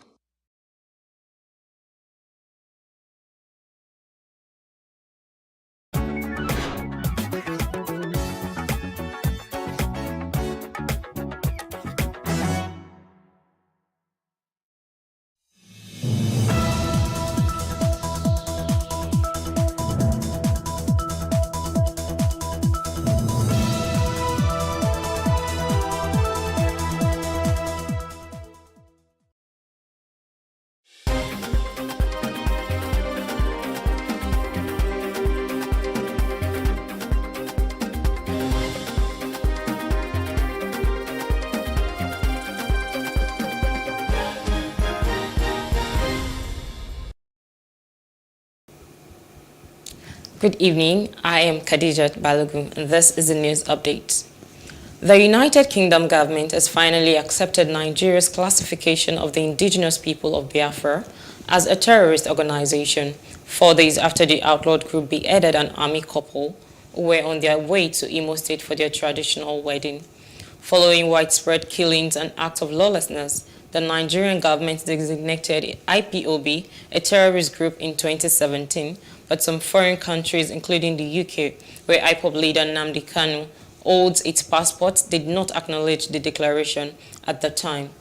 The UK Visas and Immigration had last year released new guidelines to its decision makers on how to consider and grant asylum applications to IPOB, but has now made a U-turn in a fresh update published on its website. Meanwhile, Aloy Ejimako, who is a lawyer for the detained leader of the indigenous people of Biafra, IPOB, Mazi Nnamdi Kanu, has denied this claim.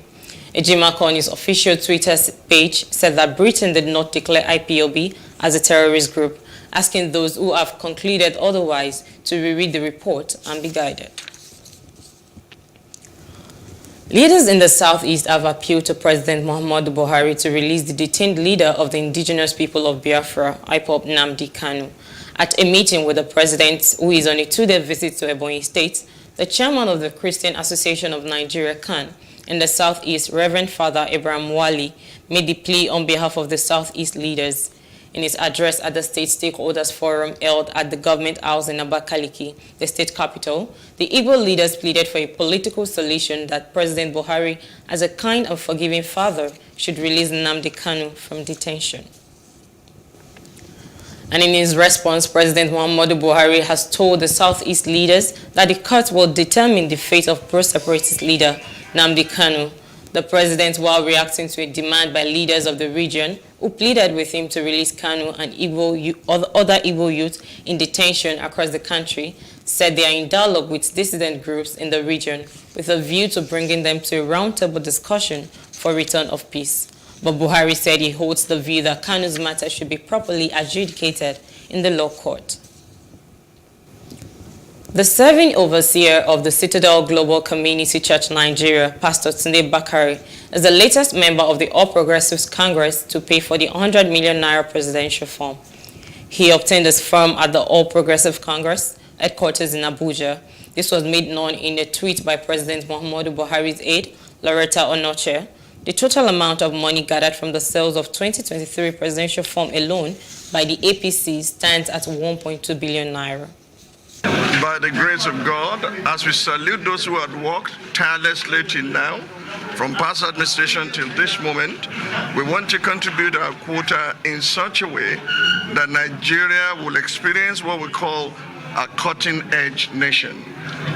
Never again will we be backwards. I trust God helping us with good men of goodwill from the east, west, north, and south of our country, across party lines, male and female, will rise up to rebuild our nation in such a way that the devastation we have experienced will never see again.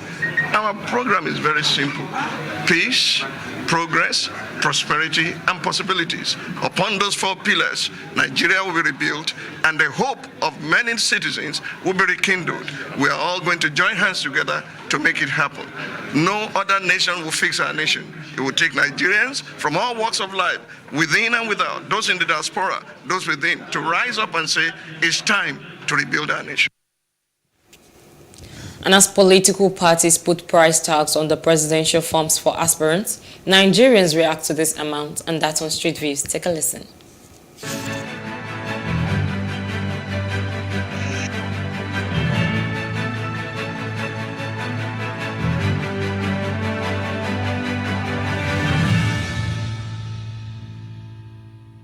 As a people, these are things that we need to take into consideration when making our choice of a party to support or the candidates to support, because there is consequence to such things being put in place.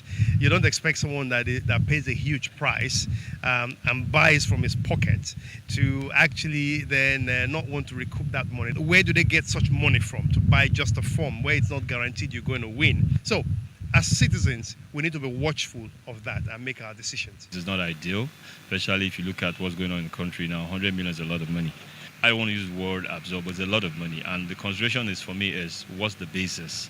How did you come about 100 million? I think the other parties are doing 40 million, 35. Even 10 million is a lot of money, given the fact that we're looking for a leader now who doesn't necessarily have to have all the way to do financially, but a leader who knows what it is that the country needs or is expected of him. They are making the money for the party. The party belongs to the money belongs to the party. So you can never say maybe it's wrong or it's right. Because even though they say it's a trillion. If you have the power, you do it, you pay it. It doesn't make any sense at all. That's too much. At least there have been like 50,000 at least. Actually, that's too much. 100 million, no. 100 million, 100,000, I don't understand. 100 million, no, that's too much. No, it's too much. No. If a Nigerian, an individual will bring out 100 million from his purse to buy for form to run for the presidency, meaning that he has trillions of naira in his account. Therefore, EFCC is supposed to go there and find out what is working. If you happen to buy the form too, what are you going there to do? You must bring your money back, put your interest before you think of others. That's ridiculous. In fact, when I heard the news, and I'm wondering, where do they want like genuine people to actually get this kind of money? People that can afford it are people that are actually stealing. The other time, a certain man did a burial and EFCC invited him over to probe him because of the money he spent for the burial. So EFCC should also invite these ones that are able to buy these forms and then probe them and ask them where they got that money from, because you can't tell me it's not it's genuine. Even if it's genuine, when they enter now, they will want to steal and get back that money.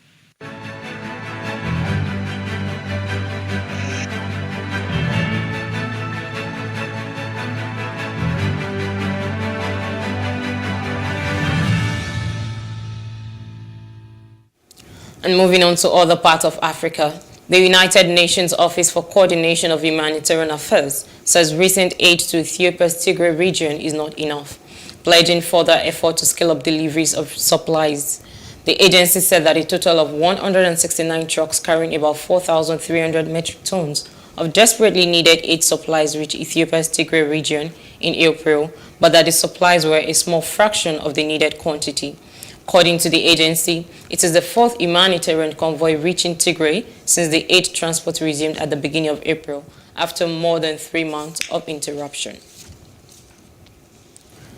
A new wave of the coronavirus driven by 2 new Omicron subvariants in South Africa has led to a more than 50% increase in infections in 24 hours.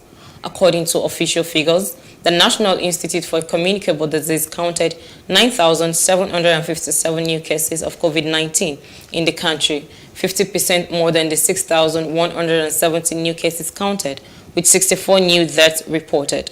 More than a quarter of the people tested had a positive result, the highest rate recorded in month. COVID-19 has also claimed 7 lives in the last 2 days.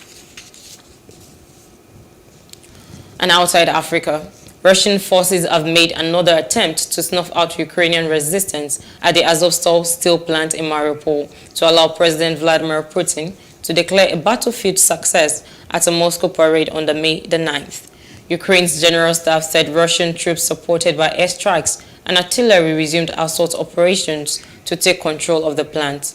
Moscow began a mission on Tuesday to storm bunkers under the steelworks, which have become the last redoubt of the Ukrainian military in the strategically important port city.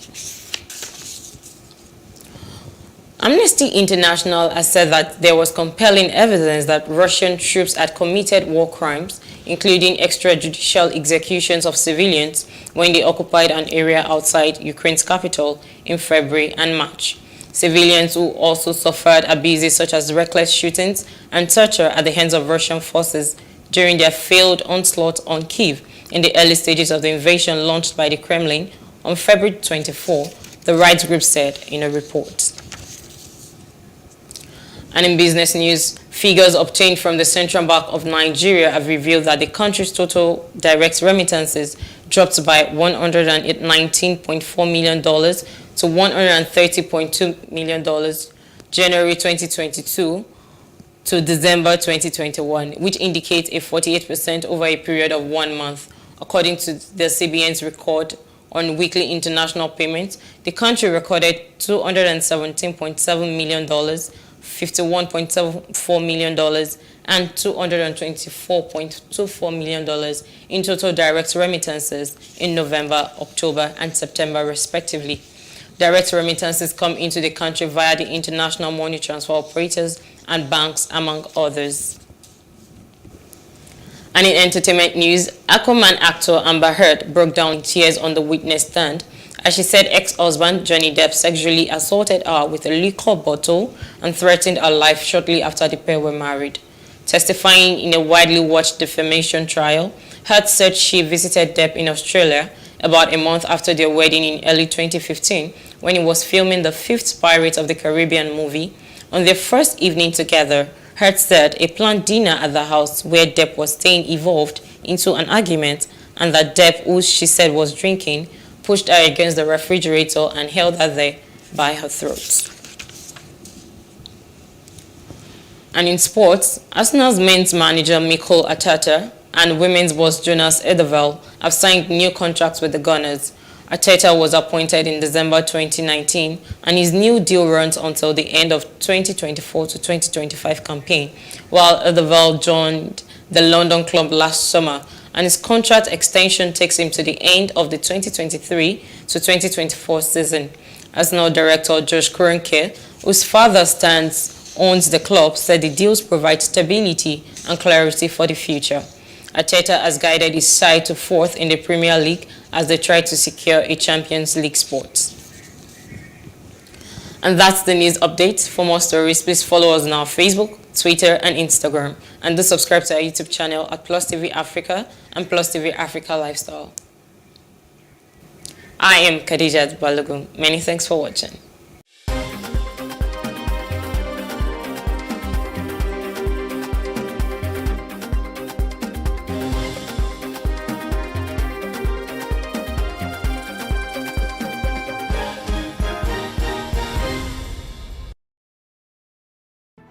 There is no voting on social media. To vote, you would require a permanent voter's card. To get your PVC, visit cvr.inecnigeria.org. Create your account with a valid email address and start the registration process. An activation link will be sent to you. Click on the link and activate your account. Fill out the form, pick and submit a convenient date and time for your biometrics. Print the application slip, which should have your QR code. On the appointed date, go to the nearest INEC office for your biometric capturing. Thereafter, you will get a registration slip to pick your permanent voter's card when ready. Get your PVC today. This message is from Plus TV Africa.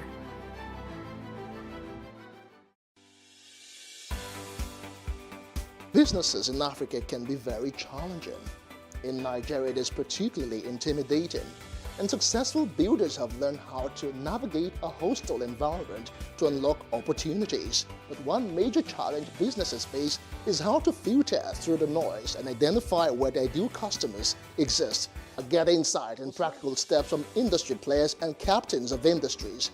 Hear success stories to help you make informed decisions as you scale your business in Nigeria. Watch Business Insights at this time on Plus TV Africa.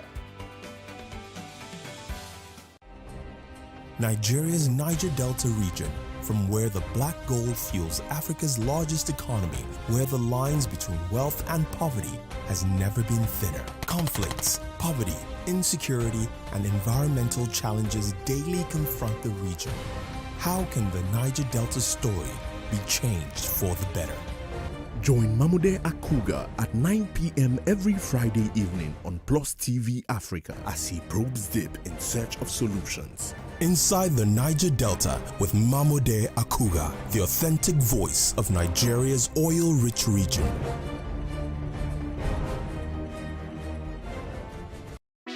Hey, what's up, guys? You're welcome to another edition of Plus Event, and I remain your host, Ifeoluwa Oshukeye. Your absence isn't an excuse anymore, as Plus Events is all you need, as we bring you the glitz, the glamour, and loads of fun. Oh, definitely, right? No question. He's a living legend.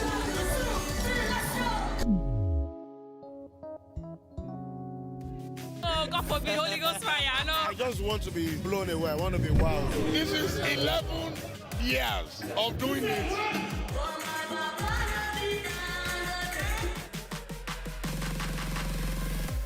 I'm surrounded by so much positivity.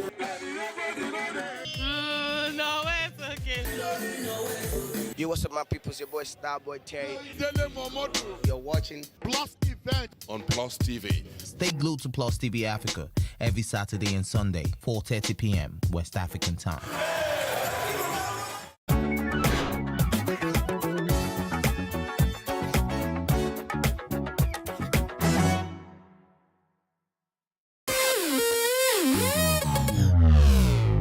Oftentimes when we see celebrities either on social media, television, or in person, we assume they have it all together, but we forget that they're also human. Well, here are some of the low points of some of your favorite celebrities. My story. Okay. The very first time I acted, and I got back home, it was actually with Regina. When the film came out, you know, it was hard on me because not necessarily my parents, but my grandparents didn't think what I did was good because of the role I played in that film. So they banned me from acting completely. Like, I should just face my studies and that's it. So it burst my bubble, but I used to I kept pushing, I kept trying to prove to them that, I could actually act and act good parts. But sometimes I have to be a bad person. But slowly with time they accepted it and loved me for who I was. And I am who I am today. I never gave up, basically. Even if my parents were not in sync, not my parents, not really. My dad was always agreeing with what I did. My grandparents, my great aunts especially, my grandmother's sisters, they didn't really like what I was doing, but I never gave up. So my dream stayed alive. And that's it. Keep your dream alive. I remember when I was much younger, I was trying to sing, because I'm also a singer, and there was this young artist that's just been released by a big name producer, and along the line, I liked the music, I liked everything about what she did, and so I decided to look for the producer. And I walked up to the producer, and I was told I couldn't see him, and they told me I should come early in the morning at EMI. It was called EMI Music then. It was at Oregon. That's where you have Daystar now, Daystar Church. And so I went in very early in the morning from Ikorodu, where I used to live with my parents then. Walked up to him. In the morning, I was awed by his presence, very awed by his presence, and I said, "Good morning, sir. I like what you did for Ivan Maha. I would like you to help me become a singer as well. And he looked at me and said, you just finished secondary school? I said, yes. So what makes you think singing is for the likes of you? Why don't you go get a job as a clerk or something? And I was so demoralized. I was so demoralized. I cried all the way home. I was so angry. I didn't want to eat. I didn't want to talk to anybody and all that. And, well, years later, I had an album called Dreams released on the Premier Music label, who had just metamorphosed from being Polygram Records then and became Premier Music. And then I had become a big name and become, well, so to speak, in the parlance, I'd become a star. I'd become a star actor. I'd done Silent Night. And I was very, very big at that time. And guess what? I went to the housewarming ceremony of one of my big friends then. He had asked me to come. I went there with my friends, a retinue of friends. And we got there, and as I was entering the place, I just heard this music blaring and somebody calling my name and singing my name. And I stopped in shock and I looked. It was the person who had many years ago told me, what makes you think singing is for the likes of you? And I looked up to God and said, God, you're the greatest humorist. But see, I never let that get to me. I never ever let that get to me. Or become arrogant or become complacent or whatever, or become pig-headed. But I just decided there and then that what I will always do for young talent is to encourage them, whatever it is you want to do, and you believe in yourself, 1,000%, you believe in yourself, I'll be there to back you up. I'll be there to help you fight and push your cause through. Wow, man, I went through a whole lot to be Nino. But one of the things I like to talk about is, not quitting. Before coming into Nollywood, I was a music executive. I ran a record label called Diesel Music for about three and a half years. And doing that, I lost everything I had, and I had an option to either go back to America or be here in Nigeria and still trying to find what to do. And the fact that I didn't quit is the only reason I'm here today. Thank God for grace. If I had left at that time where I felt, there was no way to go, I wouldn't be sitting here today. But the fact that I kept on going, and I was never scared of starting all over, being a beginner. I started over and look at where I am now. So one thing I would like to advise my fans and talk to them about is, about never quitting. Winners don't quit and quitters don't win. So stay hustling, stay going, and keep God first. We will prosper. Life is not a bed of roses, but also understand that roses have thorns. So as beautiful as rose flower is, and as luscious as the green leaves of rose flower is or are, there's always the thorny side of it, so it can be pricked. So I started very, very small, and I've been climbing since then. Sometimes I get it right, sometimes I don't. But when you fall, you get up again and start all over again and begin to trudge on. But always learn from your mistakes. That's all I can say.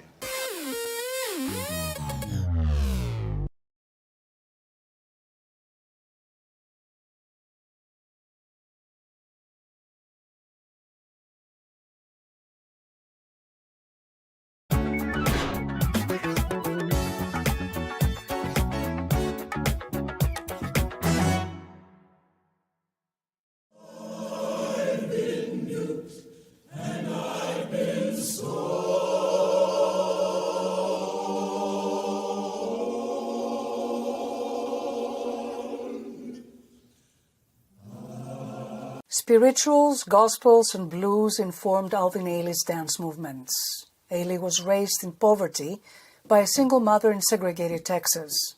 His upbringing informed his choreography, a blend of modern dance and ballet, speaking to the Black experience.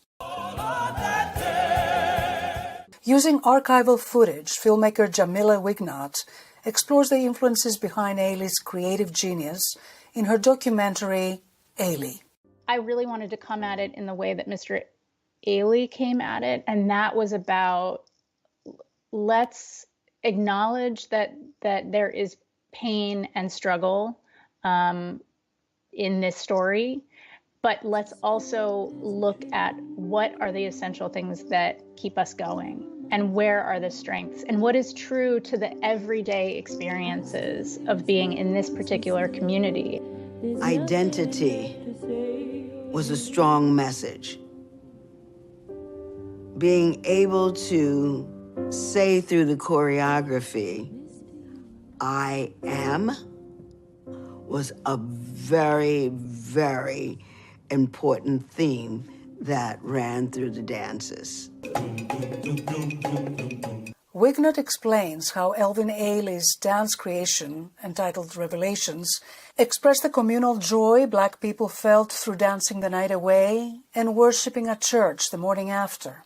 He wanted for every kind of audience to be able to come to a theater and experience a human story in the bodies of these people. And I think that's when Mr. Ailey talks about his work being universal. His dance, entitled Cry, was dedicated to his mother and to motherhood at large.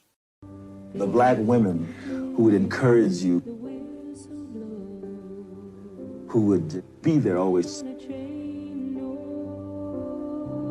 who were so supportive, that you could not fail. That what he's really trying to access and draw upon are these kind of women who have been the strength of a community, and certainly in his own life, being raised by a single mother for the vast majority of his youth. Wignott hopes the documentary offers insight into Ailey's inner psyche as a prolific choreographer of 72 dance works, as an aloof individual, and as a gay African-American who did not allow himself into permanent relationships. He has this kind of heroic quality to him, as well as these real human struggles. Penelope Pulu, VOA News, Washington.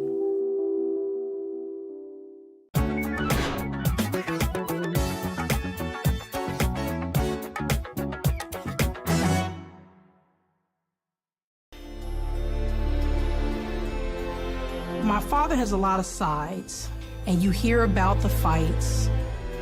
You don't hear about family that much and what that meant to him. What's your dad's name?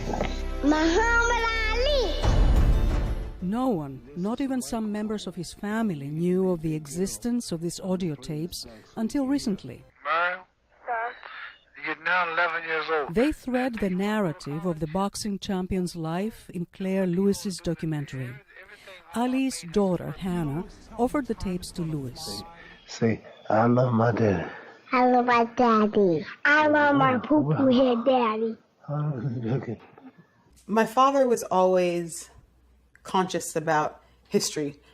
And, I think that's one of the reasons why he made this series of audio tape cassette recordings. Say, float like a butterfly, sting like a bee. The film shows the whole world in love with him. Testimonials of friends and adversaries paint the Olympian and three-time boxing champion Cassius Clay, later Muslim convert Muhammad Ali, as a sensitive, poignant, and courageous man. Because he refused to serve in the Vietnam War, he was stripped of his championship title, and his boxing license was revoked. His close friend, former football player Jim Brown, remembers. He had a lot of courage. The risk he had to take, and then to be isolated, to have his crown taken away, not be able to make a living, that was difficult. But he stuck to his convictions, and in 1974, at the age of 32, Ali made a comeback. When George Foreman meets me, he'll pay his debt. I can drown a drink of water and kill a dead tree. Wait till you see Muhammad Ali. He defeated formidable George Foreman and recaptured his title. I get into the ring with the guy. I bluffed him. I done everything. Beat him up basically for about 5 or 6 rounds. I thought it was easy. Then about the 6th round, he whispered in my ear after I'd hit him in the side, "That all you got, George?" And that was about all I had.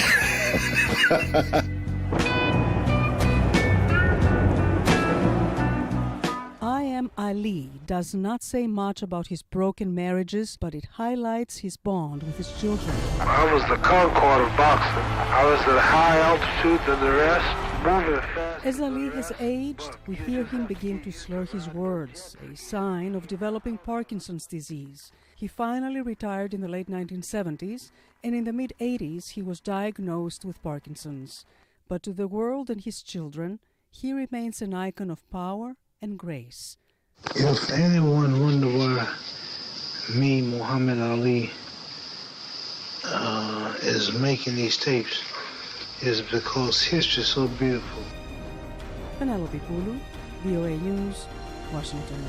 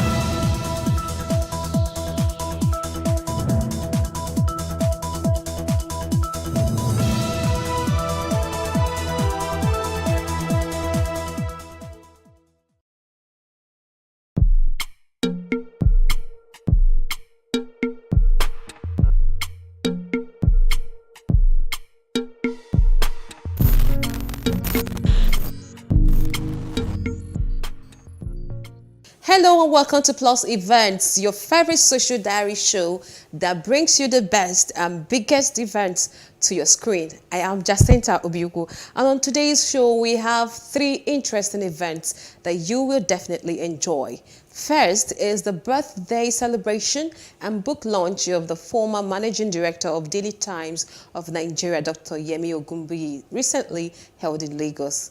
Plus TV Africa was there to cover the colorful event.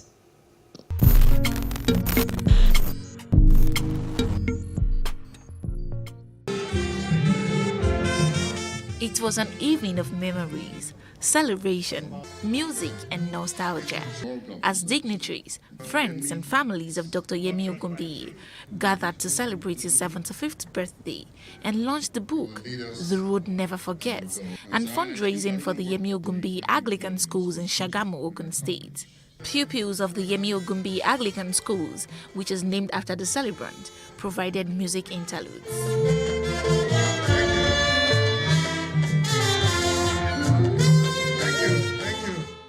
Various speakers at the event likened Ogunbiyi's trajectory to the birth and political growth of Nigeria, with the fact he was born in Kano by a Yoruba father, an Igbo mother, which he vividly narrated in his memoirs. They all unanimously agreed with the fact that he is a true Nigerian. I'm so happy that a school has been named after him, and I think that's the most important gesture, the most important development, especially for us in this country. And I'm going to my main mission here, when it is a point of duty to be here today, is to invite all of you, to lobby all of you to please support this worthy cause through your donations here. My own amount is actually limitless. I shall be donating, and I shall, in true spirit of business, be collecting that amount from the celebrant himself. I've learned quite a bit coming here twice now. You see, this title, The Road Never Forgets. I wrote a play called The Road. There's no way Yemi Ogunbiyi will persuade me or anyone that he did not steal the copyright of The Road. And I'm willing to negotiate with him, and I donate whatever I extract from him to this worthy cause of universal education. Someone like my dad, the lockdown at the advent of the pandemic was extremely stressful. I lived in Abuja with my brother at the time, and every few days my dad would call, and the conversation would be filled with variations of, "Ore, can you believe this? Are you seeing this? This is just, man." My brother does a much better impression. But my dad started calling us every day, sometimes twice a day, and he would pick up the phone and say, "But I've been calling you." In short, it just became clear that my dad was bored out of his mind. He was bored out of his mind at home. And so one day I said to him, this part isn't in the acknowledgements of the book, so I just thought, let me take this opportunity to tell you. I said to him, Dad, now you have time to write your book. Genius, I know. And so after just a few days of checking in on him, he had started the research. It's taken us 2 years to get to this point. 2 years of late nights in his study, 2 years of backaches, 2 years of hand cramps, because for the first year, my dad only wrote by hand. In 2022, ladies and gentlemen. But now, you will finally get to see what he's been cooking for so long. One of the inspirations for this work is Farami, whose relentless questions as a precious young 10-year-old about Ipara, about her grandparents and their exploits, compelled me to put pen to paper. Was my great-grandpa born in Ipara? Why did he go and live in Kanigo and not stay in Ipara? Was he Balogun like you? What does Aremo mean? Is it the same as being Balogun? Which is a bigger title, Balogun or Aremo? Does Iyalo de Remo mean the mother of everyone in Remo? Fermi's questions were constant. The need to provide answers to her questions and impart a sense of identity into her partially inspired this volume. But on a lighter note, being a grandfather has been a great fun.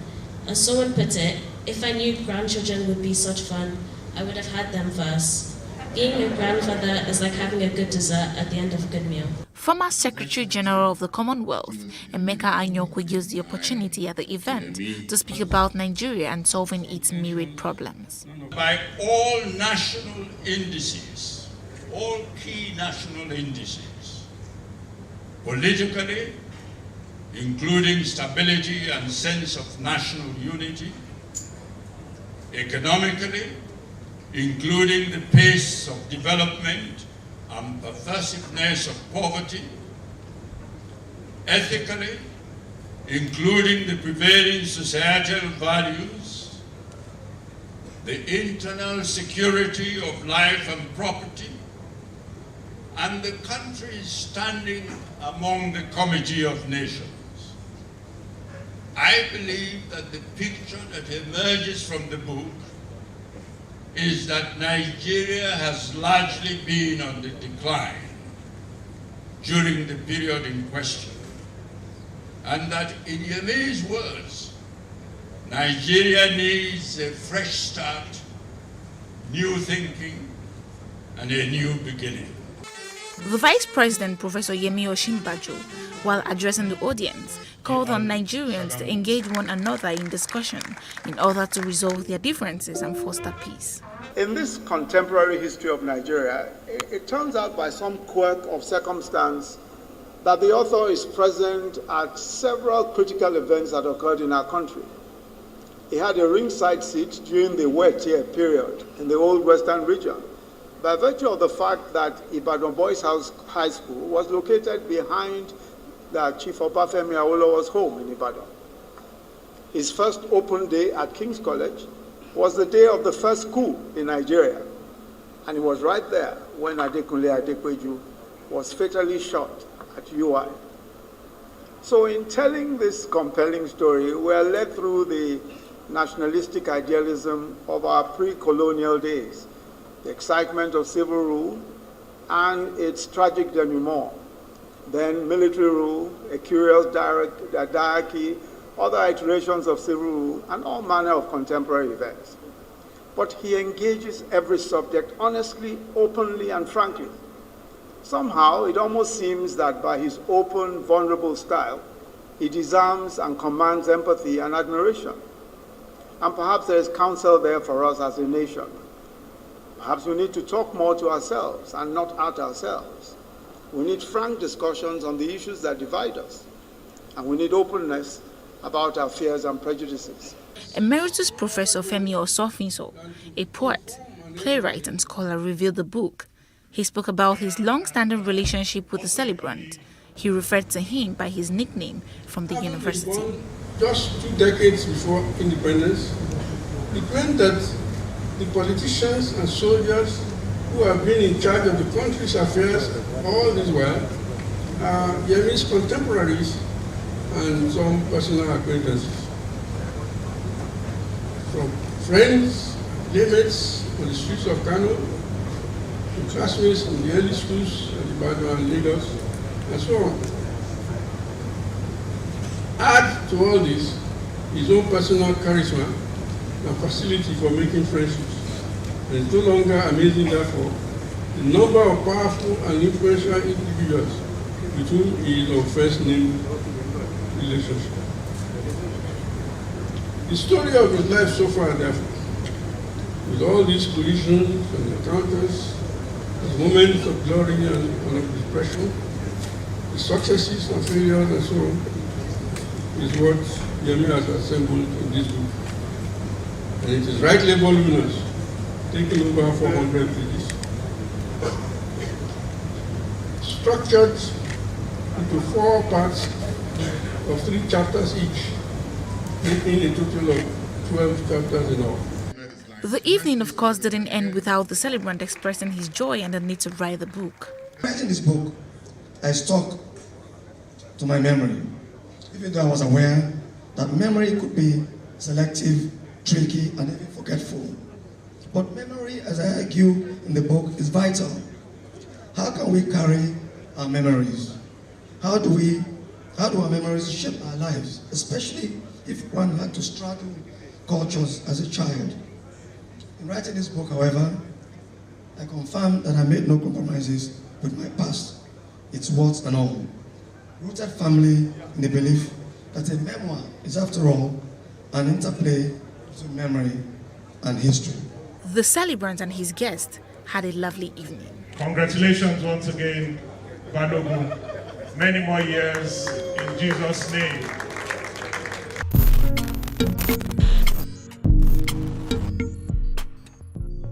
The next event is the event where the British Council Study UK, Alumni UK, has officially been launched in Nigeria. Enjoy.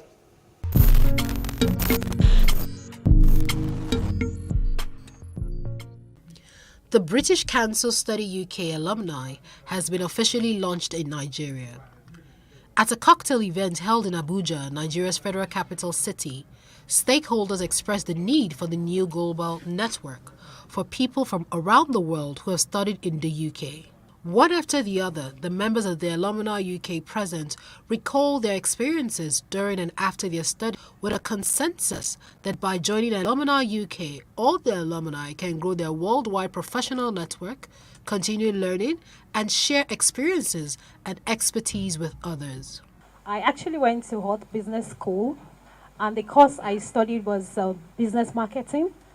Actually, what made me to go study business marketing was a friend of mine suggested. He said, why don't you come over here and do at least some few years business course, which it was a good idea.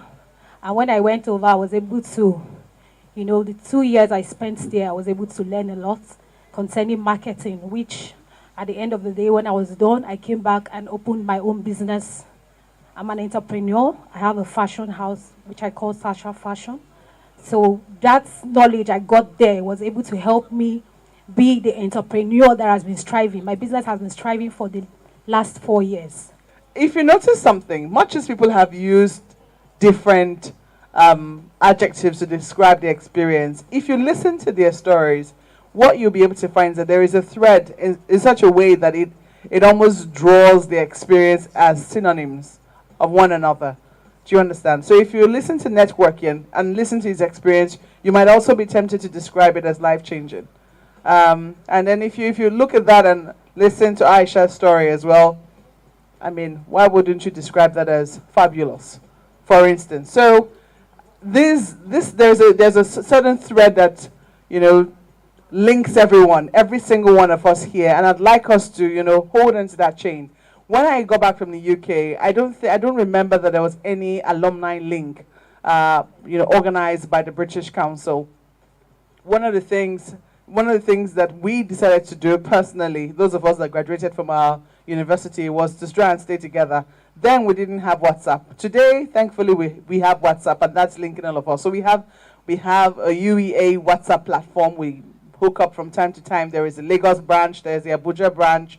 But then we now have formed little cliques. Everybody is very patriotic about their school. And everybody's school is now coming in to see how they can recruit more people. Was transformed into fruition. It received a sense of tangibility because when I went to Sussex, I met Professor Kwame Ayempong, who is a very respected academic, and I learned about alternative models of education. And one of the things that is transformative about that experience will be bringing back all the practical and theoretical underpinnings or understanding of the course back to Nigeria, which I translocated into the work that I do at Area High. Area High stands for Aid for Rural Education Access Initiative. Prior to the UK, we have reached over roughly 5,000 children through some basic projects. But coming back into Nigeria, we decided, using the knowledge, we designed a couple of employability, empowerment, and foundational skills development programs that I would proudly say have reached over 43,000 children between 2007 and 2018 that I came back and now. And we've been able to attract sponsors and donors like, interestingly, the FCDO sponsored me to the UK, Malala Fund, quite a number of organizations. Speaking further on the initiative, Program Manager, British Council, Daniel, said the program offers a partnership platform through which the alumni will be supported with their personal and professional development by making a positive contribution to the economic and social prosperity of their home countries. He expressed hope that this initiative would bring significant benefit to the UK through developing and supporting sustainable economic, scientific, and cultural relationships and networks. Community of practice in a community where they can learn, where they can collaborate, where they can partner together, and just leverage the opportunities that exist within the network. And that's why we're launching this, right? To understand that there are a lot of young people who have studied in the UK and Nigeria, doing amazing stuff in their career and in their different projects or endeavors. And why not just bring them together? Why not just leverage the knowledge, across board? Why don't they, what are the career opportunities that exist? One thing we're looking at is even giving them access to leadership webinars, more knowledge that would make them better and contribute further to the advancement of the society. So this is launching in Nigeria, but it's also launching globally. The goal is to have about 250,000 people, young people across the world in that platform.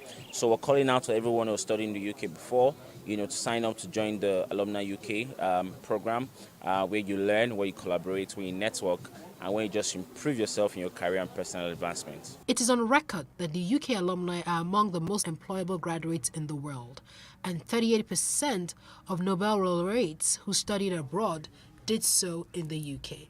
All UK alumni are further enjoined to build a relationship with others who studied at any view to finding out how their association can help achieve their global goals.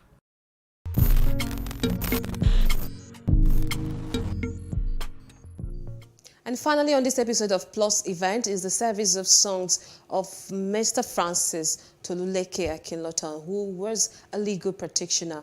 He died on the 8th of April 2022.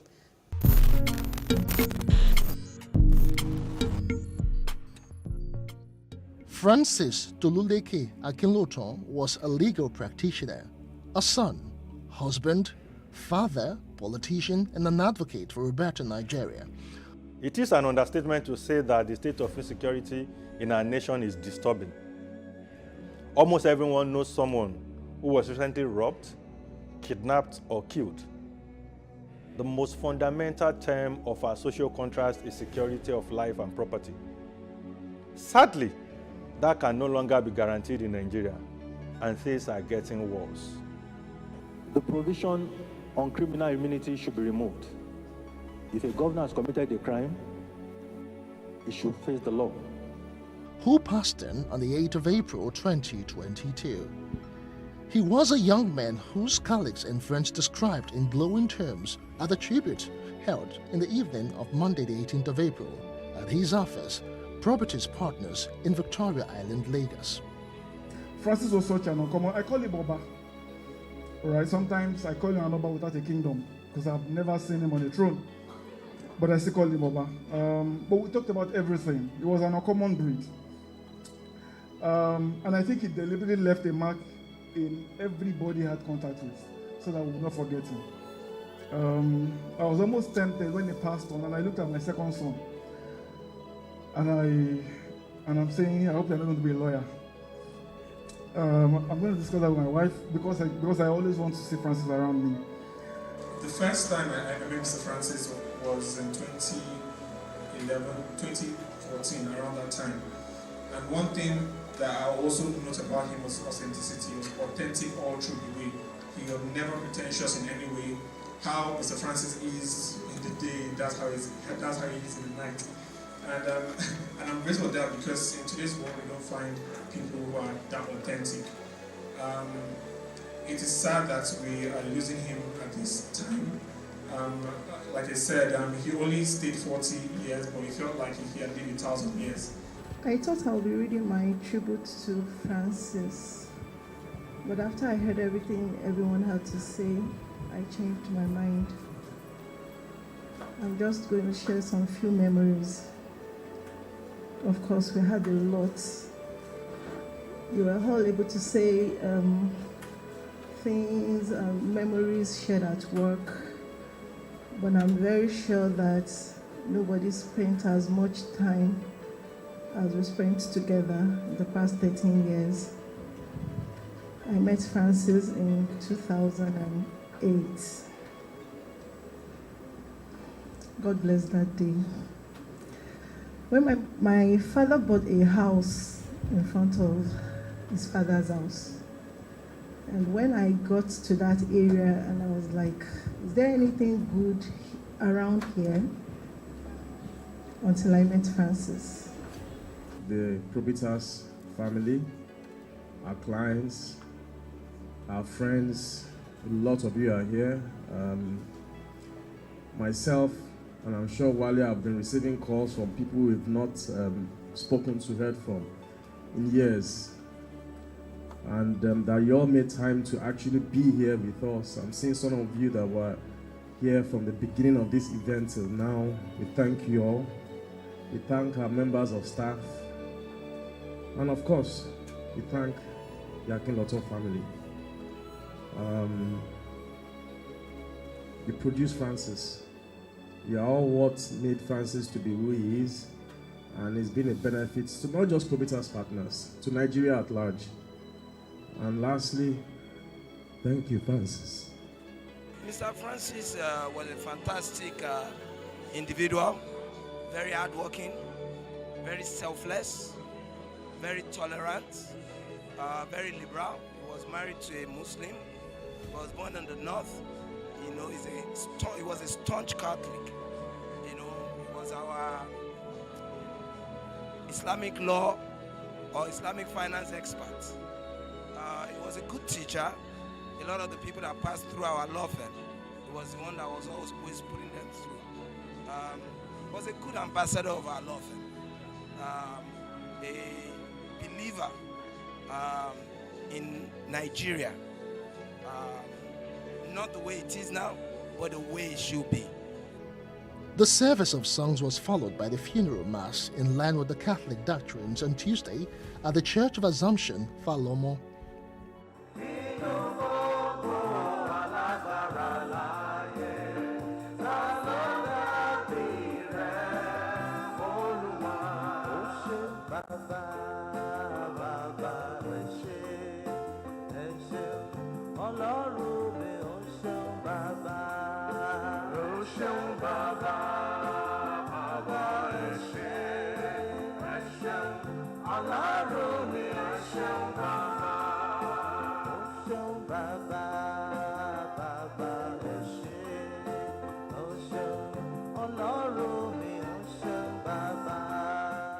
Lord grant him eternal rest. As I see all of us sitting down here, I saw that most people are young people. And it's always good to say some few words to us. You see, a day-old child is old enough to die. A day-old child is old enough to die. And for us Christians, we are jubilating, celebrating Easter. How old was Jesus when he died? Just 33. But he led a quality life. That's what we are celebrating, the quality life Jesus led. we've got to wake up and live quality life. May the soul of our brother, Francis Toluwaleke Akinlotan, and the souls of all the faithful departed, through the mercy of God, rest in peace. Amen. On behalf of the family, I sincerely want to thank our Lord Bishop. Thank you very much. Also to the parish priest, Father Ike, thank you. Father, thank you. Our Reverend Sisters, thank you. For everyone here present, we sincerely appreciate you. Thank you for making it down here. The procession moved to the Ikoyi Cemetery for the interment of the deceased. He was described as a selfless, passionate man who was always available to share knowledge.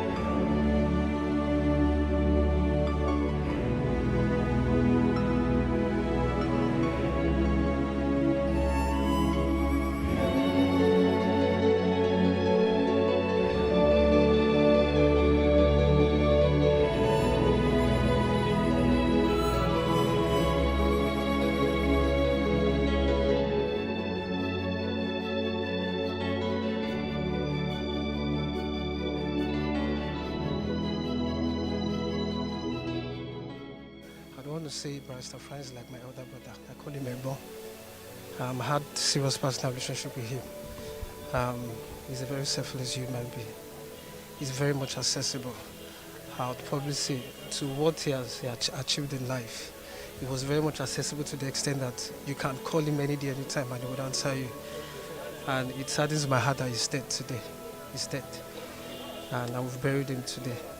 So we can only learn from his values. Very selfless, very humble, very, very simple. Egbon, like I call him, he's my Egbon, he's my friend. He's an associate, a senior colleague who shaped a lot of things for me.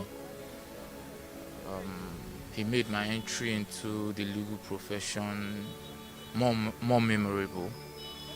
I mean, I had his guidance as a new wig. I had the experience and expertise of one of the best legal minds behind me. Francis Akinlotan survived by his aged parents, wife, children, siblings, and numerous associations who will miss him dearly.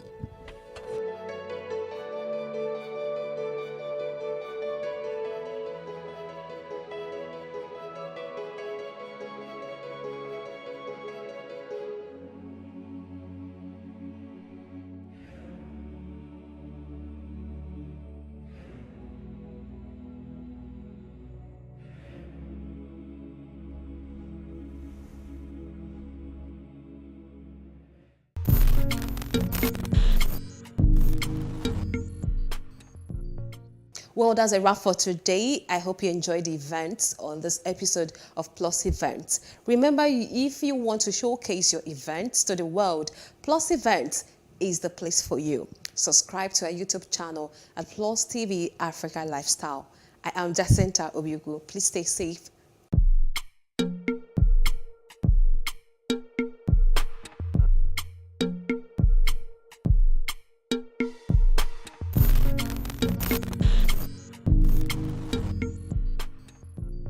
In raising our kids, parents should stop playing God. The internet is actually using the people. But when you are looking for money to help other people, then it becomes easy. Don't rush into marriage. I always say this. You rush in, you rush out. Family is the bedrock of every society and the essence of life. On Today with John and Helen, we dig deep into family values in every sense of the word. Join us every Saturday at 9:15 a.m. on Plus TV Africa, DSTV channel 408. With you, we play a part in strengthening the values passed from generation to generation.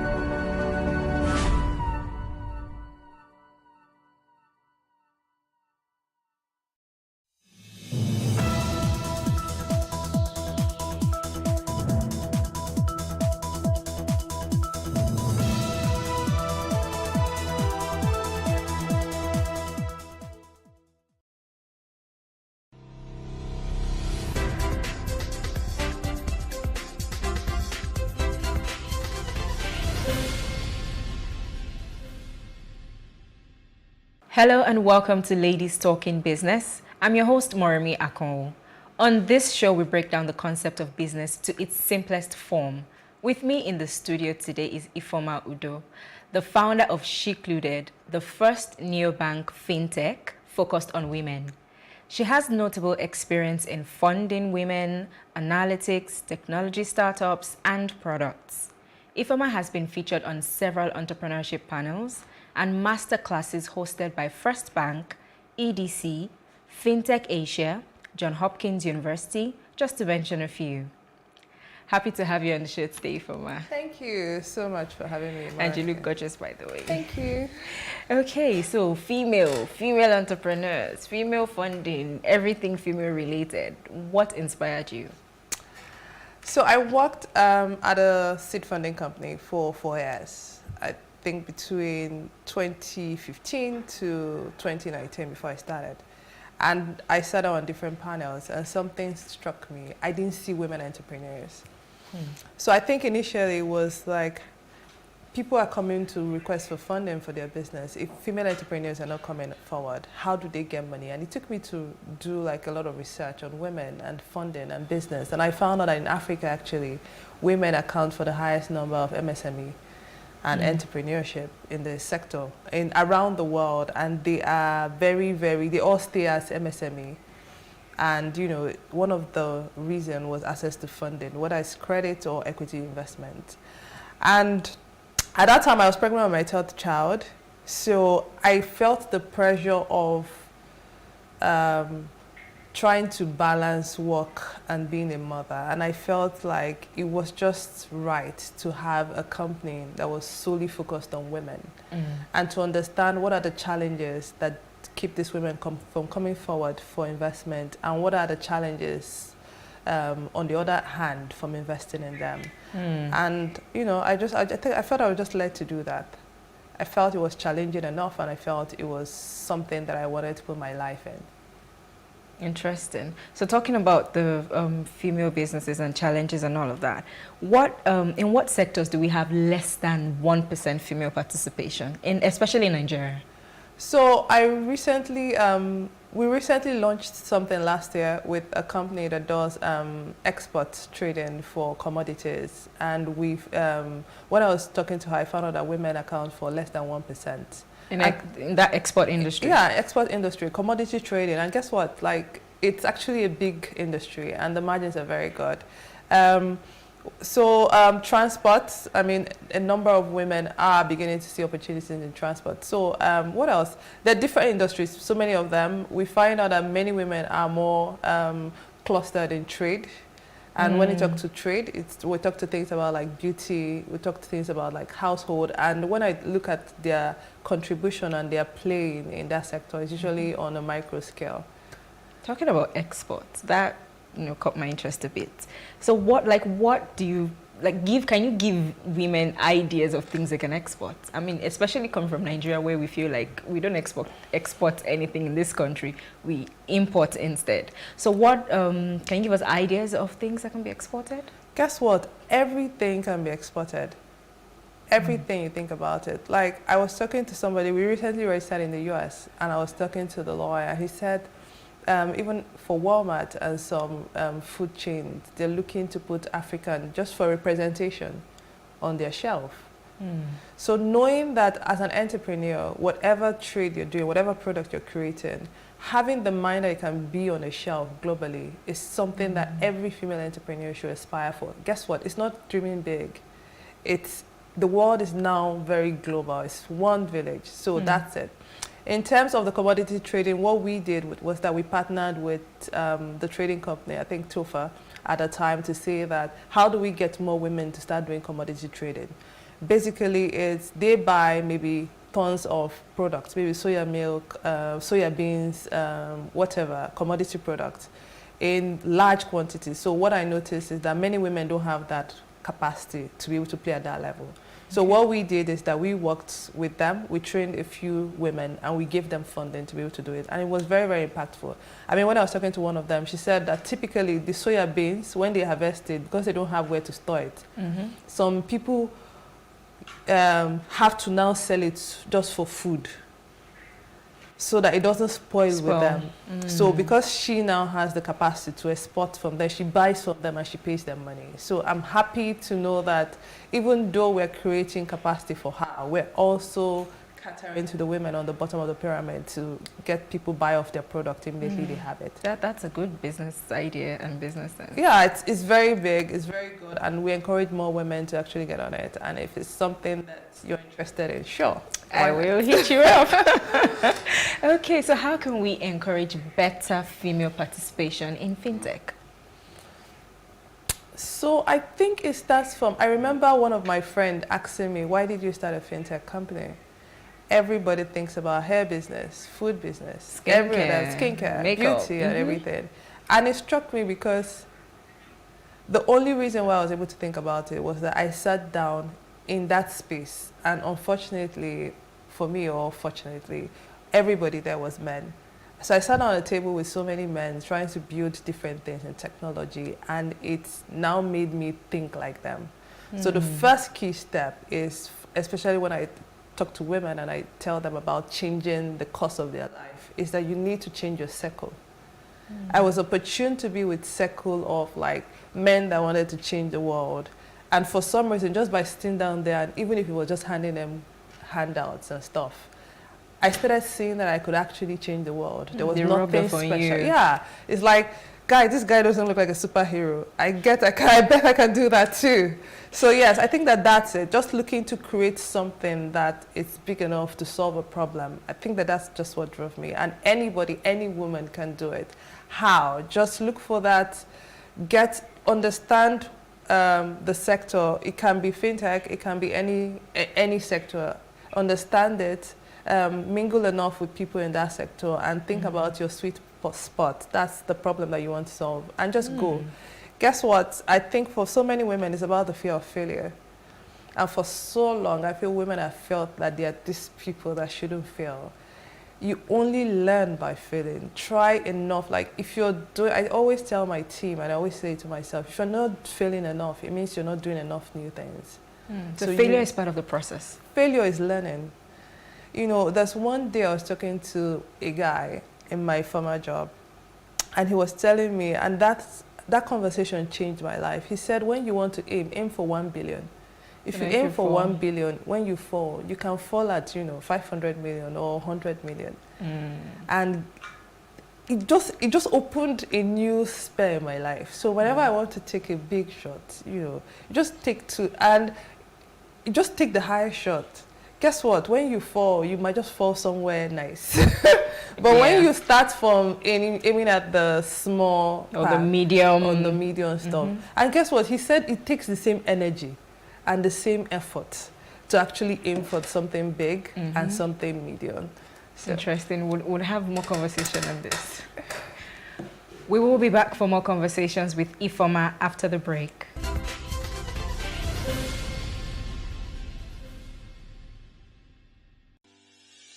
Increase the reach of your events or business services.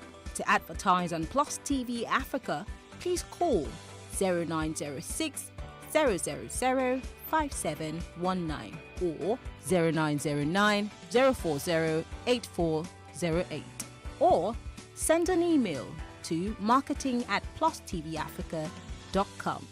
Plus TV Africa. Big stories live here.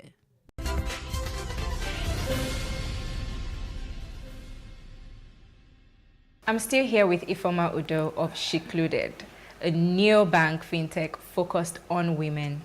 Okay, Ifeoma, we're talking about fintech and how women can play their part in this industry. You mentioned something just before we went on break about it has to do with technology, but that just struck something in my head. How can you bring in technology into almost any area of your business? So, I mean, with the advent of COVID, nobody's asking basically, how can we use technology? Because when you think about it, even people that sell like hair, for instance, everybody's on Instagram selling. That's technology for your business. Yeah. So the first step is that COVID has forced everybody. Everybody virtually now is using technology for their business, whether it's payment transfer, whether it's Instagram, whether it's Facebook, whatever, everybody's using it. So there's a higher level to say, how can you use technology to solve problems? The way to think about it is always think of technology as an enabler. I think for me, when I look at technology and companies that have worked very well in Africa, is how do you use technology to enable a culture or an action that has been happening offline? So I think that that's the key way to think about it. And knowing that technology is the enabler, not really the business. If you want to think about technology business, there's too many. When you think about you think about, do you want to play a platform strategy or do you want to play a service strategy? So there's so many cadres of it, and there's so many challenges no matter what you want to do. So I think the first step is just to think about, how do I use technology to enable something that people always do every time, and how can I make it easier? I mean, talking about enabling, I never knew you could host a party via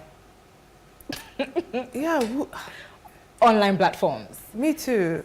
Just thinking about them, like, and people are literally dressed up for the parties, but it's online. Yeah. Who would have thought? I mean, COVID brought so many things. I mean, the other one time I went to Instagram and I saw like, okay, I shouldn't be saying this on TV. Yeah. So yeah, anything that you think about that people do offline, including like everything is now online. You can get the same. I don't know if it's the same experience, but I mean, it's the same service. You don't lose out completely. Sometimes they say it's cheaper because, you know, because the person doesn't have to go to where you are and stuff. It's technology actually makes it cheaper, but I don't know about the same experience. But for some things, it should be the same experience. Amazing. Let's talk about financial inclusion. What role does it play in the development of a state, a nation, even globally? So I think that when people think about financial inclusion, and the concept of financial inclusion needs to be very clear. Okay. Financial inclusion has for a long time been sold from a policy point of view, where government is saying, hi, we want to include people. And you know what that is. Everybody's feeling they don't want to sell. But I feel that when you start driving financial inclusion from the other way, where you're telling them that, hi, we want you to consume more financial services to better your financial standard and to make you live quality life. So for example, if you have a bank account, anybody across the world can pay into your bank account, so you earn more money. With your bank account, you can now have a record. Tomorrow, your bank can give you a loan from that record. So from that, you can now say, hi, I want to also have health insurance. If you have a health insurance, anytime you're sick, you go to the hospital and you don't need to pay anything.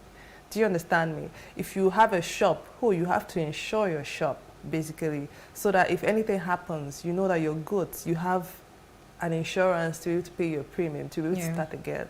So I feel that that's what is missing when I think about conversation of in financial inclusion. Financial inclusion is vital for the people. You know, like a lot of times when I hear the conversation, it's always about the government, but for the people, and that's why it looks like many people are not coming on the table. For the people, it's for your life. It makes you have access to more quality information. On the government level, it gives them more information to be able to know who their citizens are, how to actually serve them and stuff. So I think that that's how I see financial inclusion in helping to develop countries. It helps them tackle the sustainable development goals. It helps the people get better knowledge, better use of financial services for their own life. Thank you for clarifying that. I've never really seen it from the other perspective. Yeah, whenever I think about financial inclusion, everybody is always missing it. People don't want to do things except it's for them, except you care about them. That concept of financial inclusion being for the government, for the policymakers, we need to change that to start saying, hi, this is for you. If you have health insurance, you'll be nice. If anything happens, you go to the hospital. More people will come. So yeah, that's it. Thank you. Okay, so can you give us tips on how, because I know you're in this space, SME, funding and all those things. Can you give tips on how SMEs or startups can access funds to upscale easily? Because it seems like it's a tedious experience and process. But what should they bear in mind? What should they know before trying? What do you think they should expect just to help the process easier? So the first thing that I always tell people, like I work with a lot of women that have been running businesses for 15 years, 10 years, and something that struck me is that, hi, my name is blah, blah, blah, I run a small business. Cross, that's small business. I run a business. Nobody funds a small business. Nobody wants to fund a small business. The risks are too high. So guess what? Hi, I fund a business. And that's what, if you notice, even within the tech space, some companies that say, hey, I'm a startup. They've been here for 7 years. And they're claiming startup. And they're claiming startup. So it's the fact that you need to understand that nobody wants to fund a small business. I know it sounds prejudiced. I know it doesn't sound fair. But you need to know whether you want to be the victim on that end and, you know, join those that will be crying, or you want to know whether you should look from the place of strength. And I always like from the place of strength. So you stay there and say, hi, I want to run a business that people want to fund. So it means that it will not be a small business. So with that, it gives you the vision. So I think that when you have that mindset, even the vision of how you're thinking about it, even the people you're bringing to your team changes. So for example, my team, I don't like yes ma people. Like it's like, gosh, I have 3 kids. I'm not looking for any other kid. Do you understand what I mean? So that's some of the challenges. It changes everything to know that you want to be a big business. You want to be a global business. You know, find those type of things that make you look like that. The way you communicate, the way you even portray yourself, the way the people you choose on your team help. Then again, know that people don't want to give you money. People want to make money from you. Yeah. I know it sounds like very, very like capitalist, but you know, it's the reality. It is the reality. Yeah. So every time you're thinking about an opportunity for money, you need to know that you need to be selling to the person what they can get. So how can this other person make money off you Yes. as well? So like I meet a lot of people and they are pitching for like a business competition, and I say, hey, so I do this thing with this and I do it from home, and yes, so that's it. Well, okay.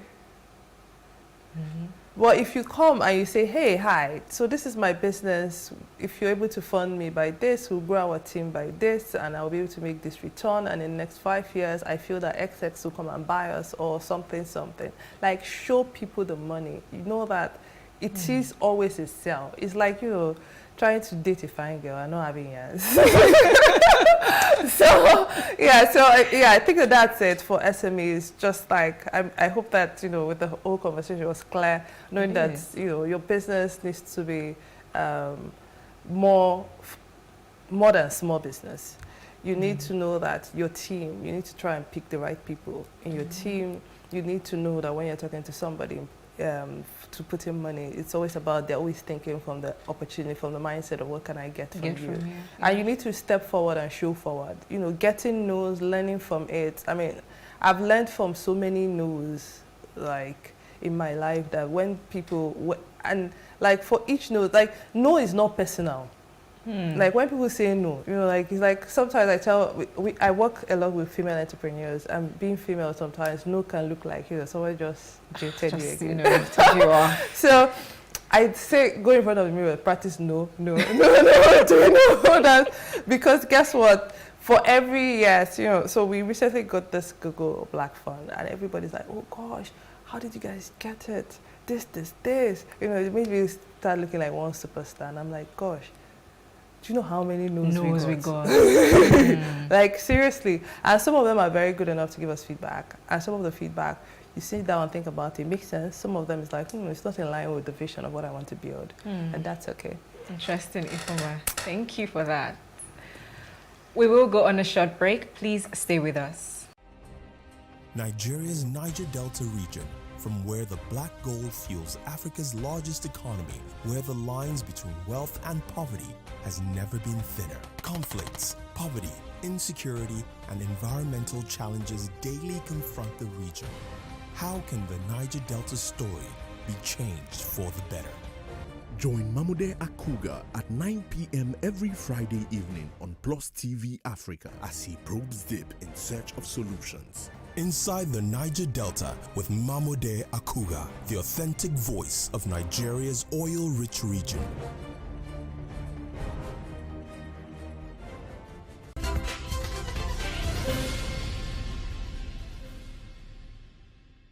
Thanks for staying with us on Ladies Talking Business. We have been having conversations with our guest, Ifoma Udo. All right, Ifoma, so what are some of the untapped areas in technology in Nigeria? Because I'm sure there are some things we've not even opened our minds to in this part of the world. Gosh, like, it's so funny that you asked me this question. I wish I'd seen it. Done research. So because, I mean, during COVID, we did a lot of research about like places and sectors that technology will disrupt and possible ideas. So I think it's in a spreadsheet in my mailbox and stuff. I mean, I can share with you. But so since this is on the spot, what am I thinking about? That you just think that if people know what they can do in this area, a lot of people will be rich in Nigeria. Ah, gosh. This is so on the spot. Technology.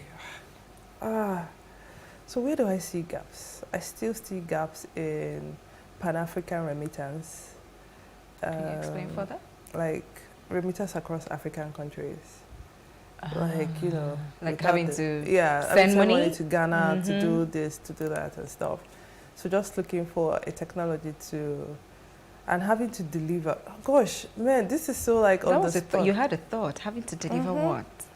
Then what else? Having to deliver goods across that line. Still within Africa? Yes. So what else again? Just being able to, so with the globalization of the world and with more people saying, hey, we want more African goods on our shelf, just being able to create that business where, hi, so come to me for vetted African goods that can supply. Then what else? I mean in that situation you spoke about, a lot of these people, you can reach them online, right? Yeah, you can. I mean, we're trying to create a partnership with one of them to be able to get more female entrepreneurs on the shelf and stuff. But yeah, this is like a research work, please. Absolutely, I agree. But you've definitely given us something. So let's talk about working with women. How has it been working with women? And when I mean how, when I say how has it been, I mean how has it been? So there's so many days that, I mean, so I come from a STEM background. So my first degree is in mathematics, then I worked at PwC, then I've been in tech. So it means that for most of the tables I'm sitting, there's just one or two girls. So, and then I'm like, okay, I want to go and build a company for women. I thought I understood women, and I didn't understand the challenges of being female. Even though I was female, until I started working with women. You know, for so many, for example, just a quick one, you know, like, so I noticed that when I finished school, I was thinking about getting a job and, you know, doing things better. And I noticed that some of my female friends, most of them, were thinking of, you know, nothing. I was like, okay. So I didn't understand that because I lost my dad at 9, and I watched my 27-year-old mom at the time take care of 4 kids. It shifts my impression to know that I'm not waiting for somebody to come and help me, because that person might just not be there. I have to actually always make sure I'm helping myself. So that head up, I didn't notice that when I started working with women. So we're working with women, I saw like some of the nurturing, some of the nurture elements that has helped their mindset. Like women are one of the most powerful, intelligent beings, but some of them just don't want to put that extra effort, or just don't believe in themselves enough. I think that they don't believe in themselves enough. I think that, I was reading somewhere, like for all their life, they've been told to be second best. And none of them have thought about sitting down to even say, let me be the best for some time. So I know that women are powerful people. And anything they put their mind on, they will do it. We're working with them. I've noticed that I need to teach a number of them to say financial etiquette. So it's like, when it's time for money, it's not time to be blinking and be smiling. If somebody asks you how much you need, don't say, I don't know. In an investment conversation, like, it doesn't work. Like, when I was talking to one of my investor friend that works at a PE firm, he said he doesn't understand, like, dude, why does she look, like, he doesn't understand it. And they will not say they don't get money. So it's like, know that money conversation is serious conversation, and everything from the way you blink, from your body language counts. Wow. It's war. In war, what do? You win or you die. So that's it. I also teach them in terms of financial etiquette, it's time for repayment of your loan. Don't say, I'll pay it again later because something happened. Send an email before time and say, hi, based on this, I want to like to schedule to the 20th. I'm sorry for the inconveniences. Please send me the penalties and stuff. And on that day, I'll get your money. Like, show accountability, show that you understand money. Because even though people say that they don't fund women, sometimes I've seen that women make it like an emotional affair. It is not an emotional affair, it's business. When you come to a business table, don't bring emotions. I know that everybody died, somebody cries, so many things are happening to you. Guess what? There are times to discuss this, but when it's business and money, try to, compartmentalize and just stick to business. This is the big word. You just said the big word. Compartmentalize it or what? Like compartmentalize. Yeah, it's something that I struggle with. I know, like having kids, being a wife, being working with people, working with women and stuff. Try to compartmentalize your life, whatever that is. Then finally, is just take charge of your financial journey. I talk to women in their 40s, in their 50s, and some of them are broken down to me and say, hey, I always thought somebody would take me to London. Okay. Do you understand what that feels? For you to be 48 and you felt that all your life somebody was coming to take you to London and nobody came. And I told her and I said, hi, there's London in you. Wow. I wish somebody told her at 26. Some of your dreams, guess who would make them come true? You. It's inside you. Once you have that dream, you have the ability, every ability to make it come true. Believe me. Take it from someone that's been there, that felt like, oh gosh, I'm not good enough. I still feel that way. So don't worry. Take it from someone that feels like, gosh, I dropped out from school, I wasn't good in school, and I still became one of the top in my class. Like, it's everything you ever want is valid. But guess what? You've been taught for so long that it's outside you, but it's inside you. Wow. And the thing that I always tell women is the fact that a broken woman, nobody helps a broken woman. So you can't be broken and broke. You gotta choose. You gotta choose sides. Some of them you can control, but in terms of being broke, you might not be able to control it. In terms of being broke, guess what? You can control it. Like, make sure you're not a victim. It is. If you're a woman, you don't have direction, you don't have money. In a broken world, guess what you'll be? You'll just be a victim. So it's some of the perks that I get with working with women. I've learned so much from them. It's so funny that for some time I say, God, why did you put me here? I want to be sitting down on tables with men where there's no emotions. But I feel like God always has a sense of humor. So yeah, absolutely, absolutely. Thank you so much, Ifeoma. We've also learned a lot from you today, and we wish you the very best. Thank you. Thanks for tuning in to Ladies Talking Business today. Do join us the same time next week for another episode. Don't forget to follow us on Plus TV Africa Lifestyle on YouTube to catch up with our programs. I'm Moremi Akon. See you next time.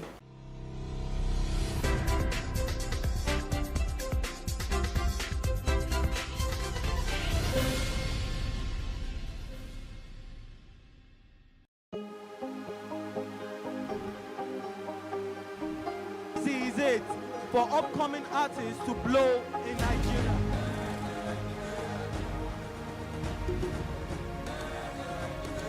Welcome to Plus Trending. I am Bukky November, your host, saying thank you for joining us on today's episode. Welcome back. It's tea time on Plus TV Africa. Practice makes perfect. I'm not perfect yet, but I'm a lot better than I used to be. He's a king. He's entitled to marry 100 if he wants to.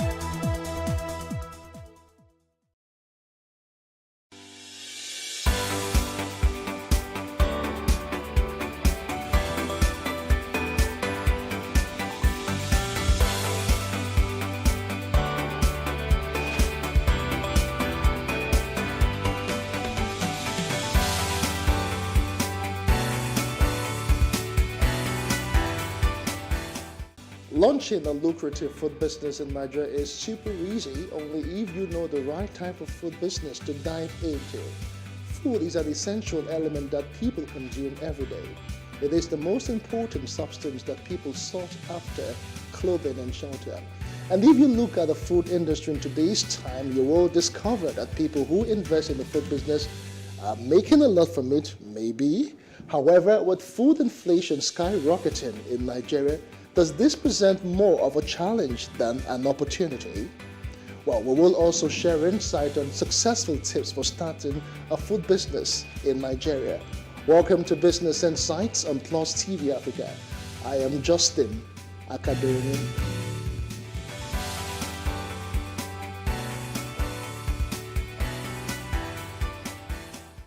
Nigeria commemorated the start of the week by dedicating 2 days to the Eid holidays. However, here are the highlights of stories that rounded up Business Nigeria. Take a look.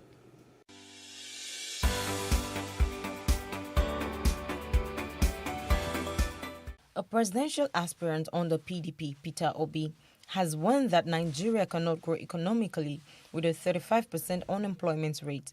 He's then urging the federal government to aggressively support micro, small, and medium enterprises, which are the engine of job creation.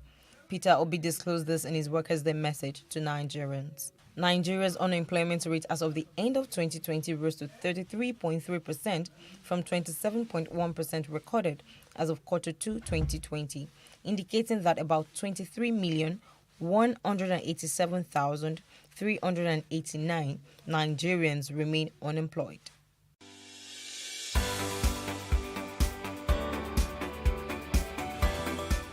The Minister of State for Petroleum, Temipri Silva, has said that the federal government aims to transform Nigeria into a gas-powered economy by 2030 to address challenges around power generation through gas-powered plants. The minister disclosed this in Abuja at the 2022 public lecture under the theme Inclusive Energy Transition, Key Issues, Investment Opportunities, and Barriers Towards Achieving the Decade of Gas Initiative in Nigeria. He said natural gas is a key resource for energy transition and that it has all the credentials to support Nigeria to meet its commitments in line with the United Nations 17 Sustainable Development Goals.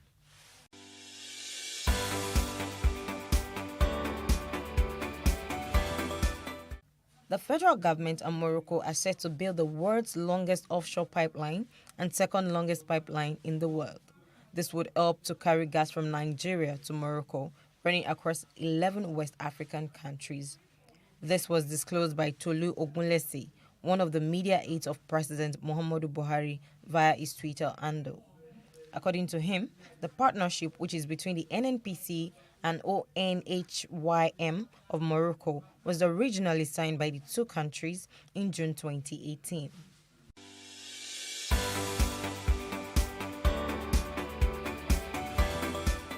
Telecommunication companies are proposing a 40% increase in the cost of calls, SMS, and data to the Nigerian Communications Commission as a result of the rising cost of running a business in the nation. Based on their proposal, the price floor of calls will increase from 6.4 naira to 8.95 naira, while the price cap of SMS will increase from 4 naira to 5.61 naira. According to them, the telecommunication industry has been financially impacted following the nation's economic recession in 2020 and the effect of the ongoing Ukraine-Russia crisis.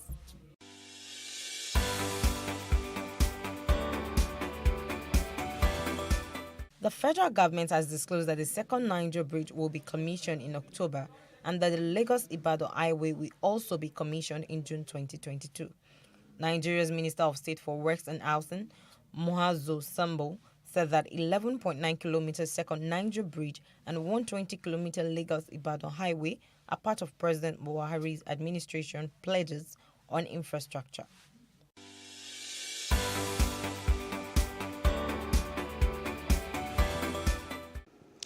Well, it is no longer news that the prices of foodstuff and other commodities have gone up and purchasing power reduced in recent times. Nigerians are spending much on food. Does this translate to more money for food entrepreneurs, or are they also struggling to stay afloat? Joining me right now to discuss the food business in this inflationary period is Nneka Adesoya. She is the founder and CEO of Super Dishes. Thanks for joining us on Business Insight. Thank you for having me. I'm super excited to be here. It is indeed our pleasure. Let's just dive into it. A lot of people always believe that food business is very lucrative. Is it actually the case, judging by the general hike in prices in Nigeria? Okay, so first off, I'm super excited that I'm in food business, right? But I would say this, that it's pretty much what you believe to be possible. You know, I mean, someone can say, oh, okay, food business is lucrative, and for somebody else, it's not, you know, it's not as lucrative. So it's what you believe to be true, what you believe to be your reality. And I'll say that for my reality, being in food business for way over 10 years now, right, I would say that it's a thriving it's a thriving arm of business if you choose to make that your reality. Thank you. Speaking of your reality, it sounds very interesting. Maybe I was just jumping the gun, as it were. Can you tell us how you actually started this? Is it something that you've always wanted to do? Maybe not exactly. So I was in paid employment, and you were in paid employment? Yes, I was in paid employment. You were a banker, you were a lawyer? No, I was in customer service. So I was working in a telecommunications company at the time, and I think it became a need. So it's pretty much, you know, how the market is. I feel like every entrepreneur should identify their need, you know, and you're able to meet it. So I was in paid employment at the time, and I think, you know, food became like such an issue. I guess we got tired of what we were always eating, and then on a few occasions I come in and then I make different types of meals to work, and then, you know, my colleagues just see and like, babe, how far, you know, can you make this for us? And I think from there I picked up an interest in, okay, I could actually service, you know, I could use my skills to serve people, you know, and so I just started making in small quantities here and there, and before you knew it, this person hears, that person hears, this other person hears. I think at a certain point in my life, I just knew that, okay, God was leading me somewhere else, and, you know, I prayed about it, and here we are. Nneka, you know, one thing I picked up from what you just said is that there was a need, and you identified it, and you know, chose to fill that particular need. Right. So invariably now, this food business, is it an all-comers affair? What can you do differently to stay afloat? So I feel that for every business, I strongly advise that you're quite knowledgeable about it and you're able to grow with the trends, that evolve with the trends. So it's beyond, being, oh, food business is lucrative. Oh yeah, let me start, let me do this. It's important that you're knowledgeable, right? And when I say knowledgeable, at least you have basic knowledge of how to put tomatoes and onions together. That's one. I also strongly feel that on few occasions where I have mentees who say, oh, I'm not making so much profit, I started this business because it was passion. I think it's important that you also understand that there's a difference between passion and there's a difference between making profit as a business. So you can be passionate about something and you're not making any type of profit from it. So it's safe to say that that's a charity business. All right, you're probably cooking for your family, everybody's eating and they're excited. But the moment you want to go into food business, you should understand that there are basic things you should have knowledge of. What's your food costing? What's the percentage of profits that you're looking to make? It's not necessarily because I put 1,000 naira. At the time where I started years back, it was easy to say you're putting 1,000 naira into the business and you're going to get 2,000 naira. But it's way different now because things are way, more expensive than it used to be. So I strongly advise that, it's not for everyone. Food business is not for everyone. But if you're able to understand what is required, to run a business by having basic knowledge of, putting your ingredients together so that it can serve the masses and then it appeals to them. And then 2, your food costing. Get your costing right. Getting your costing right. It's so key. Getting your costing right. How much would it cost me to do this? Some of the basic things that we leave out, which, at the end, by the time you put them together, you realize that, oh, this is what's taking out my money. This is where I can cut costs. This is where I can reduce, wastage. This is, so those are basic things I feel that everyone who's going into food business should know. You should know your basic overhead costs. But then you should know how to cook. Because I wonder sometimes, people operate restaurants and eateries and canteens and all of that. But you find out that when you eat those food being served at or being sold at those places, they're not really delicious. And I wonder how you open a restaurant when you actually cannot cook. How does that work? So I know that, life has evolved and life is evolving as it is. But like I said, I think it's important that you have basic knowledge of what type of business you're doing. Okay. So, I would bring it to fashion. So you have, certain persons who are in fashion industry who don't necessarily know how to sew, but they have basic knowledge of, okay, this is how I pattern, this is how I want it, there are some core skills that I believe you should have. So, bringing it to those who, and like I say to people, I say that it's way different when you have to cook for one person and when you're cooking for 100 persons. You have to know how you're going to incorporate your ingredients, how you're going to infuse different elements of cooking into it. And putting your heart into it. So I think I would just really encourage or, put it out there that for everyone who wants to do food business, you should have basic knowledge. Have basic knowledge of knowing how to cook whatever it is that you want to cook. Because, when I started, there were times where, so I started out doing small chops. Yes. Right, and there were days where I knew, I had an idea of the recipes. I knew how I wanted the small chops to look like. I knew, but I just felt, oh, I can hire people to get it done. And on different occasions, I had them not showing up. Disappointments. Like they would not show up. And I'm like, and in that moment, my husband is like, babe, you need to learn this. Yeah. You need to learn how to do it. And so I picked it up myself. I started frying puff. I started doing stuff by myself. So whether you choose to show up at work, so I think, as individuals and business owners, it's important that you empower yourself. So, you have an identity of your own, regardless of whether you have a great chef or you don't. So let's talk about how far the industry has grown over the years. I know right now there are a whole lot of stakeholders in the value chain. Absolutely. You see lots of delivery men, people order foods online and, just at the tip of your finger, you get meals delivered to you. How far would you say social media and technology has or have indeed helped the sector? I would say that social media has done a great deal it has done so much for the food business sector, for every business pretty much, because it has given us an edge. So I would say that we're now global competitors, right? So I don't necessarily have to know I don't necessarily have to know where I'm ordering from. Or let me rephrase. I would say it has made us one global competitor. Social media has given everybody, an edge to be able to present yourself the way you want people to see you. So for instance, with my food business, you have cases where families in the diaspora order directly here for you to deliver to their families here in Nigeria. Oh, wow. So I would say that, social media has helped a whole lot. It has given us, a level playing ground, so everybody's able to interact. Our pictures are getting to the UK, your pictures are using different hashtags, your pictures are seen in Mexico, people want to identify, with the Nigerian food business industry in itself, because social media has, giving us an edge to be out there, and we're pretty much leveraging on that. So let's talk about regulation now. Is this particular industry or sector regulated? Because if you had several people jumping on that particular bandwagon, how do you ensure quality? How do you ensure safety and standards as well? Okay, so I know that we can do better here in Nigeria, to be honest, by having, necessary regulatory bodies that, are able to put checks and balances here and there. But I mean, you have different associations that are springing up, bringing some form of unity in the food industry.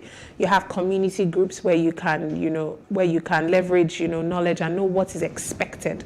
So I run a community group as well, where we're able to, help growing business owners, gather basic knowledge, have an understanding of the line of business that you're in. So I would say that has helped all them communities here and there and all that. But like I said, I feel that, as a nation, we can still do better by having regulatory, bodies who are able to put checks and balances. Yeah. However, as a food business owner, I would encourage that you take up courses that can give you an edge, So when I pretty much started, I didn't know that there were certain courses that, that you could leverage on.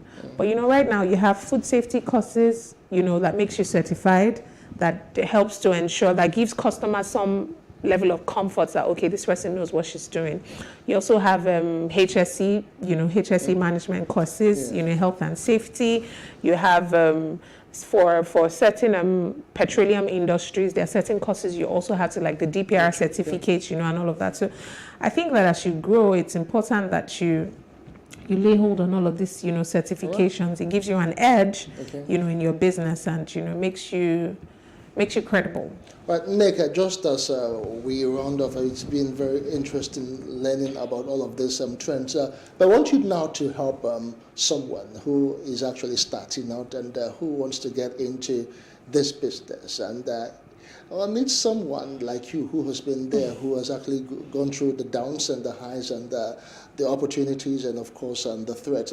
Your camera is too. I just want you to look at it and just advise and give useful tips on how to start a food business in Nigeria. Okay, I think first off, one thing that I would, say to whoever is watching is, know your why. Why do you want to do what you want to do, right? That's one. Two would be that you must be able to numb yourself to limitations, numb your mind to seeing limitations and saying, okay, this is not working, this is not working. You must be able to numb yourself to such things. And most importantly, one of the scriptures that keeps me going is from Isaiah 50 verses 7, which says you should set your face like a flint and you will not be dismayed. So you must set your face on the one who has called you, on the one who has sent you, and one who is making it possible for you to make your food business grow. Set your face on him. Don't focus on anything else, because he would always give you direction, and that's the person of the Holy Spirit.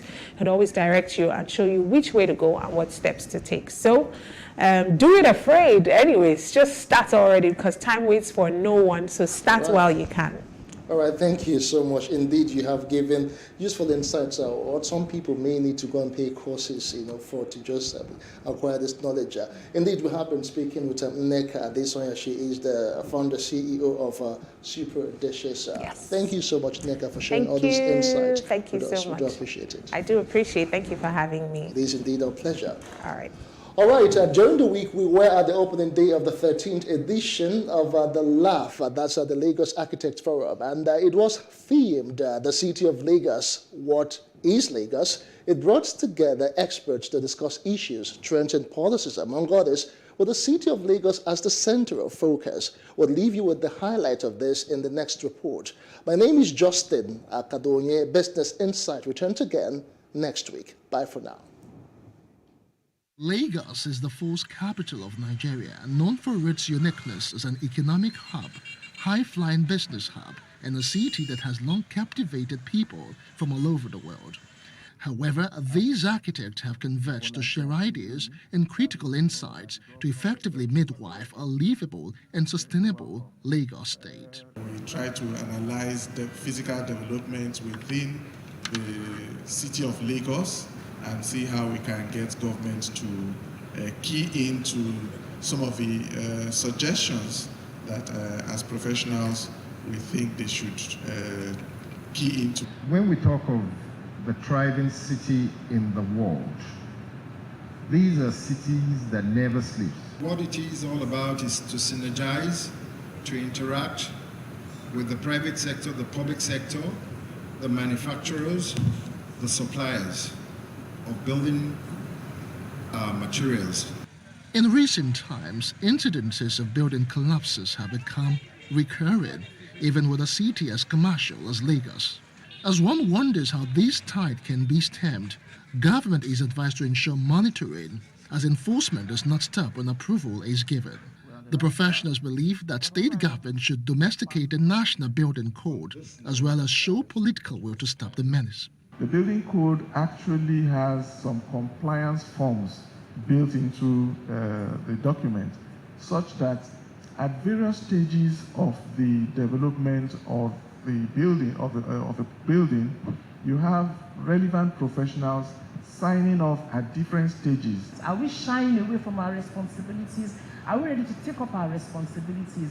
And to be honest with you, please be ready for more collapses, because if we are not ready to do the right thing, then be sure that these tragedies will continue to occur. Until we can have a proper governance structure on the construction process, where we start to track who designs, who supervises, what are the stages of construction, what are the stages of certification, and it's available on a digital platform.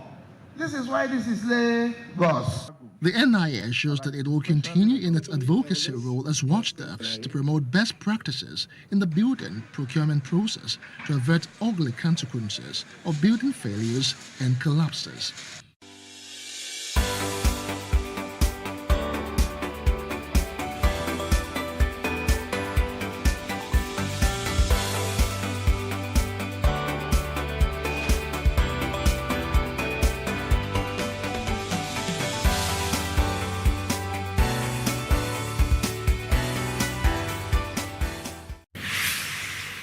So what are the top decisions that the United States considers necessary that Nigeria must take? I like to think of my interactions as conversations, not interviews. And that's why I say asking questions is both an art and a science. Everyone says in Islam you are allowed to have 4 wives. Is it mandatory? The right question enables answers that educate, inform, clarify, and help you, the viewer, to better understand the issue before making up your mind. Our goal is to reduce from 10 to 2 days the time it takes to register businesses in Nigeria. Join me every week on this station, Plus TV Africa, and gain exclusive access to my conversations. I'm Angela Ajetumobi. How can we have peace without justice? Plus Politics. It's not just another political conversation, it's about keeping you in the know. The relevant interviews, asking the tough questions to those that matter. Get the answers you need. Does it mean that the people who were injured, people who were shot at, those who were involved in that stampede are not going to get justice? It is unfortunate, it is sad that we have a government of deaf and dumb. Analysis from top experts. The last election was not really an election. We feel that Obasanjo has a very special place in his heart for hating Ijaw people. I think it really boils down to 2 things. 1, trust and accountability. Plus Politics, every weeknight at 7 p.m. on Plus TV Africa.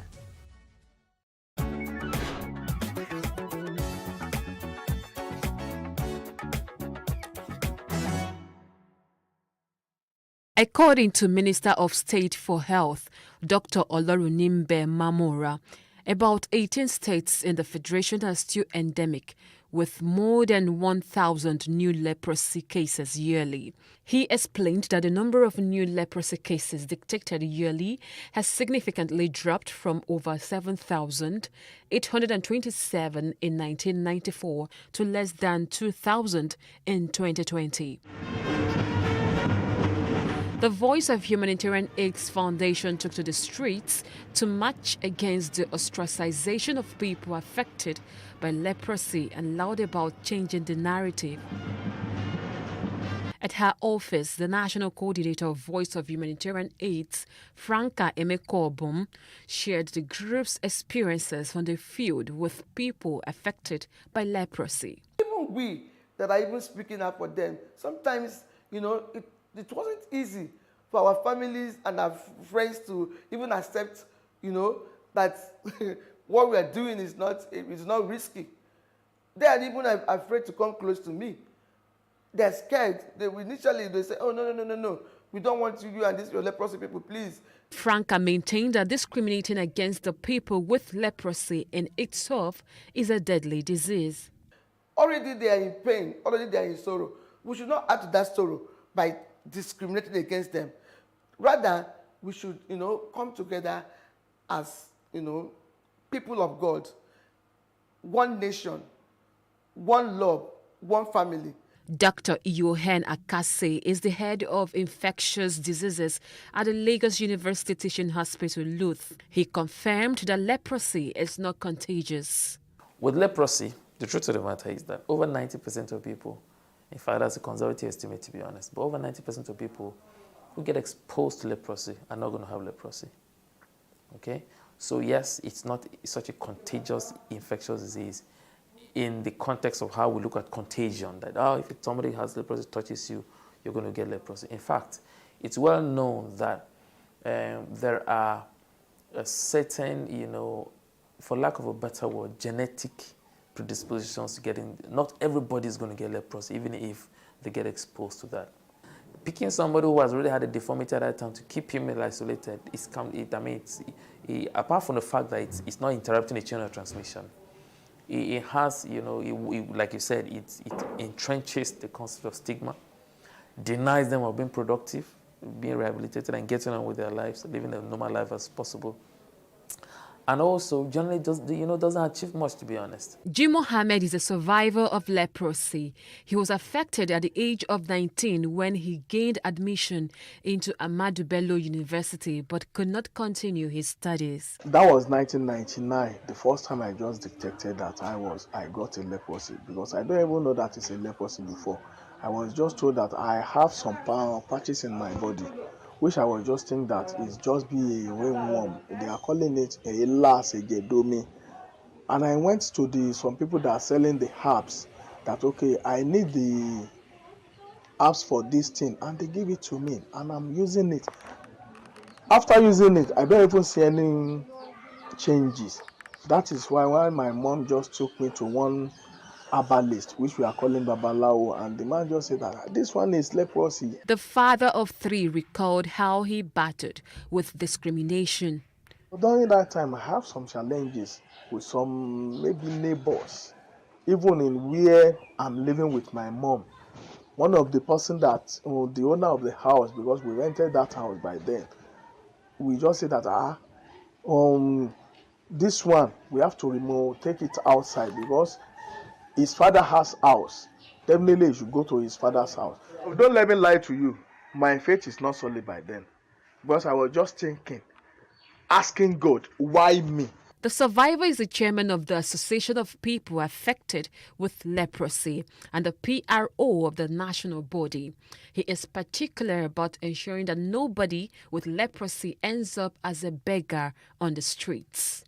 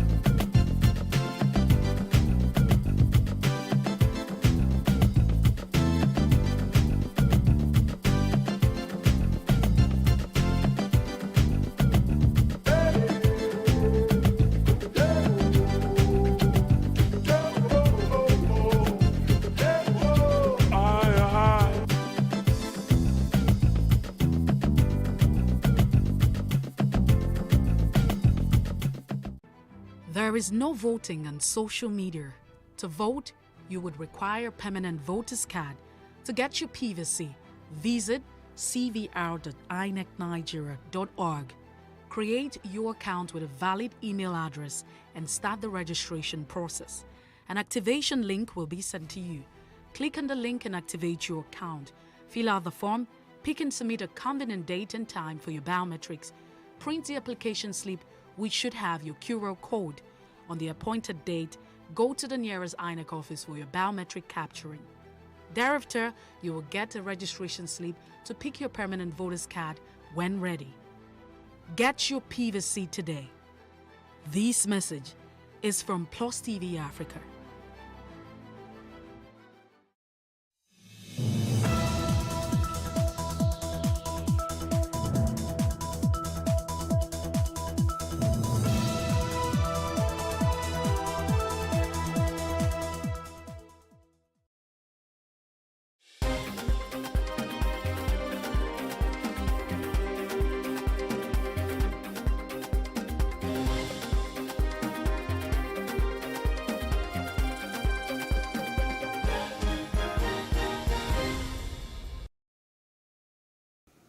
Good evening, I am Khadijat Balogun, and this is the news update.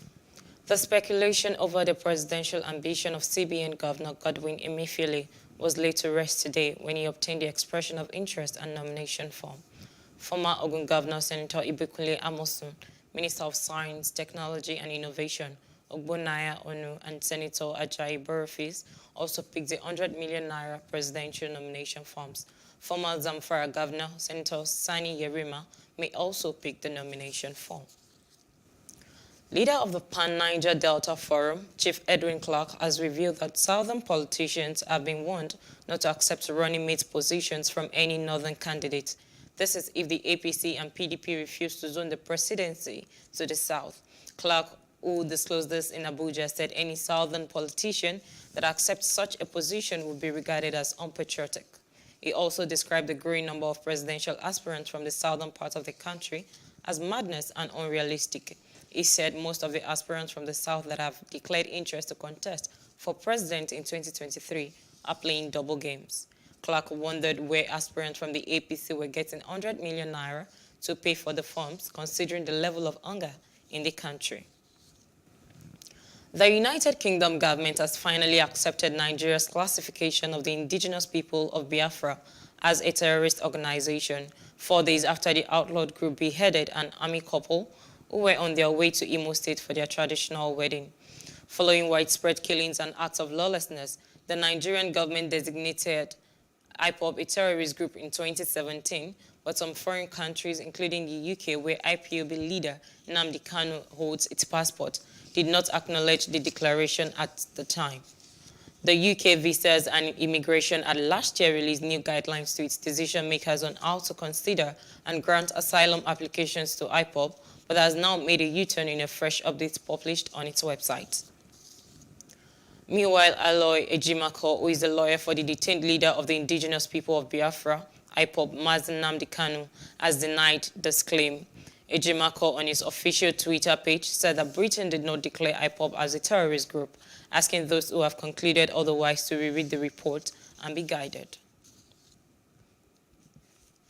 Moving on, leaders in the southeast have appealed to President Muhammadu Buhari to release the detained leader of the indigenous people of Biafra, Nnamdi Kanu. At a meeting with the president, who is on a 2-day visit to Ebonyi State, the chairman of the Christian Association of Nigeria in the southeast, Reverend Father Abraham Onwali, made the plea on behalf of the southeast leader.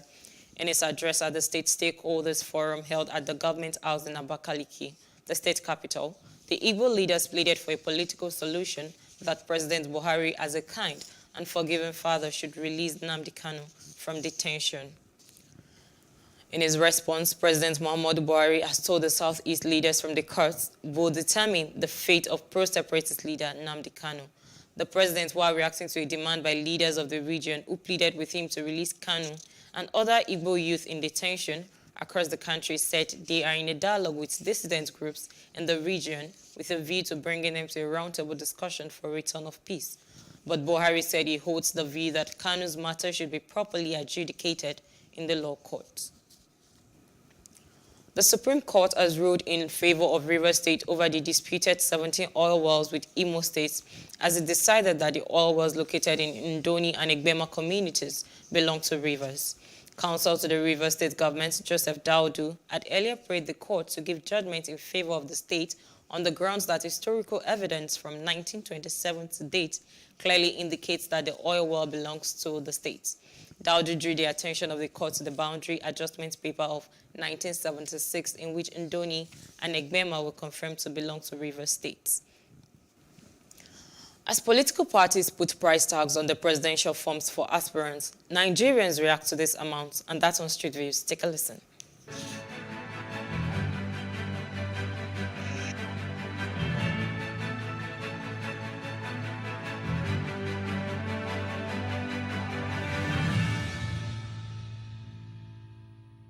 As a people, these are things that we need to take into consideration when making our choice of a party to support or the candidates to support, because there is consequence to such things being put in place. You don't expect someone that pays a huge price and buys from his pocket to actually then not want to recoup that money. Where do they get such money from to buy just a form where it's not guaranteed you're going to win? So, as citizens, we need to be watchful of that and make our decisions. It's not ideal, especially if you look at what's going on in the country now. 100 million is a lot of money.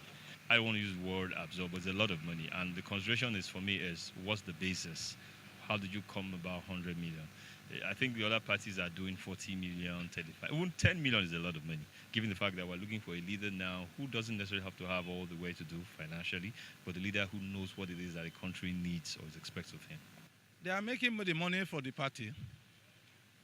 The party belongs to the money belongs to the party. So you can never say maybe it's wrong or it's right. Because even though they say it's a trillion.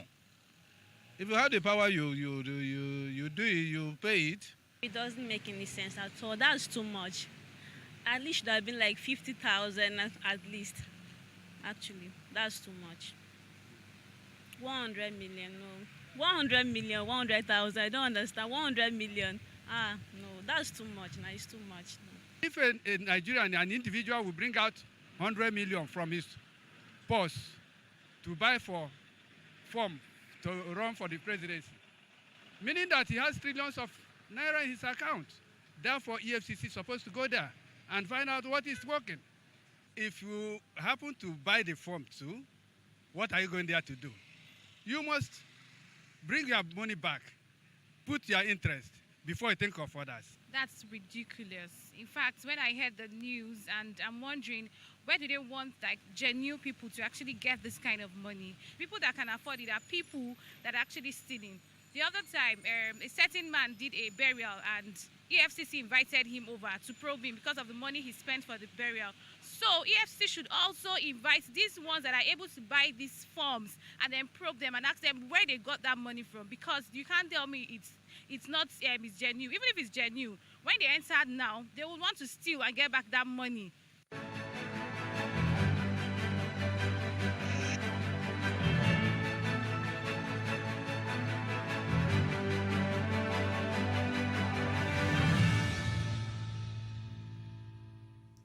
And moving on to other parts of Africa, at least 7 soldiers and 20 terrorists lost their lives following militant attacks on 2 military bases in the north of Burkina Faso.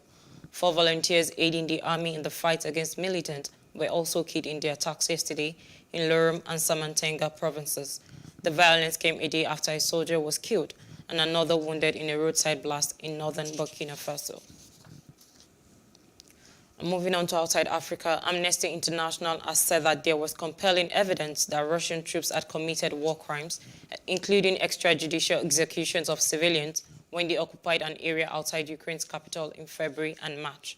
Civilians also suffered abuses such as reckless shootings and torture at the hands of Russian forces during their failed onslaught on Kyiv in the early stages of the invasion launched by the Kremlin on February 24, the rights group said in a report. We have gathered since the Russian invasion of Ukraine began in late February 2022.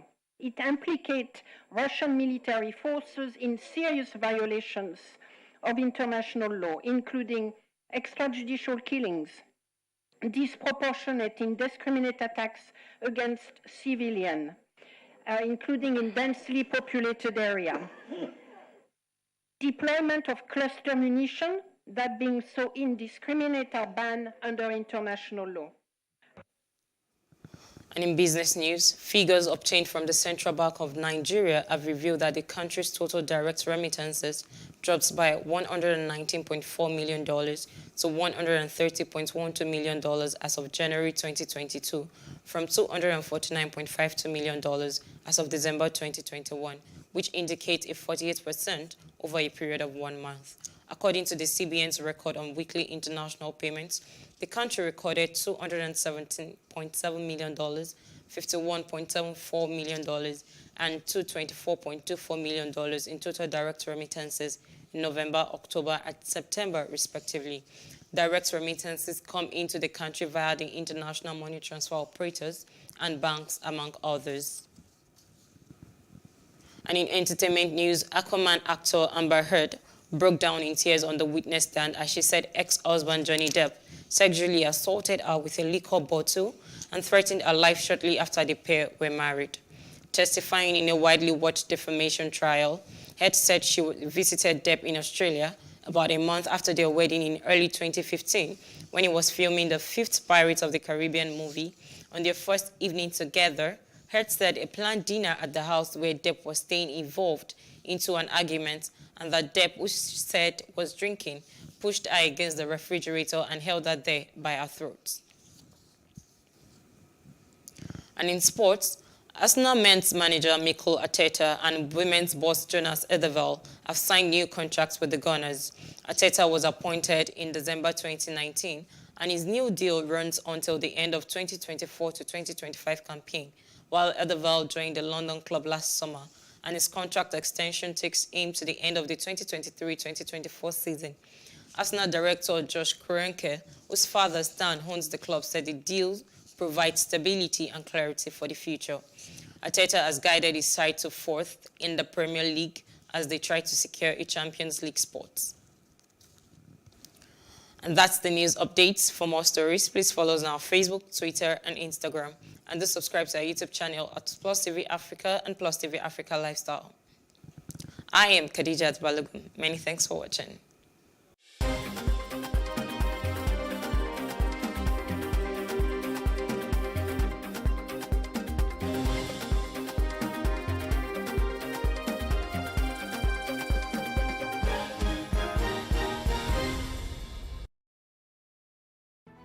There is no voting on social media. To vote, you would require a permanent voter's card. To get your PVC, visit cvr.inecnigeria.org. Create your account with a valid email address and start the registration process. An activation link will be sent to you. Click on the link and activate your account. Fill out the form, pick and submit a convenient date and time for your biometrics. Print the application slip, which should have your QR code. On the appointed date, go to the nearest INEC office for your biometric capturing. Thereafter, you will get a registration slip to pick your permanent voter's card when ready. Get your PVC today. This message is from Plus TV Africa. Nigeria's Niger Delta region, from where the black gold fuels Africa's largest economy, where the lines between wealth and poverty has never been thinner. Conflicts, poverty, insecurity, and environmental challenges daily confront the region. How can the Niger Delta story be changed for the better? Join Mamude Akuga at 9 p.m. every Friday evening on Plus TV Africa as he probes deep in search of solutions. Inside the Niger Delta with Mamude Akuga, the authentic voice of Nigeria's oil-rich region.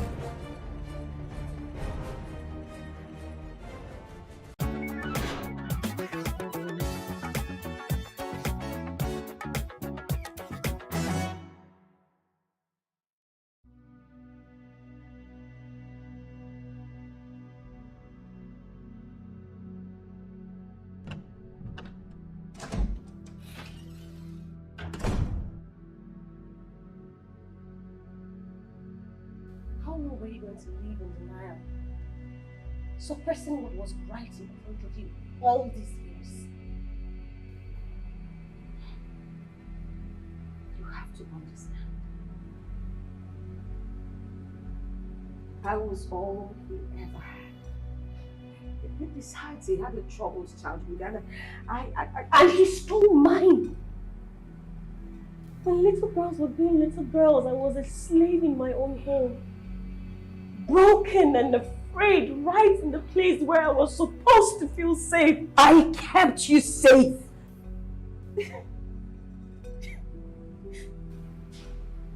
How? Well, I took care of you when your deadbeat father was running the streets with those whores. I was left with 4 kids to take care of. I fed you. I gave you shelter. I clothed you, and I paid your fees. My back was on the ground like a horse day and night. Your brother raped me. Operation. He did, and you know it. You know this. I told you he did. Cannot do that. For 5 miserable years, right under your nose. You were supposed to protect me, and I came to you. I did, and you called me a little liar, said I should be ashamed of myself, and I have carried that shame all my life. I was the child. You were my mother, and you did nothing. He is not perfect. No one is. You're not. I am not. But he loved you all dearly. He was a good man. He was the only help that I had.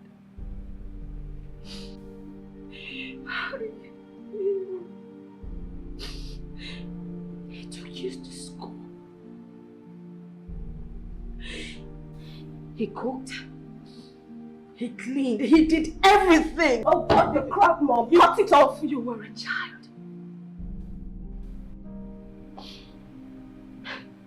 And you know, those days, you were something else. You had this wild imagination, and I figured it was all coming from. I can't believe you. I can't believe you're sitting here trying to rationalize and make excuses for that predator and for failing as a mother. You ungrateful child. After all I went through for you, you then sit there and chastise me? Do you know what I went through? Do you? The mental torture, the physical and emotional abuse that I had to endure. Oh, you think you're the only one that went through dark times? Well, I did. I endured and I stayed back for my children, for you. No one asked you to. That is what one is supposed to do. My mother, my grandmother, all the women before me, they all did it. They never let out the secret. They were there. They forgave. They forgot. They bore the pain for their children and family. We were never a family, Mom. We weren't a family. We were broken. You should have taken us. You should have run as fast and as far as your legs could carry you. We would have been better off on the streets than in that house. But you were weak. And we had to pay the price. Everything is not always black and white. You women of this generation with your modern day ideologies and feminism. All you want to do is talk about everything. Let me tell you, we paid the price for you. We bore the pain so you will have a shot at life. We gave you that voice that you're using to speak so loudly and condescending with. So you don't sit there and judge me. You failed. Okay? And it's fine. It's okay to admit it. You failed.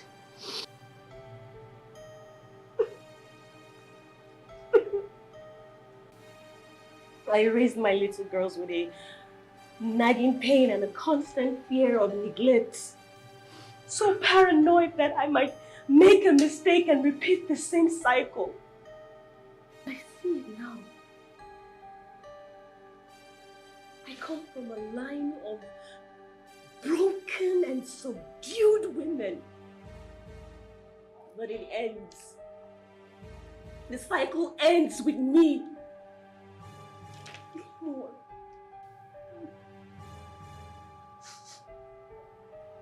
I forgive you.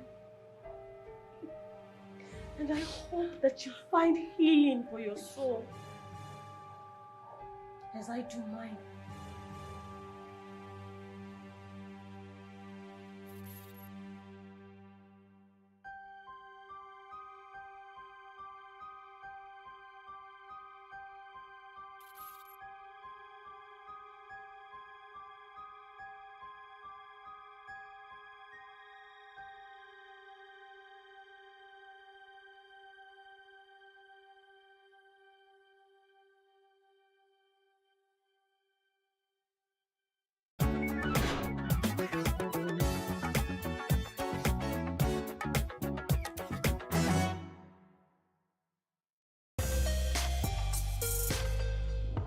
Filmmaker Reggie Dakum is putting the spotlight on ethnic groups in Nigeria with a documentary titled Tribe.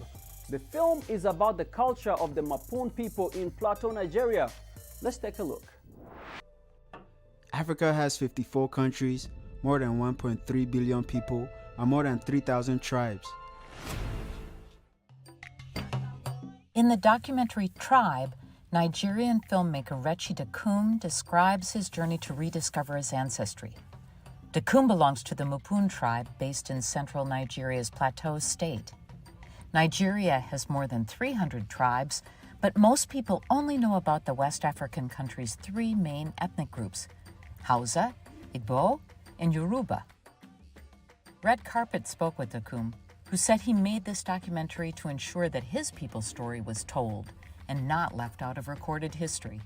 My motivation behind making this documentary lies in the fact that culture is constantly changing, evolving, and growing. With globalization taking effect, the world getting smaller, cities and nations being built, certain cultures are left behind or left out of the conversation.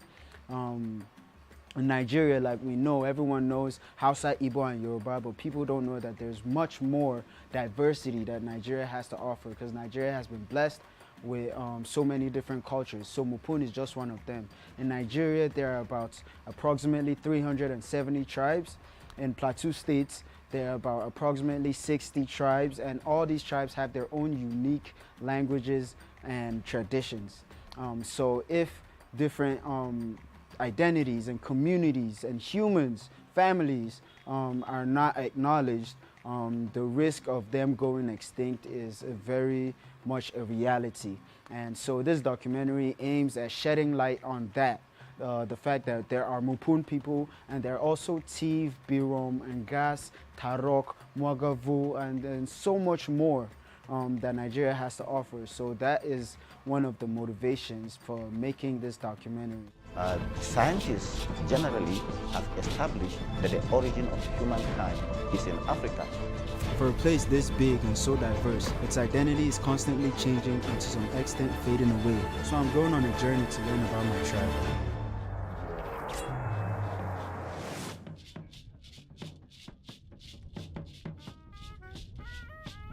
Africa's independent filmmakers have been making waves in film festivals and winning awards for their original content. With films from the continent available on major streaming platforms, such as Netflix and Amazon Prime Video, Africa's cinema is flourishing in the digital age. The broader exposure for African filmmakers excites Dakum. I think this is the perfect time to be an African storyteller. As you can see, African cinema is doing big things. It's being accepted in big platforms, in the streaming space, in the theatric space, in the festival space. African storytellers are finally able to use their voice on big platforms to tell our stories, because for a long time we've not been the one telling our stories, or we've not been heard. So this is a wonderful time to be an African storyteller, and I'm excited because so many young filmmakers are doing great things with their work. They're telling very important stories, stories that shape our understanding of what it means to be Nigerian, what it means to be African, Ghanaian, and so I'm just excited. Defeating Emmerson Mnangagwa. President is a documentary chronicling the fierce struggle for power in Zimbabwe. The plot centers around the 2018 election. The country is set to hold its first election after 37 years under Robert Mugabe's dictatorship. Through the figure of the young Nelson Chamisa, the main opponent to putschist Emmerson Mnangagwa, the film tells the story of Zimbabwe's yearning for democracy, a theme dear to filmmaker Camilla Nilsson. Democracy in general, universally, is something that we need to care about and keep debating and keep nurturing, almost like a marriage or a relationship. We don't take care of it, it can crack, as we're seeing in many parts of the world right now besides Zimbabwe. Camilla Nilsson, who previously documented Zimbabwe's political life, explains that her second film is an effort to highlight the historic significance of the 2018 election for Zimbabweans who lived through food shortages and a severe economic crisis. When asked why she chose to tell the story from the opposition's viewpoint, Nilsson explains that the MDC, the Movement for Democratic Change, is the only side to have given her access to its campaign. And we did also approach Ede Mnangagwa and his camp to see if he would, like ZANU-PF and the ruling party had been part of my first film, accept to be filmed for this new documentary. But after some initial negotiations and actually an initial green light, the camp then declined, or basically didn't get back to my request for meetings, and so we could have made a more balanced film had Mnangagwa's camp agreed to be part of the movie, but unfortunately they declined. To understand why the ruling party refused to be filmed by Nilsson's team, we contacted officials in the Mnangagwa administration. To this date, no response was provided. The documentary exposes the violent repression of demonstrators by the police that left more than 6 dead in the days leading up to the results. Besides the campaign and the presidential election, Nilsson's documentary also showcases the opposition's appeal to Zimbabwe's constitutional court after Emmerson Mnangagwa was declared the winner. All the drama that's in the film and why it feels like a thriller with the military and the police interrupting press conferences and all these dramatic events that took place during the election is not something that you could have ever scripted had it been a fiction film. I think we were surprised very much about how events turned. The filmmaker believes that the documentary's ability to retain the viewer's attention is largely due to the choices made by the ruling party. Now, Camilla Nilsson says that the most important thing for her is to make sure Zimbabwean audiences see the film. We still need to release President in Zimbabwe, and we're in the process of doing so. Nilsson's first documentary, Democrats, released in 2014, was censored until February 2018.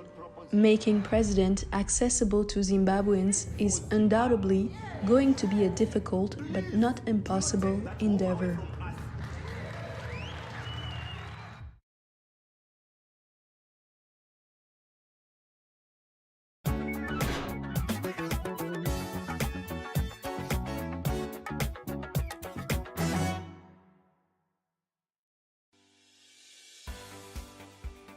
businesses in Africa can be very challenging.